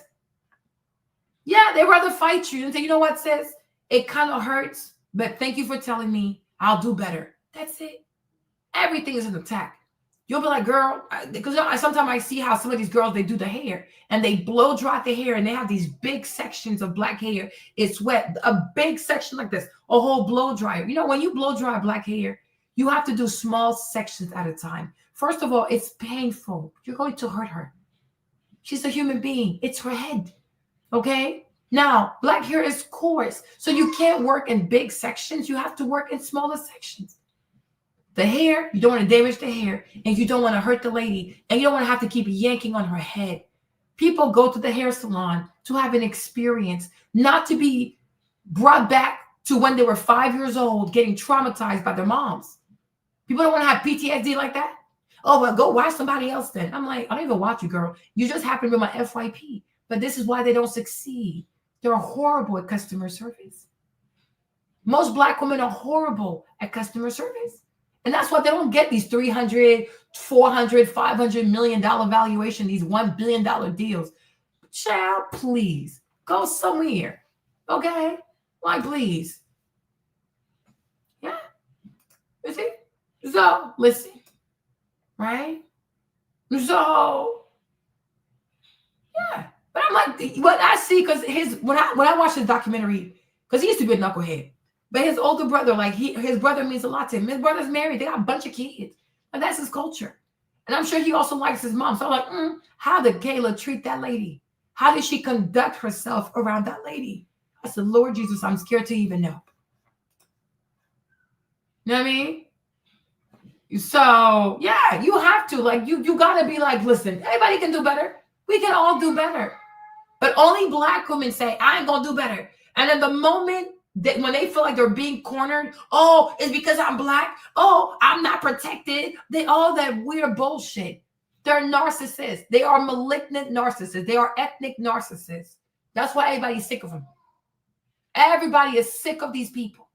People are tired. The bad behavior, the lack of reflection, the lack of self-awareness, the lack of introspection, the lack of asking for forgiveness. You know, people are done. People are so done. They're just done. They don't want to deal with these women. They see them coming, they run the other way. Oh, shit, you got to go because she's about to start some bullshit.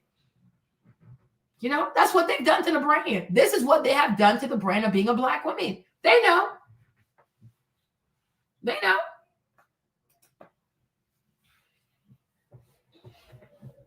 You see, exactly. Whereas, like, okay, good. Whereas, like, I'm sure Kayla Nicole, she's out there in the streets by herself. There's no dad. She does whatever she wants. She do what she wants when she wants. Because, yeah, a grown-ass woman. Yeah, basura.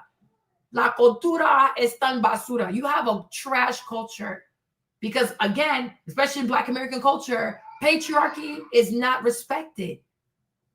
So why would you want this traditional white man, even if he's acting a fool? He has a very traditional white family. Why would you want this traditional alpha man to go for a woman with no patriarchy or who has no regards for patriarchy? It's only black women in America who think it's cute to not have patriarchy. Everybody says, okay, that's weird. Where is your daddy? Where is your dad? Right? But you see, Taylor, her dad is also in her life. So you see, a lot of people like women that are traditional. There you go. Well, thank you, Ruva. That's sweet. Okay. So exactly. So I don't know, because I saw this shit. I was like, when I saw a picture of his mom, was it this morning or what is it, yesterday? I don't know. But I saw a picture of his mom and I said, Kayla, I hope you were not disrespectful to that white woman. Or I hope you did not make this white lady feel unsafe or like scared of you because she don't know how you're going to react to stuff. Okay? Yeah. They are really weak. They got to step it up. You get me, right? But it's real shit. But the reason why a lot of black girls are going to fail because they have toxic matriarchy. They listen to older black women who give horrible, horrible advice. Also, the vast majority of black women are committed to loser behavior. They love losers. They love women that have never been successful in relationships. They love women that are bitter. They love women who believe that all men cheat, like all that loser talk, right? Black women by far and large are attracted to loser talk. The more you are a loser, you talk like a loser, you sound like a loser, you present like a loser, you never take accountability, they sure will love your ass. They love for the bar to be very low. Well, there you go. Marriage is for exceptional people. Right? So I say, no, it's not going to happen for you. I don't lie to people.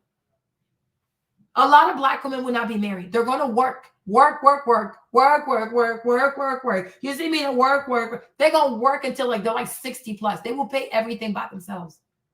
They have lots of sexual partners. Some might get pregnant by some of these men, and they'll raise these kids by themselves. That's it. This is the fate of most Black women in Western culture, to be alone. That's it. Because their culture is not a culture that leads to partnership. It is not. They have a bad, bad brand. They have a bad, horrible brand story. They have horrible brand creation. It's just bad. It's bad business. It's just, I tell you, it's just bad. There's no strategy. There's no rhyme or reason. It's just anger, screaming, yelling. No, they're going to suffer. They're really going to suffer. Every day you come on YouTube, they're crying in their cars. This is just a start. And that's like when you read 2 Kings, that's exactly what's happening. It's the women that were suffering the most because they were rebellious. They got to a point they were starving so much they had to eat their babies. Can you imagine? Okay, so I'm like, yeah, because this culture does the. What people do you know? Like most successful women are married. But I mean, like hopefully, like wholesome success, right? They're married. They don't retire by themselves. They have husbands. They have retirement accounts. It's like they have husbands. Like they have a lot of stuff. But the more and more you like, the more and more you come on YouTube, you see more and more Black women are living in their cars. But the thing about ego and arrogance and the heart of a pagan, oh, it's not going to happen to me. Oh, it would never happen to me. So they don't think they have to change their behavior. They have to learn to work with men. They have to learn to be a bit more calm, sweeter, more feminine. Too many Black women are masculine. They're going to sleep in their cars. You'll see. 20 years from now, we're going to be here, right? We're going to come outside and make videos. You'll see. Even 5 years from now. Wait until 2028. You'll see. You'll be like Marlene told me. You're going to see way more videos on YouTube with these women in their cars. And they're going to be in their 40s. Where it's pretty much too late. So now they have to be by themselves. They're going to be working in their 60s. They'll be working in their 70s. They're going and also they're bad with money. They're emotional shoppers. They stay up late and they shop like crazy. Everything maxed out. Credit cards, Klarna, Afterpay, you name it. They have maxed everything out. Because shopping is how they numb themselves. Instead of changing their behavior and actually finding partnership. No. They rather die in debt than to surrender to Christ and become more feminine and go back to being a bit more traditional. It's their pride. They have horns like this. They have horns. Rebellious creatures. Big ass horns. Like in the spirit, the vast majority of these women have horns.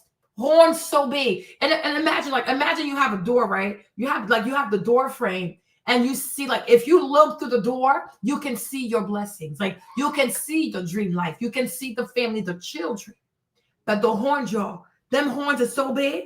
When she tries to go through the door, she cannot because the horns are stopping her. And that drives her even crazy because she sees it. She wants it. So she's banging and banging. But the problem is, the frame of the door is made out of heavenly titanium. She will never break down this wall.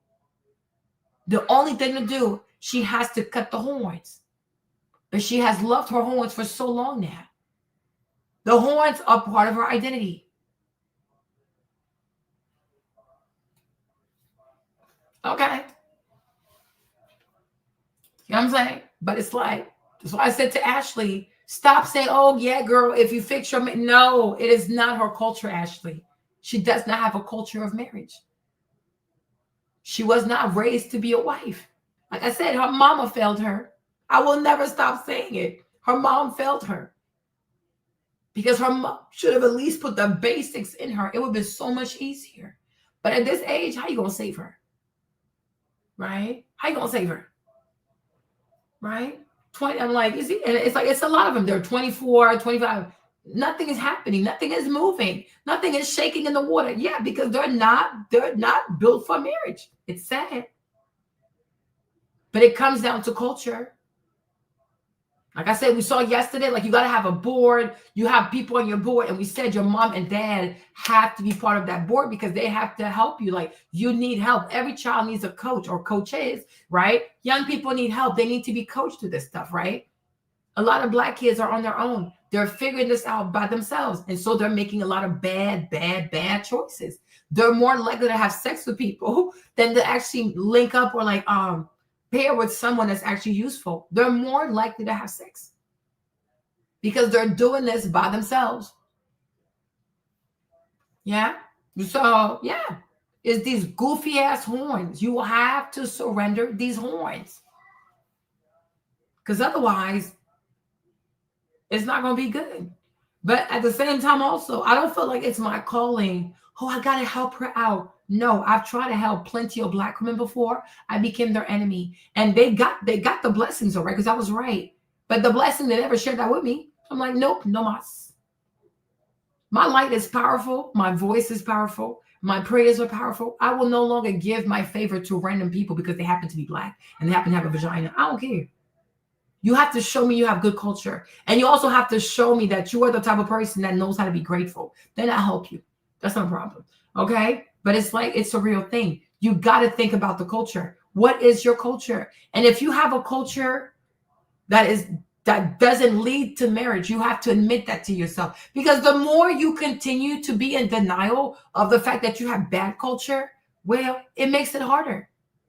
Now you want to be mad at other people. It's not other people's fault. You do not have a culture of marriage. You got to first start with your culture. You have to dismantle your culture. You have to separate yourself from your culture. You have to disavow your culture. And you have to adopt the culture of Christ. Then you'll have better results. But until then, you're not going to have good results.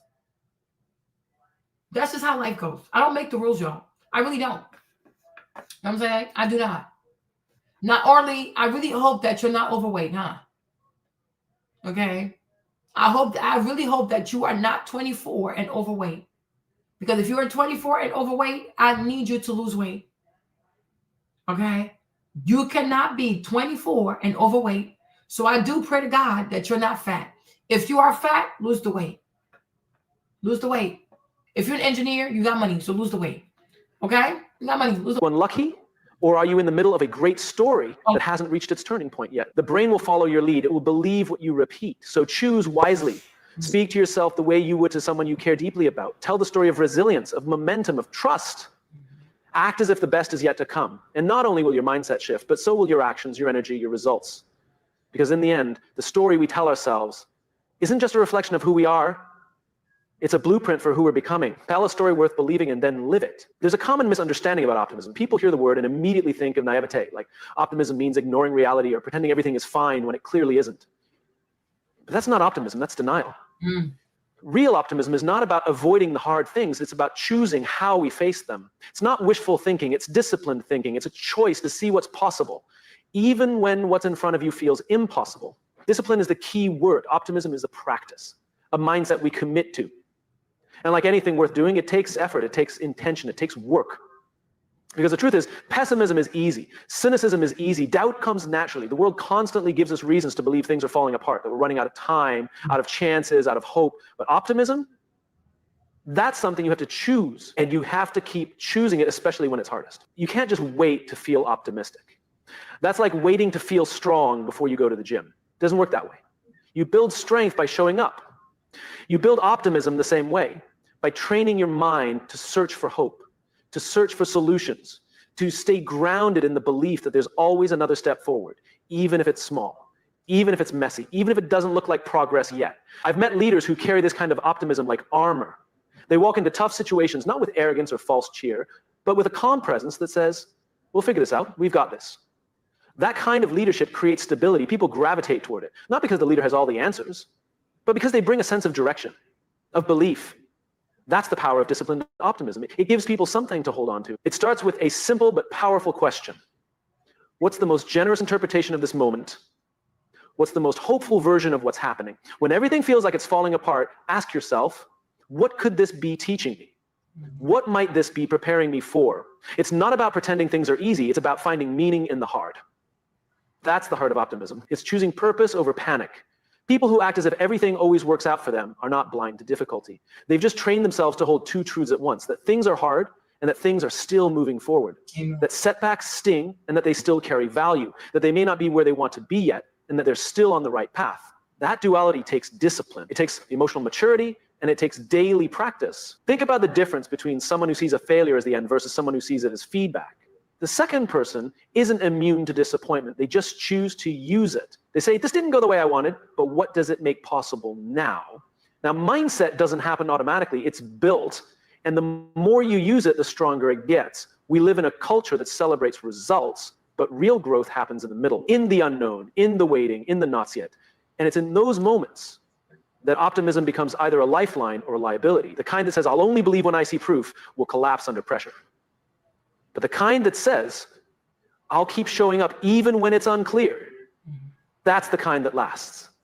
That's the kind that leads. Some people think optimism is soft, but I believe it's one of the toughest stances you can take. It's refusing to let your spirit be shaped by fear.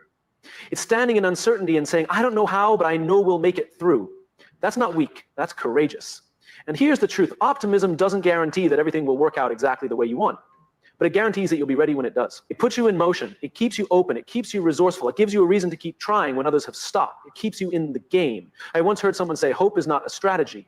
I disagree, hope is where strategy begins. Hope gives birth to action. Without hope, there's no reason to plan, to solve, to try. Optimism lights the fuse. I guess he's talking to you right here, right? That you should have optimism, right? But I'm like, once again, because you're afraid to open. I mean, your family is dysfunctional. They're dysfunctional. But I feel like that's also part of like, you came and work with it. You came and work with AI, and you can use AI to be your PR consultant, right? Because AI can tell you how to spin it around so it actually sounds good. But there are a lot of people that have dysfunctional families. But then these PR companies come in and they find a way to put a nice spin on this shit, and it actually makes sense, right? So once again, being an engineer is about fixing problems, not running away from problems, right? So that's that. But yeah, I'm sure there's something, there are things that are nice about your family. Everything ain't bad about your family now, right? So that's it. So talk to AI and find a way how you can tell, like, rebrand your family. How can you rebrand your family with AI? So that way you're not afraid to open up. You guys, I saw this one video, y'all. I saw this video. I was cracking up. Let me play the video. Hold on. Oh, I gotta go get the Stand Master. What time is it? $25. Now, I'm not going to argue with you about how you like to date, just like I don't want you to argue with me about how I like to date. But coffee is never going to be an option for me. And just like I respect your choice to coffee, respect mine to not coffee. Wow. Hey y'all, so there seems to be a little bit of confusion on the internet. There is a gender war that has broke out again. The gender war is always active online, okay? You go. At this point, I can truly see that it's both men and women that are like equally kind of the problem at this point. There's a group of women that also mimic a group of men online, okay? You are complaining about what you deserve. So we're going to talk about a couple of ladies. The main one that we're going to talk about in this video is the one. When I saw that she has Steph in the thumbnail, the way I screamed, I was like, you see, I knew I wasn't the only one who felt this way about Steph. She's a little too much for me. That went viral for saying that a man had asked her out to coffee and she declined it and went out and got coffee by herself. Okay, I'm going to break down the confusion and we're going to solidify this argument. Okay, so her little video, it caused chaos on the internet. So many people had different opinions. I feel like what I'm about to say is accurate, okay? I see this topic, it goes viral every few business days. Nobody is saying that women should not have standards, but basically what we're trying to say is, if you had qualified for what you wanted out of life, you wouldn't need to come on the internet and complain and beg and plead for it. So like, I actually know women who live the lifestyle that you guys are always talking about online, where they get men to spoil them and trick off on them and take them here and steakhouses and lavish dates, but that's what they deserve. I don't know what fat girl needs to hear this. What this lady is attracting in men, she's just meeting her equivalent. You have put no work into your appearance. I'm pretty sure you've done no work on your personality, hence why you're on the internet with these weird takes. You have basically done the complete bare minimum as a woman, but yet you want what the 8s, 9s, and 10s can get out of men. Because the women that I know that are getting, that have the high standards, they don't need to come on the internet and announce it and beg and plead. Men just show up and act accordingly because they know that they can't, try certain stuff with certain type of women. The reason why this woman is attracting men who are asking her out, I don't know, for coffee. I guess that's the bare minimum online, right? She's the bare minimum when it comes to what men want. You are out of shape. You're huge. You've done nothing to improve your femininity. It literally looks like you woke up and you spent 10 minutes max in the morning every day getting ready. I've checked out her profile. So what you want out of life, you're not willing to give the person what they want. She wants the man to come in and take her to a steakhouse. Fat, ugly women need to understand that for men, you are the equivalent of a broke man. That's why you always attract broke men who offer you scraps, okay? I'll get into my thoughts about coffee dates in a sec, because I don't think that it's all that bad. But I'm just saying, because I'm meeting the ladies at their talking points. The ladies online, they think that coffee dates are just beneath them. It's bottom of the barrel, whatever. Okay, I have a mixed opinion about it. We're going to do another video about the whole coffee date stuff. That's why I don't want to talk too much about the coffee date, right? We're going to do another video about the whole coffee date stuff. But I will say this. Considering that most Black women are obese, they should do coffee dates. Like, but once again, you see, this is why it's kind of hard, because when you don't have self-awareness, right? You're not mindful of your caloric expenditure throughout the day. I think the average Black woman probably eats 4,000 to 5,000 calories because she's not mindful. You know, I went to the gym. I was watching because they have so many different TV screens at Planet Fitness. You guys, in a span of 1 minute, the number of fat Black women on every single screen, I felt like I was being pumped. Like, what the fuck is this? I'm like, oh no, I need to commit to my weight loss journey. It was just too many fat Black women on every screen. That she's fat, she's fat, she's fat, she's fat. And I'm like, here, you have a bunch of women who are truly not mindful of how much they eat. They don't even realize. And I really think they probably believe, oh, this must be just 200 calories. Like this sister right here, right? To me, that's just the way I looked at it, but I will talk more about this. She probably ate over 1,800 calories. This little, and this is just $25, because what happens, right? And that's what a lot of Black people don't understand. Food that is cheap is usually poorly made and is high in calories, right? Like one burger from McDonald's might be like 400 or 500 pounds. French fries from the large French fries from Chick-fil-A, they're already 600 calories, right? The food is cheap because it's high in calories. And that's why a lot of times when you go to these like white places like Whole Foods and shit, right? The more the food costs, the less calories it has in there, because it's more whole foods. Processed food is cheap, but it's high in calories. Like whatever kind of soup or like whatever she has in the yes, she ate more than 200. This is more than 2,000 calories. But when we do the actual videos, we're going to break it down. We're going to see where she ate. We're going to look at the menu. And because she had a croissant. Croissant is nothing but butter. Trust me, okay? Croissant is nothing but butter. There is no way a single croissant is not at least 400 calories. That is just the croissant. Hold on. How many? Oh, my Lord. Hold on. Croissant is nothing but butter. Okay. So one croissant is already like, on average, it is, she went to McAllister. Okay. So one croissant is 231 calories, right? You see this? Let's see. Let's look at what she ate.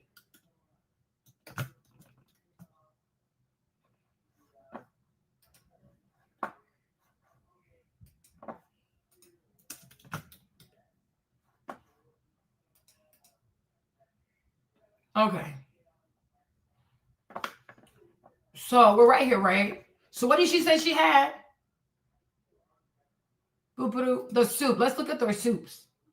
So her thing looks white. So if it's the chicken crab one, so if she, because it seemed like she had a bowl. So whatever she had, so the bowl itself is already almost like, they were in her comment section. Let's see how much she ate. Because I'm like, it's sad. And she really thinks it's a flex. Like she really thinks, oh, let me brag about this stuff. Ashley,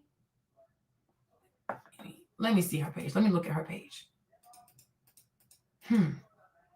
These women are crazy.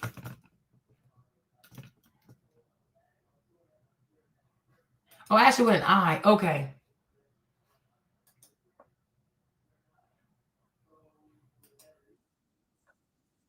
And I politely told him no, and then brought myself to McAllister's where I got this croissant. Okay, a croissant. Okay. This grilled chicken sandwich. A grilled chicken sandwich. Okay, so let me see. So let's go back, y'all. Let me look at the menu real quick.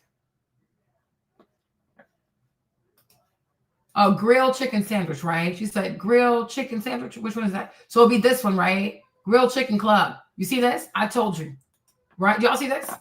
So just the chicken club alone is 830 calories, y'all. Right? Give me a second.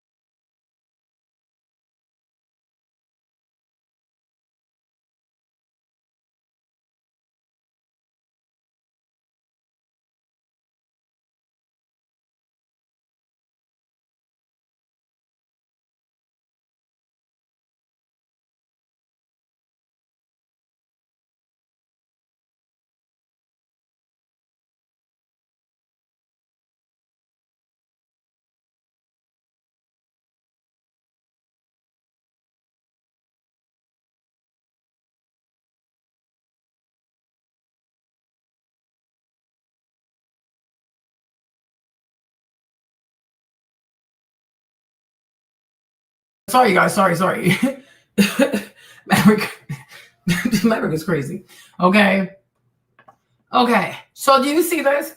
So the grilled sandwich stuff, 830. The croissant had to be like at least 300. So we're already almost at 1,200 calories.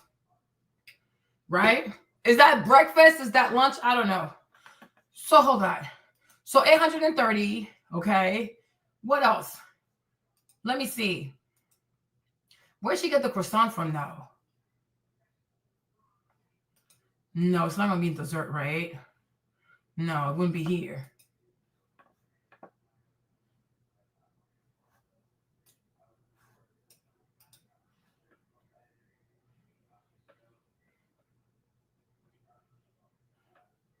Where can we find just the croissant though? And maybe, because I'm like, the only croissant I see are these two right here though. So maybe she had a croissant with food in there. Because this croissant, 340. This croissant is 250. So this would have actually been better. But that's not what she bought because she doesn't care. I don't feel like they sell standalone with like croissant. So she had like 2 big meals. This girl is crazy. Right? And then she had the soup. And I really felt like it looks white to me. So what did she say? Let's see. And an entire bowl of broccoli cheddar soup and a Dr. Pepper. Okay, so broccoli cheddar soup, okay. Broccoli, okay, so she got this one here. It looks white. Okay, she got an entire bowl, so that's 420. Yeah. So 830. Y'all, I'm adding up her calories, yeah. Let me see. Where's my calculator? Okay. So it's 830 plus 420 plus, let's say, 250 for her croissant. All right. And then she said she got a Dr. Pepper. Right? Broccoli cheddar soup and a Dr. Pepper for under $25. Okay. And then she got a Dr. Pepper also. Let me see. How many calories in a Dr. Pepper can? Okay. So Dr. Pepper, they say is 150. So far what I have is that she ate 1,615 calories. Okay. Hopefully y'all can see this. Let me see. Stop sharing. Let me come back. Okay. So she had 1,650 calories in one meal. And you think she's done for the day? Do you think she's done for the day? Of course not. So you see Dr. Pepper here is 150. Right? So let's do 230 plus 840 plus, what's the other one? 420. Plus 420 plus 150 for the Dr. Pepper, right? Yeah. What does that give? Okay. 1,640 calories. Okay. This is just one meal. You understand? So she thinks literally she ate, but she ate too damn much. Because I'm like, given her size, a coffee date would have been better for her. Because a woman like that, she really should be in a caloric deficit. She needs to be losing weight, but she doesn't care. This is why I really do believe, right?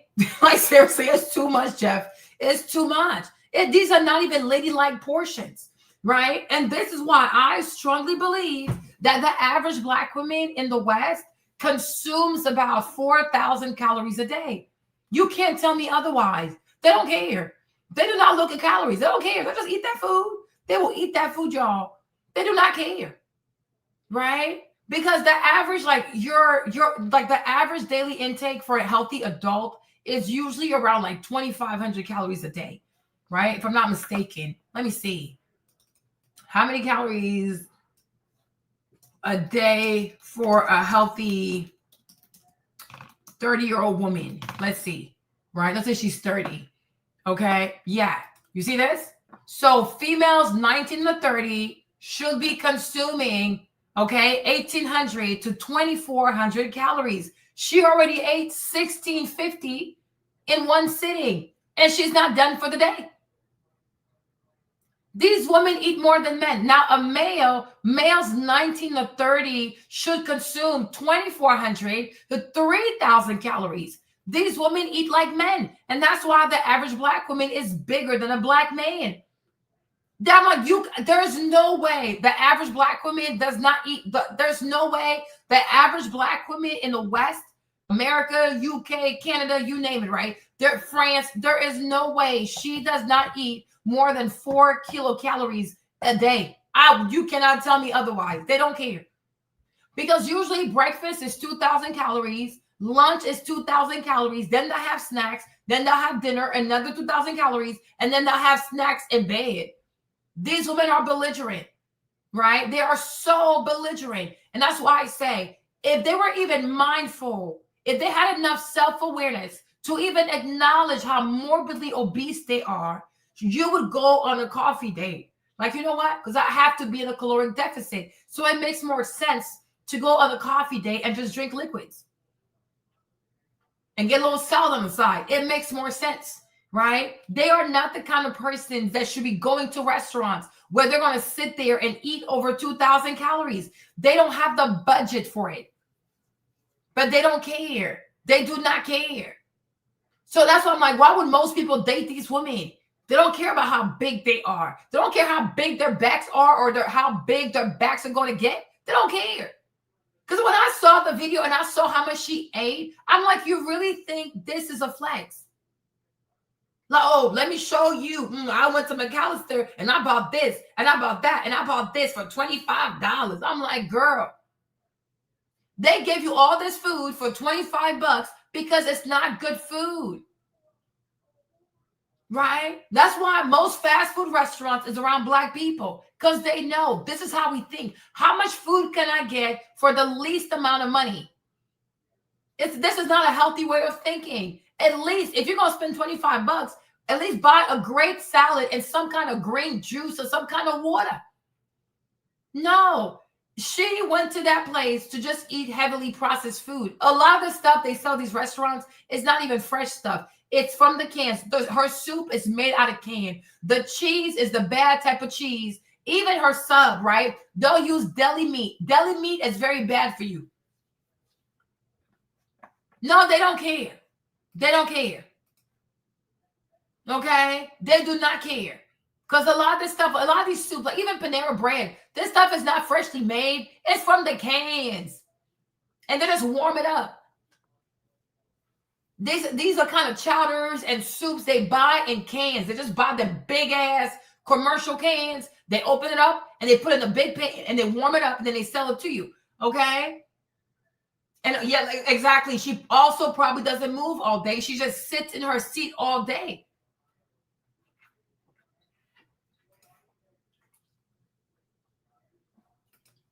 They don't care. Kevin, it's the culture. It's the culture. No, they don't care. Orly, how can you say she don't know when she looks like this? How can you say she don't know? How did she get like this? A curse? Like a fairy came overnight and just spoke a curse over her? Hocus pocus, you be big. No, she knows. She knows. She doesn't care. You know what I'm saying? But I'm like, they don't know how to eat. Most Black women don't know how to eat. That's why they're big. And that's why they can't lose weight. But to me, like I said, a lady like that, she needs to be on like maybe 1,600 to like, 16 to 1,400 caloric deficit. That's how much she needs to eat a day so she can lose the weight. Because they don't care. They don't care. And I also feel as though they say to themselves, well, the Black men don't have a choice, so he's going to take me the way that I am. And that's why most Black women encourage other Black women to be fat. So that way the Black man won't have a choice but to be with a fat woman. That's why they cannot stand a skinny Black woman. They cannot stand a fit Black woman, because then she creates a distinction in the marketplace. So now the Black man can say, hey, I'm going to go with this one. At least she's skinny. Because think about this. If the average Black woman, if most Black women are obese, right? The Black women who are not fat, even if they're a 3, a 2, a 1 in the face, most men would rather take a woman that's a 1 in the face, but the body is a 10. Okay? Listen. So that's why for most Black women to be part of the sisterhood, you have to be morbidly obese. They will not like you if you're skinny. They will not like you if you start a weight loss journey. They will not like you if you become more mindful of your food. They get triggered. Oh, so you want to be different? Hell the fuck yeah. You know what I'm saying? They don't care. Their calories, they don't care. Their credit score, don't care. Their money, they don't care. Anything that involves numbers, their body counts, they don't care. Anything that involves numbers, these women do not care. They hate numbers because numbers hold you accountable, right? If you're mindful of your credit score, you're less likely to go sign up for foolish credit, whatever, right? Because numbers hold you accountable. If you get on the scale and you see your weight, that number is going to hold you accountable. If you look at the calories before you place an order, those numbers are going to hold you accountable. If you are mindful of how many men you slept with so far, that number is going to hold you accountable. My people do not like to be held accountable. And this is why they hate numbers, because numbers hold you accountable. They do not like it. They got bad culture. I will never stop saying it. They have bad culture. And this is why they hate numbers. Even their age. Oh, I'm young. Say your age. Speak of your natal number. Where were you actually born? You're not young. You're 40. I'm 40 years old. I can't carry on like I'm 25. But but they despise numbers because numbers are facts, okay? That's it. They're facts. They're hard facts. You are what you weigh. Your dress size is your dress size. The calories on this food is exactly what that is, right? What you have in your bank account is what you have in your bank account. Okay? They despise numbers. It's a real thing with these people. It's a real thing. And they think they can be big, they can eat whatever, they can have all kinds of bad breath, they can, barf or whatever, right? And somehow a black man has to marry her because she happens to be black. You see how low level thinking these people are? They provide the least amount of effort. And they want marriage. Then they want you to be faithful. Then they want you to spend money. But they will do the least. They will keep eating like pigs. They will keep having a bad attitude. They will keep being combative, right? So I'm like, what's the benefit? There are no benefits. There are truly no benefit. This is crazy. They have no accountability. They don't know how to check in with self. Okay, self, maybe I've done a little too much. No. Many people out here have not even seen their vaginas in the past 5 to 10 years because the bellies are so big. Can't even see the vagina. And mind you, they have no kids. So why is your belly so big? Why is your belly so damn big? Can't even see your toes. Okay? You can't even cut your pubic hair because you can't see your vagina. Because the belly is too damn big.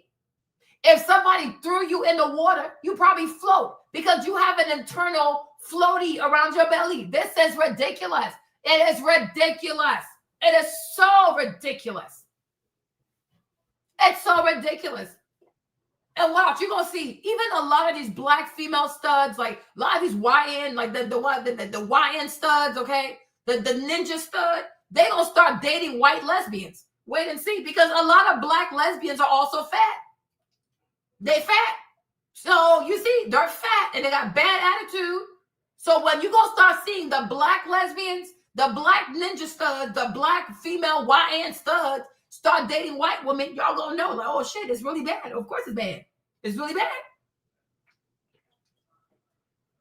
But it's not normal for a woman to walk around with a natural floaty around her hip line. Like if somebody threw you in the ocean right now, you're going to float. It's like, oh shit. That's crazy. Yeah, it's self-made. Oh shit, it's self-made. Yep. Self-made. You have no children. So why is your belly this big? Me, I have 3 kids. And there are people that they don't have kids. Their bellies are bigger than mine. It is ridiculous. I'm 40 years old with 3 kids. Why is your belly bigger than my belly? That makes no damn sense.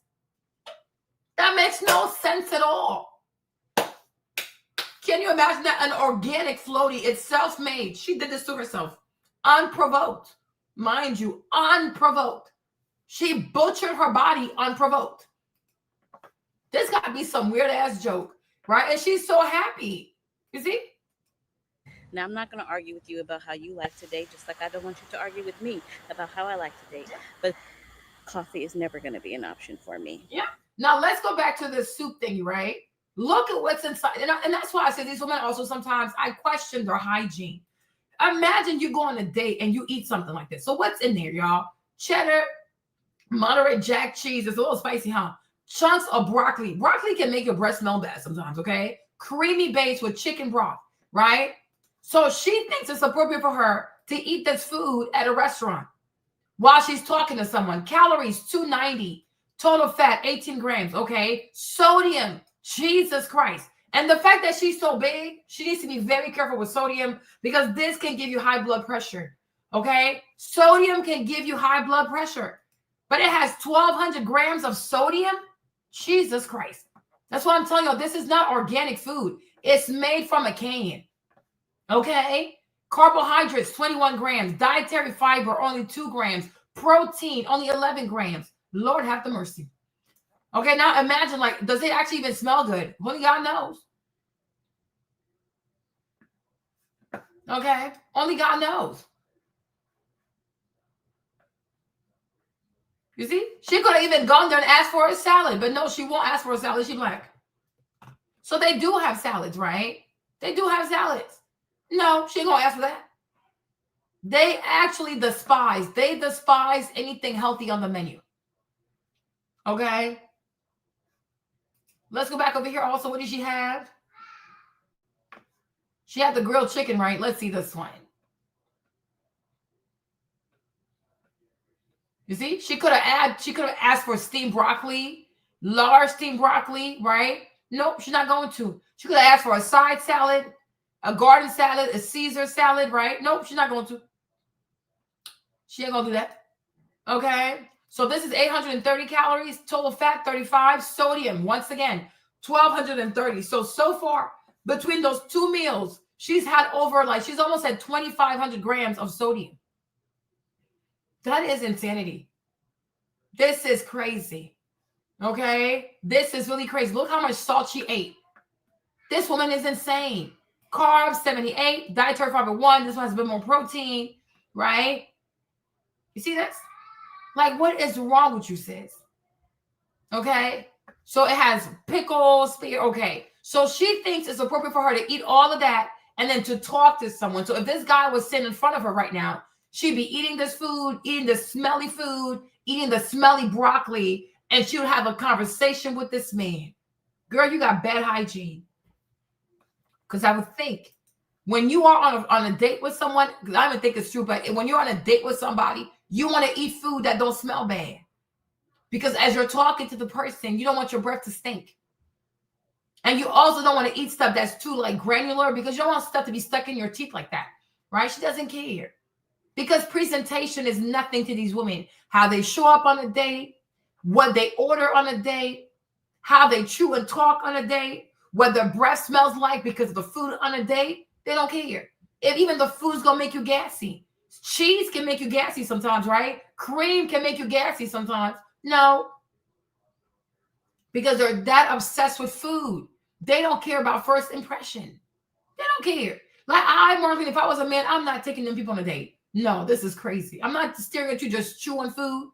She wants food. All they care about is food, food, food, food, food, more food. Give me more food. It's like they grew up with some kind of like restriction around food. Did your mom lock up the food? Did you grow up in a house where y'all was starving? Like, what is going on? Like, seriously and honestly, what is going on? Right? Oh, you should know how to have a salad, a cup of tea, something small where you're not chewing too much. And also the risk of your breath smelling bad are not going to be that high, right? Gotta be mindful. Yeah, 820 calories. It's possible because the large fries at Chick-fil-A are 600 calories. Like at Chick-fil-A, it's better to order chicken nuggets than to actually order the fries. Like even when I want to have Chick-fil-A, I get the baby fries, like the kid meal fries. That's what I get. Because if you get a big one, that's 600 calories. It's a lot of calories, huh? It's a lot. No self-control whatsoever. Okay? But I'm like, oh, they have salads, Kevin. They always have salads. You don't want to eat them. Gotta be very careful, right? But no, this is what she wanted to eat. I'm like, you are crazy. But let's get back to the video. So a lot of ladies, they come online and they complain that they attract what they essentially deserve. That's what you deserve. You deserve for broke men to talk to you because you are just like how broke men are on the bottom of the dating chain or whatever. A fat, ugly woman is on the bottom for men. So it's like you're just attracting your equivalent in the dating market. That's really like, that's all that I thought in this situation. Or even when, there's been like an influx of videos that I talked about on my community tab where there's obese, they're always obese. They always do nothing for their appearance, their skin complexion, it looks dull, it looks ashy. First of all, women need to understand men do not like fat women. They don't put fat women on a pedestal. So whatever you're talking about, right? Because there was this one girl, Steph Co, she does a video complaining that she doesn't have pretty privilege. And she says, I don't understand. I put effort into my appearance. I wear the wigs. I wore the lashes. Yeah, but you've never fixed your weight. And we haven't even gotten into you guys' entitled, horrible personalities. Okay, that's a whole different topic on its own. I've actually done videos about that. To understand. So I really wrote off a lot of the responses. However, one response stuck out to me. Whenever someone said, you just aren't trying hard enough. Beauty takes effort. This, of course, implying that I could have pretty privilege if I wanted it. Mind you, I had always tried. I had always tried with makeup, I had always tried with hair, and I'd always been into fashion when necessary. But after I heard that comment over and over again, even from people in my real life once they unfortunately watched the video, which I desperately tried to get them not to do, a challenge was born. Did I really not have pretty privilege, or was I just being lazy and not operating at my full potential? Black women have that so bad, and I said this before, they try to put lipstick on a pig. Yeah. If you're big, men do not care if your nails are done, if your hair is done, if you have the baddie aesthetic going on, if you're wearing the cute clothes, you're big. That's all they see. One thing I know about men is they're truly attracted to, and they truly put organic beauty on a pedestal. I think it's like, imagine, right? Imagine if Steph had agreed to change her mindset and she had been more open to joining the running club. By now, she would have been one of them Black girls out here running in Lululemon. It would have been so good for her channel. Because by now, I'm thinking by now, she probably would have had like 2 to 3 years now, at least 3 years of running experience. Do you know how good she would have been? The mindset. She's like, no, I'm not going to do it. Why are you not going to do it? Right? But imagine if she had like, you know what? I don't like running, and it's fine. You can say things like, I don't want to run. It's not comfortable. It's painful. Girl, we hear you. I agree. Okay. But like I said, it's called a running club, but you don't have to run. However, you make friends, you go there. So you're more likely to push yourself. Like, you know what? Maybe I could just walk faster, right? So you start walking fast. Might be like for maybe a whole month or something. Then the following month, now you become a jogger. Then you become a strutter, you know, and you just walk your way, you just work your way up. But my point is though, 3 years in, you would have been so comfortable running. And her body would have shaped so beautifully, right? And because of that, her channel would have blown up. All that extra AdSense money, she can go to Lululemon and buy everything, buy all kinds of matching sets. But she didn't have the vision. Because you see that the man said, you're going to do what you believe. And because she believes that she doesn't have pretty girl privilege, she doesn't try. And so consequently, this is what she gets out of life. But it's stuff that she did to herself. And until she changes her mindset, we can't help this girl. We just can't. You know what I mean? I'm like, she just should have stuck to the whole running stuff. It would have worked out. You know what I'm saying? Yeah, but now we're no longer children. We're grown, right? Yeah. Yeah, she just likes to complain. Well, I can't do this. It's not going to happen for me. I'm Steph, my head hurts. I got to go. I'm exhausted. I can't do this. So what that means is women who take care of themselves from the inside out. So that means your body is in shape. You keep your skin glowy. You know what I mean? So, you know, in Steph Co's video, she talks about like how she tried everything and she still doesn't have like privileges with men. Men ignore her. They put her in like the sleeping only category. And it's like, yeah, you've tried everything except losing weight. That's the biggest thing that Black women just don't want to do. But then they always freaking complain. They don't want to do it. Your weight is the first thing that men care about. Okay. If you ever wonder why they always hit and quit, they never upgrade you to the girlfriend or wifey position, it's probably because of your weight. Y'all be wanting men to take you seriously and to bring you around his friends, his colleagues, and his family members, but you don't understand that your appearance is embarrassing. Mm-hmm. Being fat is embarrassing. They want a woman where they can feel proud, okay? Some of you girls show up and you're nothing to brag on. You're nothing that would show up and make a man proud to even bring you around. And then you wonder why he puts you in the, oh, I'm only going to see you at 2 a.m. in the dark category. Hello, use your head. Think. I'm just being blunt here. Okay, you're fat. We don't care if you have on makeup and X, Y, and Z. If you're fat, you are on the bottom of the barrel when it comes to the dating market. The thing is, like, what creates this mindset is that what Black women have found enablers in other Black women. Girl, there's nothing wrong with you, girl. Girl, if he was a real man, girl, he would love you, fat girl. Girl, only a fake man, only a sassy man, only a gay man cares about your weight, girl. Girl, this is what they do. Black women enable each other to race towards the bottom because they don't like competition. They don't like for the stakes to be high. They love mediocrity. That's why a lot of them date these YN people, right? Because they don't have high standards for themselves. They have very low standards. right? Because it's not that hard to lose weight. It's not that hard. And like I said, with Steph, because she's a YouTuber, if she had taken the running club seriously, I'm telling you, those videos would gone viral. She'd have made so much money. She'd just go into Lululemon and buy whatever she wants.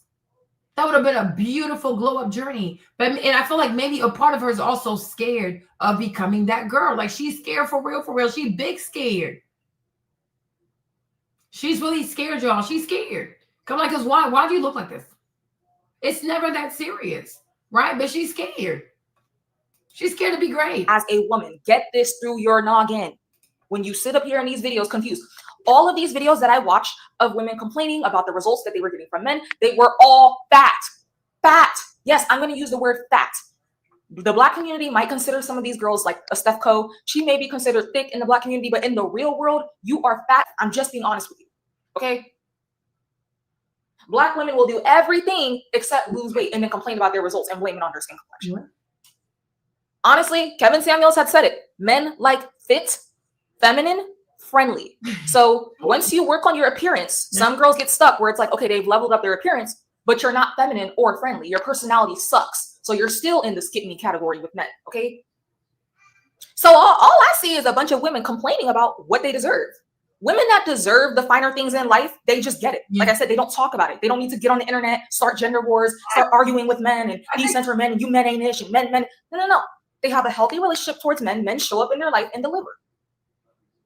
You have done nothing to level up yourself, but yet you want the reward of a 10.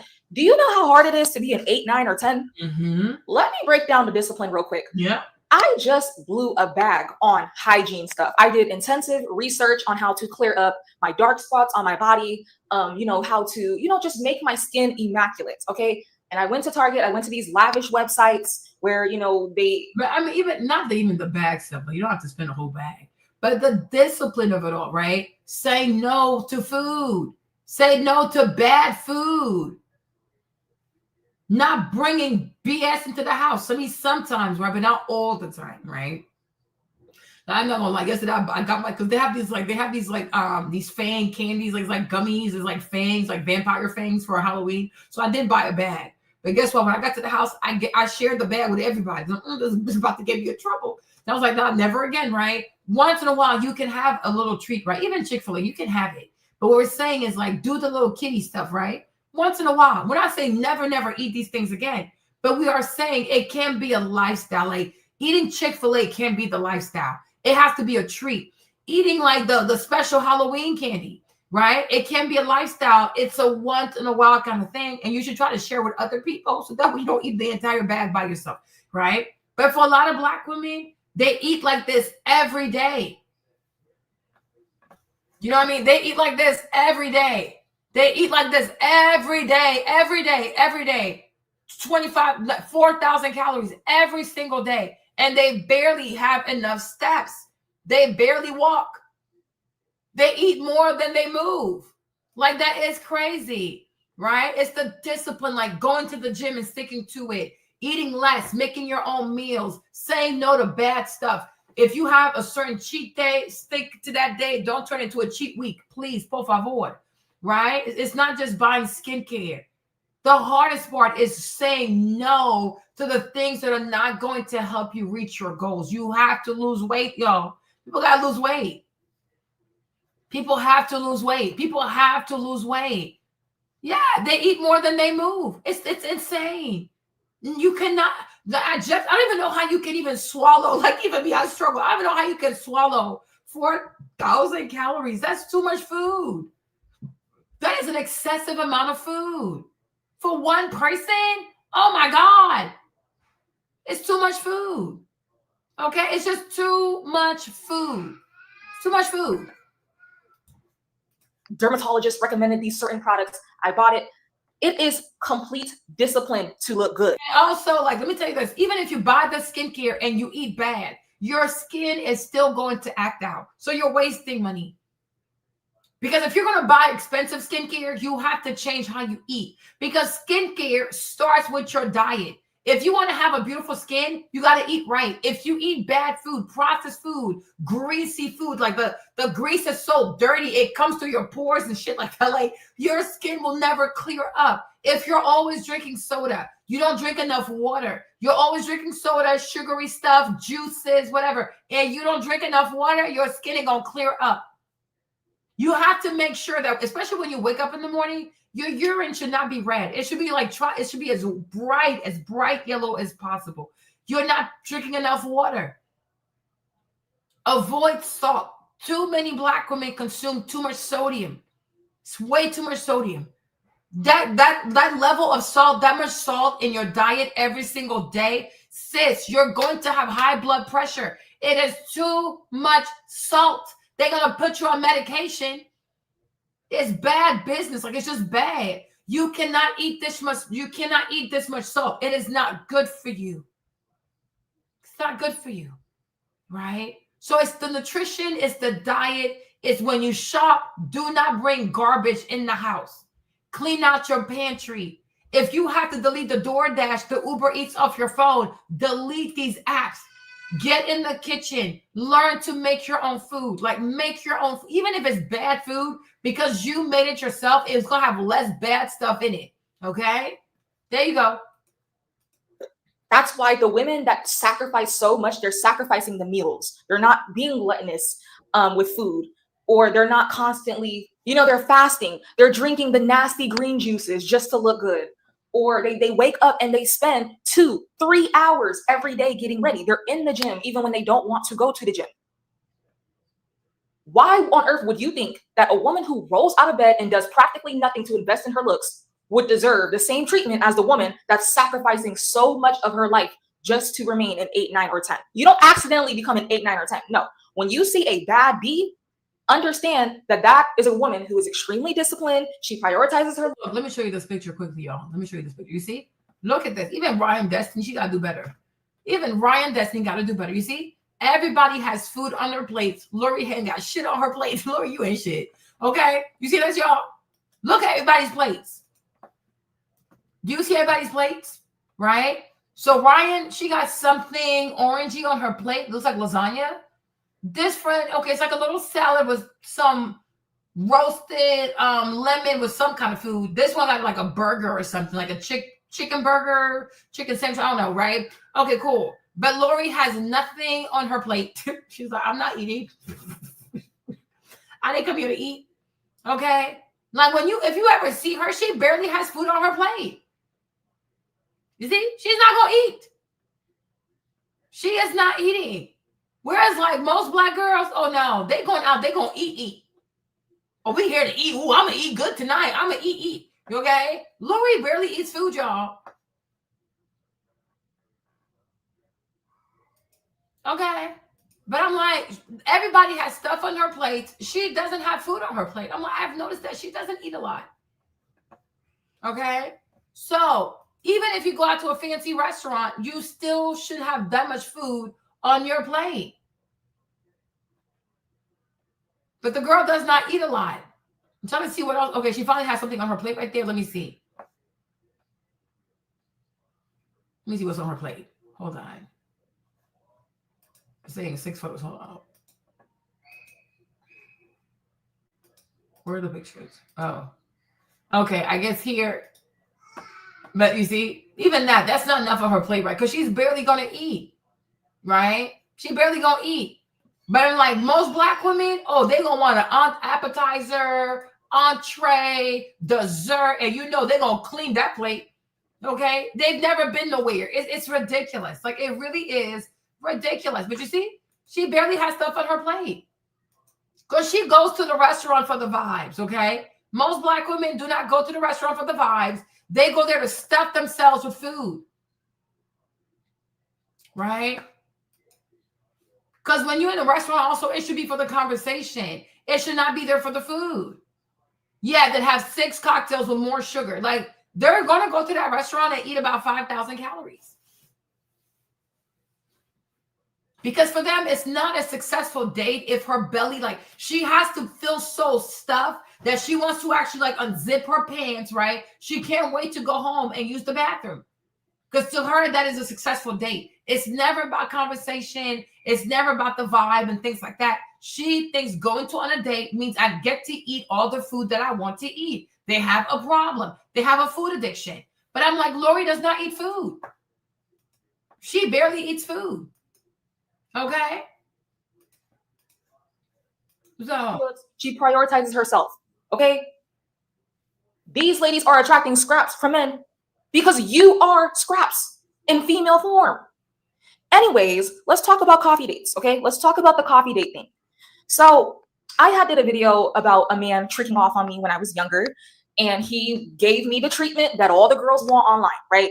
He just, and that wasn't something that I had asked for. Once again, if you qualify for men to trick off on you, they'll just show up at your door and trick off. And that's exactly what he did. He would showed up at my door. He would drop all these clothes, iPhones. He bought me everything under the freaking sun. He was going to buy me a car, everything. Okay, everything that you guys want, the sprinkle lifestyle, I have that. And there's pros and cons to everything. Exactly. Men who trick off like that, you can even go watch like Wizard Liz's video. She talks about that too, where her Landon tricked off on her. Some of them are evil and they're not good people and they're trying to buy you. They have hidden intentions. So when it comes to like a simple coffee date, when I was single, I had well-off men offer me to coffee dates. I've had lawyers ask me to go on coffee dates. Now, me being a woman and just being real here, I can see why a woman would not be excited to go on a coffee date. I'm just being honest, okay? So I kind of see both sides to the conversation. I could see why women wouldn't like. I think you also have to say, you can see why Black women in America would not be excited because most Black women in America have not traveled anywhere. They're not familiar with coffee. They are not familiar with the culture of coffee. If you were in Italy and you offered a woman to go out to have an espresso or cappuccino, she's not going to be offended because that is their culture, right? If you go to France and you offer to a woman to go have a cup of coffee, like an espresso or something, she's not going to be offended, right? For Black American culture, it is offensive because coffee is not their culture. They don't know a lot about coffee. So for them, it's like when you say coffee, they hear like Starbucks, right? That's what comes to mind. Oh, you mean like, oh, take me to Starbucks, right? Because they don't have a culture of drinking coffee. If you come from a place where people, like even a girl that's Ethiopian, because, in Ethiopia also, they have lots of coffee beans. They have great coffee beans as well, right? They're not going to be offended because that's also their culture.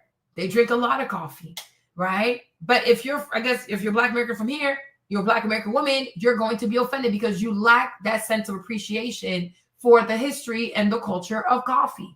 Otherwise, it's not offensive, right? The more you know about coffee, that's why I said we're going to do the whole video later. But like I said, the more you know about coffee, the less you are to be offended because it really is an art, right? And they are great, great coffee shops. Like the baristas, those people, they are exceptionally trained in making coffee, right? So it's actually an art. It's very pretty. Right, look at this guy. I saw this one video. Let me show you. Hold on. This thing can load quickly. You see?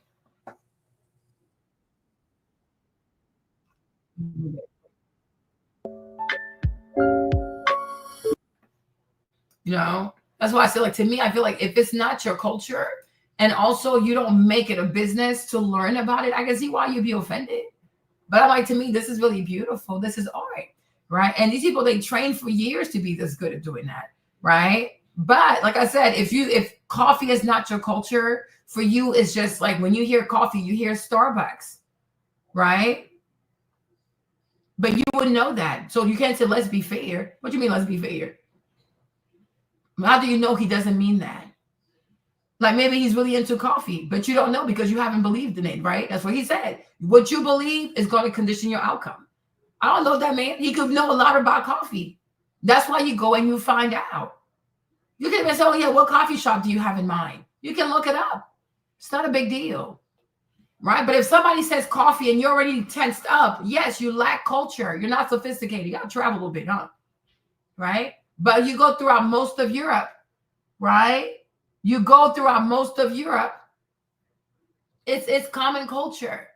This is not a big deal. It is common culture. Nobody's offended. This is what even Paris is known. All the bistro in Paris, like people are outside for hours. They drink things like they drink their espresso shots and they have little desserts and stuff, and they talk for hours because it's the culture. Nobody's offended by that. And then sometimes after coffee, they decide to go for dinner. It's not a big deal. But like I said, it has to be like, you have to understand that culture. But if you're not sure where he wants to take you for coffee, you're a grown ass woman. All you have to do is ask. It's not that hard.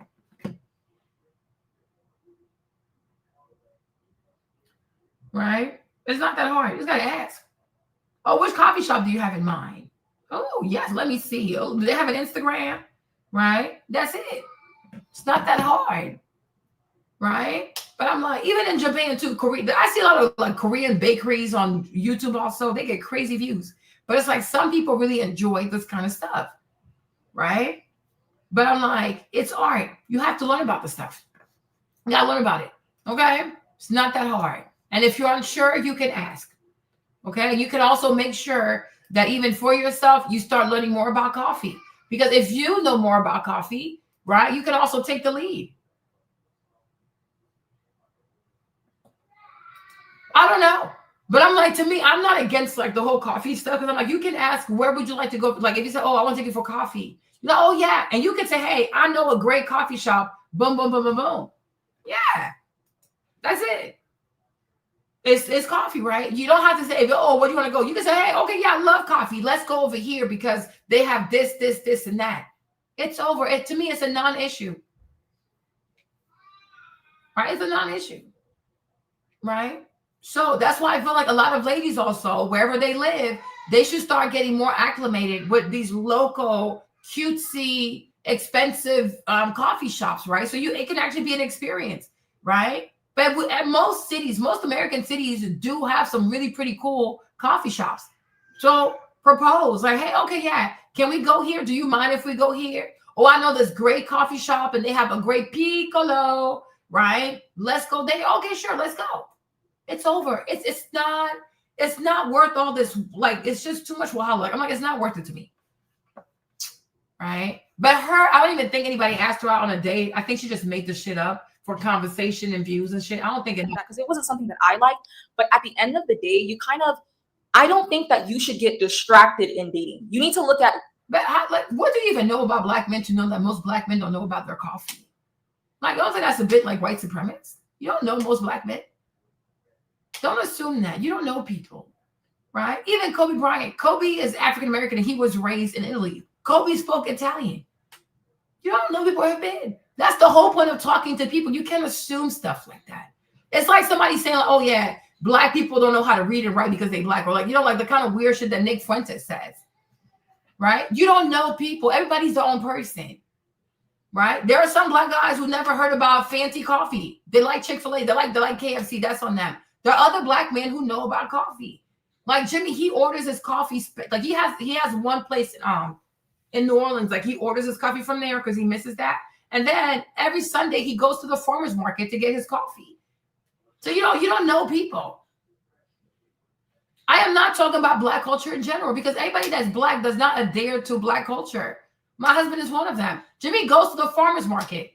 He has a lady, like he has a plug.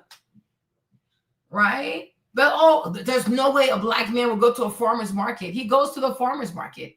He gets his coffee there every Saturday or like every Sunday or something. He goes there, he gets the stuff. And then when he takes Maverick, he gets a free bag. And then he orders another coffee from what's that place called? The Truck Coffee or something like that, New Orleans. But there are people who care about their coffee. There are a bunch of black people who care about their coffee. Like I said, you're not a coffee person, so you wouldn't know, right? Maybe the day you start learning more about coffee and getting into the coffee niche, the coffee subculture, you'll see that there are a lot of black people who care about their coffee. But there are definitely a lot of Ethiopians who care about their coffee because it's big in their country. Like, it's really, really big. So you can't say like, oh, what black man? No, just say you don't know about coffee, okay? Once you learn more about coffee, you'll see, all right? That's it. Even tea also. Some people love tea. Some people love tea. Like, they know a lot about tea and stuff. What's actually going on is sometimes women can get distracted. Just because a man is tricking off on you does not mean that he's a good man. Sometimes the evilest men do that. Or you could have, I've met some pretty decent men in the past that had offered me, they were like financially well off, engineers and stuff like that. Like they were provider type and they offer to take me out to coffee. So I think that women, you need to look at what's really important. And that's why I tell women, focus on the man's character. Stop getting distracted by the little purses that he's buying you at first. Look at the man in front of you. That's what's going to let you know if he's a good man or not. That's just my personal opinion from my own experience. I have experienced the men that do endless tricking, and a lot of them are horrible. Okay. Some men are evil and they overcompensate by blinding you with gifts. That's why when you're going through DD, that's actually a cycle, the love bombing cycle, because it's like some men, they're spoiling you out of guilt because they know that they're lacking in other departments. So that's something to consider. I'm not writing off all men that buy you things, but it's just something that you have to keep in the back of your mind. So I think sometimes when it comes to dating, women can get very distracted. And let me show you all this, right? If you ever go to France, you'll see it. Everybody, you see, it's French culture. Like coffee is also really big. And I even feel like the guy, Howard Schultz, the guy who created Starbucks, he talked about that because when he went to Italy, he saw how big like people were about coffee and things like that. He was like, wow, it would be nice to bring that culture to America, which is why he created Starbucks. Let me see this video. Hold on. Let's see what this video is about. Child, can you play? Oh, Lord. Bonjour tout le monde. Welcome back to We in France. I'm Diane, and today I'm going to talk about getting coffee at a French cafe, and I'm going to teach you about the different types of coffee you can order in France at a cafe, along with a few tips and best practices, just so you're prepared the next time you're in France. Is referring to the color of the coffee here, not a hazelnut flavoring, right? Noisette means hazelnut in French, and hazelnut is referring to the color of the coffee here, not a hazelnut flavoring or anything like that. So this is an espresso with a hint of milk foam mixed in, giving it that slightly lighter brown color. So if you don't want a hardcore espresso, this will lighten it up a bit and is a nice option. Now, next up, we have an Americano, an Americano, Americain, or sometimes called an allongé, a long coffee. And this is the closest to a standard brewed pot of American like drip coffee. It is on the stronger side. It's served black, but it's in a bigger cup than that little espresso. Still not a big mug, but bigger. All right, next up we have a café crème. And that is the thing to order if you want milk. You want something more like a latte, a little creamier. And I feel like most cafes don't really differentiate that from a latte. So if you want a kind of a bowl of something creamy, café crème is what you want to get. And next up, we have a cappuccino. En français, on dit un cappuccino. Un cappuccino. And technically, a cappuccino should not have as much milk as the café crème that I just mentioned. But generally, I find that cappuccinos at cafes in France, they tend to be pretty heavy-handed with the milk. They are quite creamy. And then they have that light layer of foam on top. So keep in mind, cafes, I find, seem to charge quite a premium for a cappuccino. It's not €2, generally speaking. Next up, if you're sensitive to caffeine like I am, go for un déca. And that's short for decaffeinated. En français, that's décaféiné. And if you ask for a déca, you're going to get that little coffee again, but it's a decaf shot of espresso in the little mug. But most cafes, they could do any of your drinks decaf. Okay, next up, this is my favorite type of coffee, a café gourmand. So your espresso actually comes on a plate with a small selection of mini desserts like a madeleine, a macaroon, a brownie, a creme brulee, that sort of thing. And it's a nice way to kind of have coffee with something sweet with a little bit of everything. So it's really nice. But it's a dessert option. So if you see it on a menu, it's generally for dessert. You wouldn't really get a café gourmand just on its own. I guess you could, but stick with regular coffee for the most traditional options if you're just getting a drink. Okay, so my biggest tip that I could give you always want to start with that French hello. You want to say bonjour. And so let me see what else we got. Hold on. You see, that's what I'm saying. I feel like if you're offended because you don't know the culture around coffee, because some people just don't know. And instead of saying, I don't know, oh, I have standards. You ain't got no damn standards. You even have a passport. Like, go sit down somewhere. Okay? Sit down somewhere. Let's see this man. Hold on. Qual è il caffè? Un India e liquido sottostante con la crema giuvettice. He's speaking Italian. That's why I said, like, imagine you go to Italy and you get offended because somebody asks you for coffee. Like, are you okay? Because people need to go places. People need to travel. Okay? People need to travel. And when you start to see it in some cultures, like coffee is a big thing. I'll be, I have standards. Do you really? Do you really? Like, it's a big deal. Fare la bordatura qua, così non ha l'impatto con la tazza calda. E a questo punto inizia la degustazione. Grazie a buon caffè. Grazie a buon caffè. Okay. Buon. Okay. Qual è il caffè? Un India in liquido sottostante con la crema di superficie. Fare la bordatura qua. Let's see what they have. Hold on.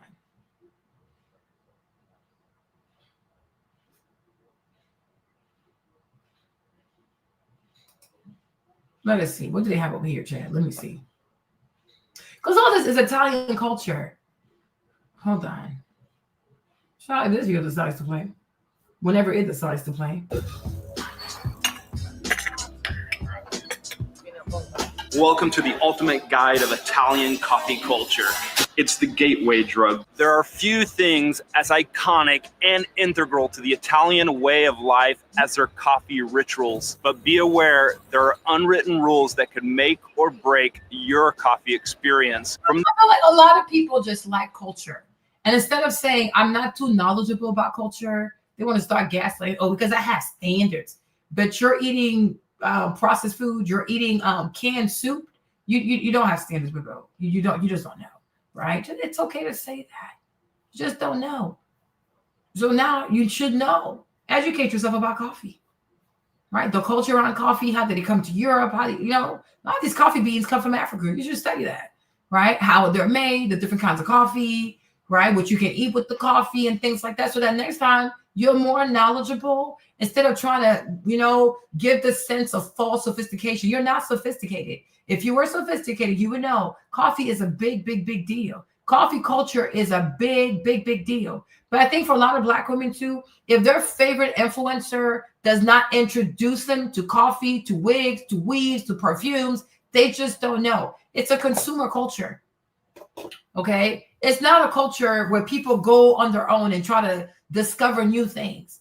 Wait for someone that's really big. Like, for example, if Lori Harvey starts talking about coffee dates, now they're all going to want to drink coffee without any kind of, care or knowledge about the history, the culture, the heritage. Like, how did coffee get to be so big in Europe for Europeans, right? That's what they need. They always need an influencer to tell them how to be, how to think, how to dress. If tomorrow they find out that Beyonce and Jay-Z go on coffee dates, now they're all going to want to do coffee dates because they don't think for themselves. They don't think for themselves. They really don't. Okay? They don't. The perfect morning cappuccino to the forbidden post-dinner latte. Italy's coffee culture is rich with tradition and nuance. You and I are embarking on a journey through the bustling coffee bars, the charming piazzas, to unravel the secrets of Italy's classic coffees. By the end of this video, I promise you'll be able to navigate the Italian coffee scene like a local. We're diving right in to the first bar, but stick with me. I'll explain the rules on tipping and the cappuccino curfew. Cappuccino? For me. Italians usually have 3 coffees a day: at breakfast, after lunch, and after dinner. Pay attention to that after. We'll circle back to that later. For Italians, cappuccino is breakfast in a cup. On the go, on their way to the office, they'll have a cappuccino along with a cornetto, slam that down, and then head out on their way.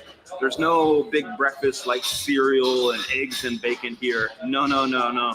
Just a cappuccino and maybe a cornetto. The Italian cappuccino, it's a masterpiece. A shot of espresso, frothy milk, nothing more, nothing less. In Italy, coffee sizes are one size fits all. No venti, no grande, just pure espresso goodness. Why complicate perfection?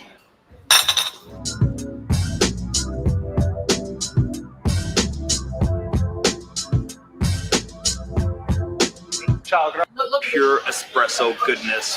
Why complicate perfection? See this lady here? Look at her dress, y'all. Oh, I don't do coffee dates. I have standards. Do you see her dress? Look at her dress. Y'all not even close. You can't really see. Look at her dress. Look at her purse. Look at her purse. Look at her man. So this could be a date. This could be whatever. But I'm like, there are a bunch of rich people who go on coffee dates. People who probably make more than you make. Like, you're probably making your entire lifetime, right? So who are you to complain? I'm like, for some people, it's their culture. For some people, it's their culture. And I'm sure if you ever got to go to Milan, right, you will see it. It's all over the place. Like, this is their culture. So I'm to go to coffee and people see you, you're a big back. Are you kidding me? But yeah, we look at this coffee shop. There's a lot of skinny people in there, right? So like, make it make sense. Make it make sense. If you don't know, just say you don't know, right? I get it. When people live in America, because, you know, America is like a superpower, whatever. So people think, oh, because I'm an American, it means that I'm refined, I'm elegant, I have history outcomes. No, you don't. America is a country that is rich because they kill other people. It's not a very refined place, you know, right? But a lot of the, like, being refined, the finesse stuff, the elegant stuff is more so in Europe, not so much in America, right? But I'm like, you need to study more and learn the history of coffee. And once you learn more about coffee, like, wow, like, you know what? Next time somebody asks me out, I can't wait to show them how much I know. There you go. Okay? That's it. That's how it goes. Oh, what time is it? Ciao, grazie. Ciao. You know how they dress up to eat, like the servers and stuff? Like, they're fully dressed up to make your food. What about leaving a tip after you've had your coffee? Well, we'll get to that here in a minute, but I want to speak about this cappuccino curfew. What is that, and why is there a cutoff at 11 a.m. for drinking cappuccinos? Italians, they're a strange lot. Let me explain. They consider a cappuccino like a meal in itself. So you wouldn't have one after you just finished having lunch or dinner. For breakfast, well, that is breakfast itself.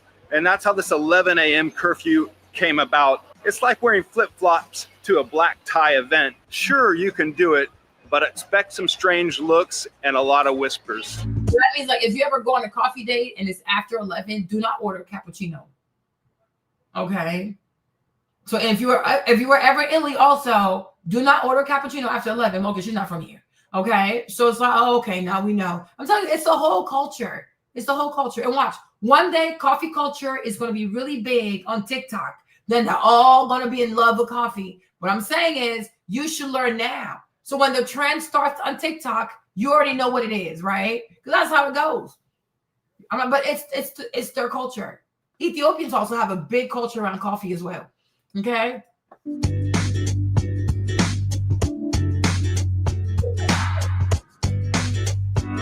The other theory, and the one I like, is that the Italians think all the cappuccinos and dairy products messes with their digestive system. And they could be right, because after years of evolution, those in the northern part of Europe seem more adapt to butter, dairy, cheeses, all that good stuff.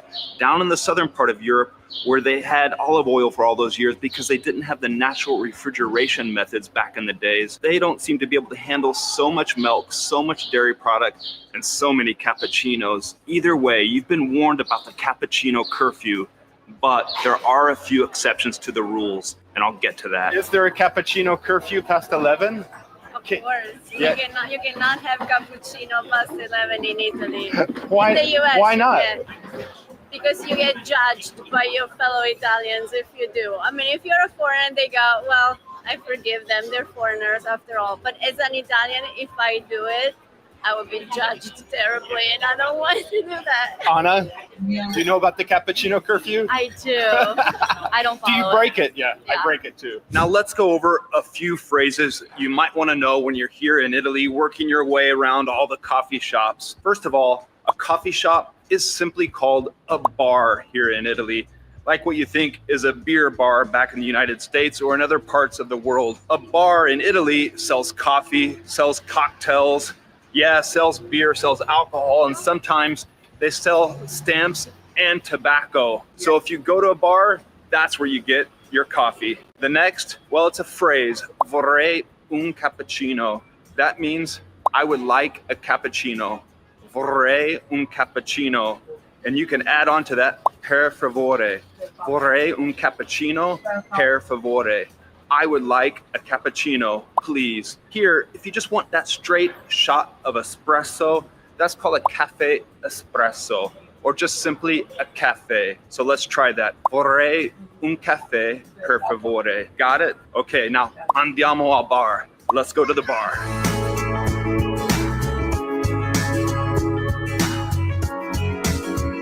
Vorrei un caffè macchiato, per favore. Vorrei un caffè macchiato, per favore. Okay, let's get into it. Oh, you just heard me order a cafe macchiato, and that's basically a small cappuccino or a cafe marked with a little bit of froth milk. This could be the perfect solution if it's after 11 a.m. and you don't want to be frowned upon ordering a cappuccino. Even often, I order cappuccinos past 11 a.m. I break the curfew. Just whatever you do, don't order it with your dinner or after your dinner. That's my cutoff. A little secret on the pricing. Now we're here at the counter or at the bar, al banco. And if you stand at the bar, the prices are fixed and they can't charge you anything more. But if you take a table outside, there can be a price hike. And that can be from a little bit up to a lot, depending on the city you're in or depending upon the view you have in front of the bar. So if you take your coffee or your cappuccino at the bar, the prices, well, they're pretty reasonable. In fact, pretty cheap. For a cafe espresso, you're gonna pay $120 up to maybe $180.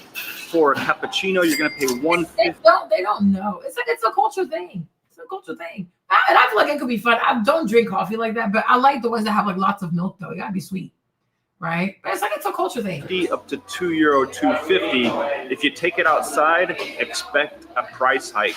Now for you, the traveler, that may not be anything on your vacation. You know, what's €8 for a cappuccino when right in front of you, you have a big piazza and a big cathedral? Take it all in, savor the moment, but just be warned, these are the rules when you're at a coffee bar. Ciao. Now, do you pay first before having your coffee?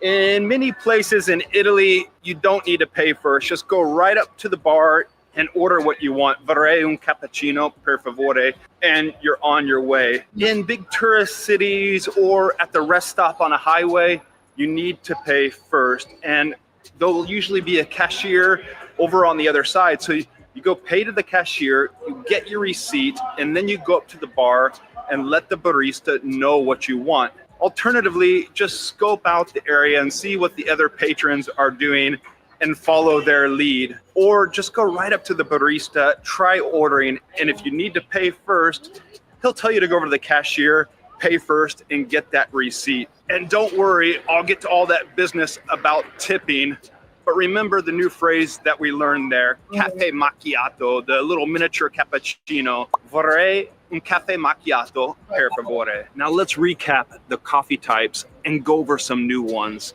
Okay. You got your cafe, the basic shot of espresso. You have your cappuccino. Right between the two is a cafe macchiato. You have your straight up cafe. Below that is the cafe corto or the cafe ristretto. And that's a smaller shot of cafe, a smaller pool from the espresso machine. So you have the cafe corto, cafe ristretto. Then you have the normal cafe, which is the shot of espresso.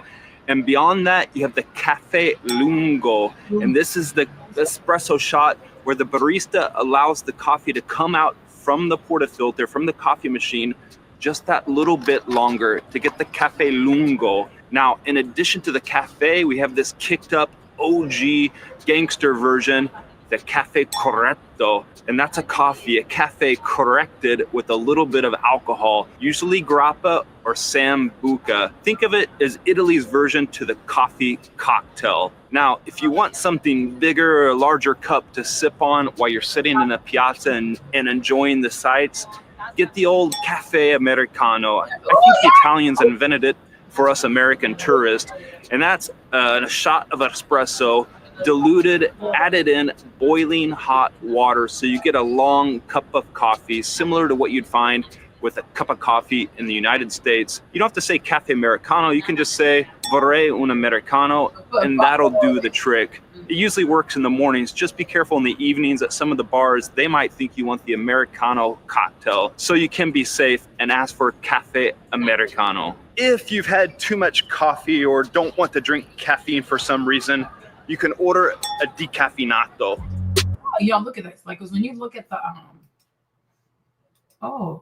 these coffee machines are expensive. They're like $3,000. Yeah. Most of them gonna recover themselves. You're so funny. Hold on, we learned about coffee chair. Okay. I'm coming. You're gonna get it, Joe. You need to. It's too late. It's not gonna be too late. Your muscles will recover. Hold on. What? This one is $33,000. Wow. That's a beautiful machine. That's a beautiful machine. Ooh. Wow. Yeah, it's an art. It really is an art. And I'm telling you, right? Hold on. Probably can't see me anymore, huh? This thing is an art from y'all. I'm telling you, it's a lifestyle. Like, it really is. But watch what I told you. Like, once it starts going live on, like, once it starts trending on TikTok, they're all going to get into coffee. It never fails. It really, really never fails. But I'm like, for people who love coffee, though, this machine, they will spend the money to get these machines.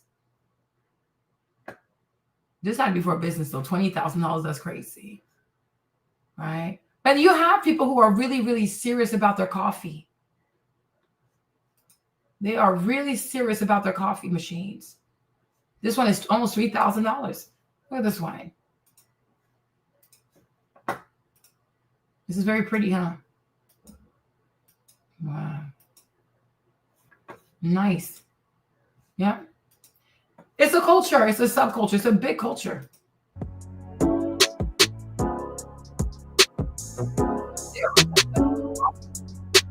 We already know the basic phrases for ordering a coffee. Vorrei un cappuccino, per favore. But what about when you go up to the cashier and pay for the coffee and you want it at the counter or you want it at the table? Well, if you want it at the counter, you say al banco, per favore, at the counter, please. If you want to take it at the table, sitting outside or within the bar, you can say al tavolo, at the table, al tavolo, per favore. To ask how much it cost, quanto è, per favore? How much, please? And to say thank you, well, that's simply grazie.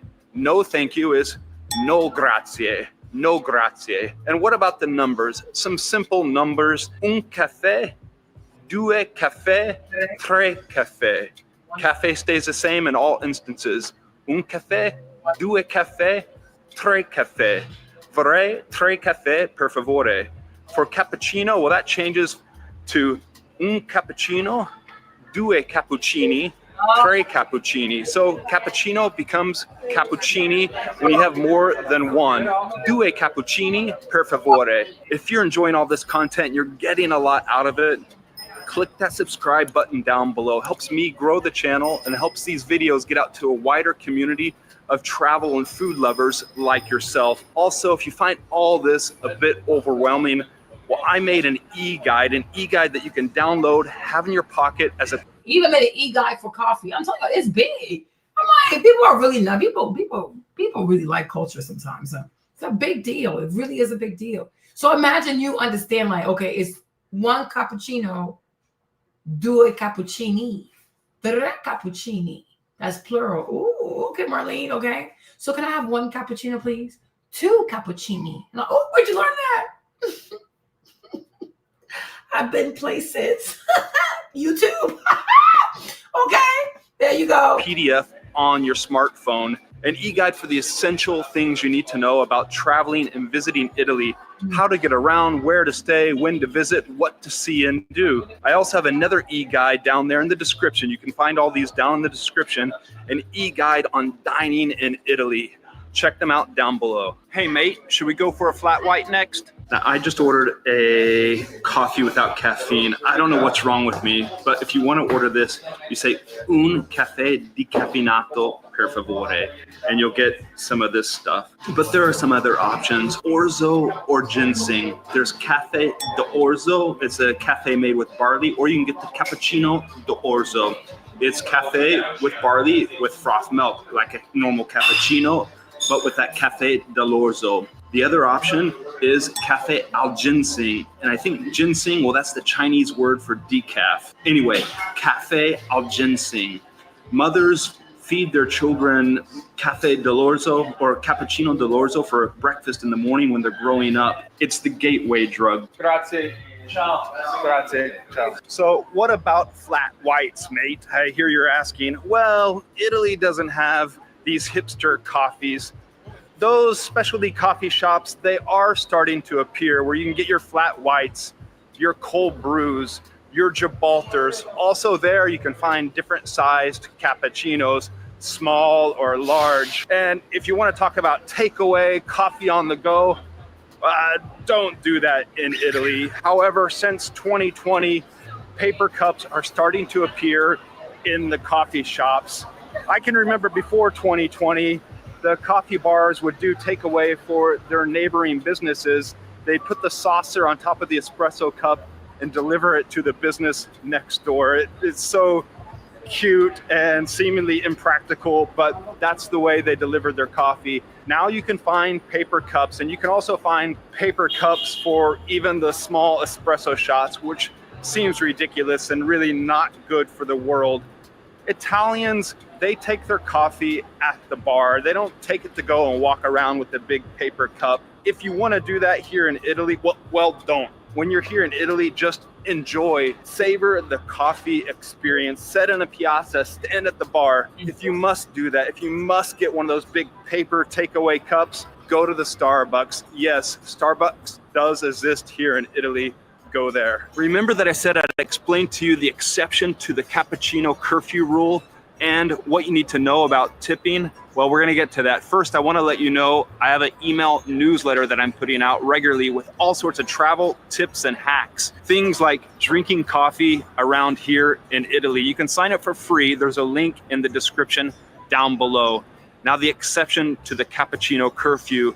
Well, the good news in Italy is that the rules are rarely enforced and rarely followed. You can drink cappuccino at all times of the day, anytime you want. I often have them after lunch. My only suggestion for you is don't order it with your lunch. After you're finished with your lunch, what I suggest, finish it and then go to the bar down the street and explore a new place and have a cappuccino there. Now, what do you need to know about tipping? How much should you leave at the table when you're finished with your cappuccino, or at the bar when you just knock back a cafe espresso? Well, nothing. In Italy and in the rest of Europe, don't tip. If it seems complicated, and yes, it can be, don't worry, because I made a video on all the things you should never do when you're here visiting Italy. Watch it here next. Yeah, you see? So that's it, y'all. So we're gonna do the coffee video. We're gonna do a whole separate video for that one, okay? Because I'm like, it's a lot. And it's very pretty. Like I said, it's a culture. But you'll see, once it starts to go viral on TikTok, because it never fails, because they get bored. After perfume, where they gonna go? Okay? They're gonna start going to coffee next. Okay? After body oils, perfume, they're gonna have to find something else. And it's gonna be a coffee obsession. Watch, right? But I'm saying the more you know about coffee, then you'll see like it's not offensive for someone to ask you out for coffee. Okay? If you don't know about coffee culture, just say that. Okay, everything is not offensive. Okay, coffee in jail is like gold. I'm sure it is, right? But what I do maybe tomorrow, because I don't think I'll do it tonight, but tomorrow when we have our long video on coffee, right? You'll see, and I hope you learn that, because I feel like if you want to date men that make a lot of money, right? What is that? What's that? If you want to date people that make a lot of money, most people who make a lot of money they do love some kind of coffee. Okay. So even if they don't invite you out for coffee, they're going to make coffee, or they enjoy coffee. A lot of business people, a lot of high career people love coffee. So the more you know about coffee, the better it is. I even think you should know how to make coffee yourself. Okay. You should learn about the grains and stuff, how the stuff is roasted. But we'll do a longer video. Like, oh, wow, like this is crazy. Oh, matcha. Oh, you wrote matcha. Yeah, even matcha also. Like coffee, tea is big. Tea is big, big, big. But even like because matcha and green tea are almost the same. It's just that the way they're grown, like some are exposed to the shade and some are hidden from the shade. I think that's what matcha is, right? Matcha has to kind of grow like a little bit of sunlight, but not too much sunlight. It's like, what the heck, right? But matcha is big. Green teas are big. Teas in general are really, really big, right? And so is coffee. Yeah, exactly. Like you'll see, y'all. I'm telling you, you'll have a trend on TikTok where it's gonna be coffee talk, it's gonna be tea talk on the TikTok. You'll see. Then you'll see everybody start buying all kinds of tea now because that's the new thing to do. But I'm saying, I think you should educate yourself on those things first, right? Because it's always nice, you know, especially if you go to a restaurant. If you have like a pretty big meal, it's always nice to either like some people order some coffee, other people order some tea and stuff like that. So the more you know about teas, also the better, right? Do not be afraid to learn new things. Don't be afraid to learn new things. Even like Bree, she was like, "Oh, meat is meat. It all comes from a cow, anyways." I'm like, "Oh gosh, this girl's ever been nowhere." Okay, you should also understand like what's a ribeye, what's a fillet. What's filet mignon? What is this? Like, you know, because different parts of the beef, it's like it costs different kind of money and it tastes different and it should be cooked differently, right? So I'm like, you should learn about stuff like that too. So if you ever go to a steakhouse, you're not like, what,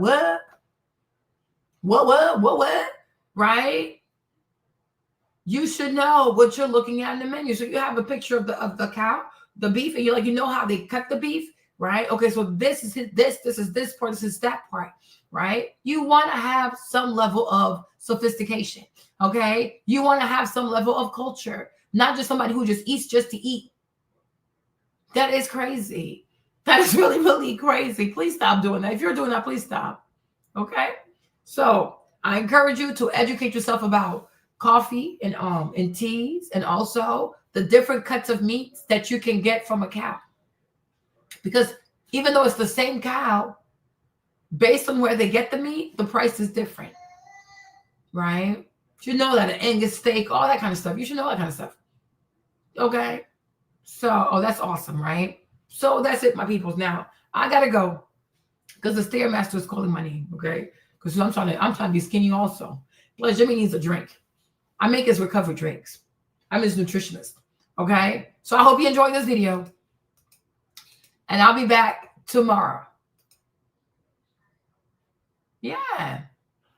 You can even invest in you can also really invest in sometimes they sell these really fancy like Chinese sets. Like Chinese people are really, really big on tea, or they love tea. They will have beautiful tea sets from China.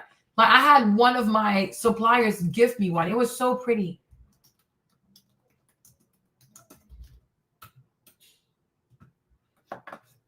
They can have some beautiful tea sets. Like it was just so pretty. It was just so beautiful. I'm like, oh my gosh.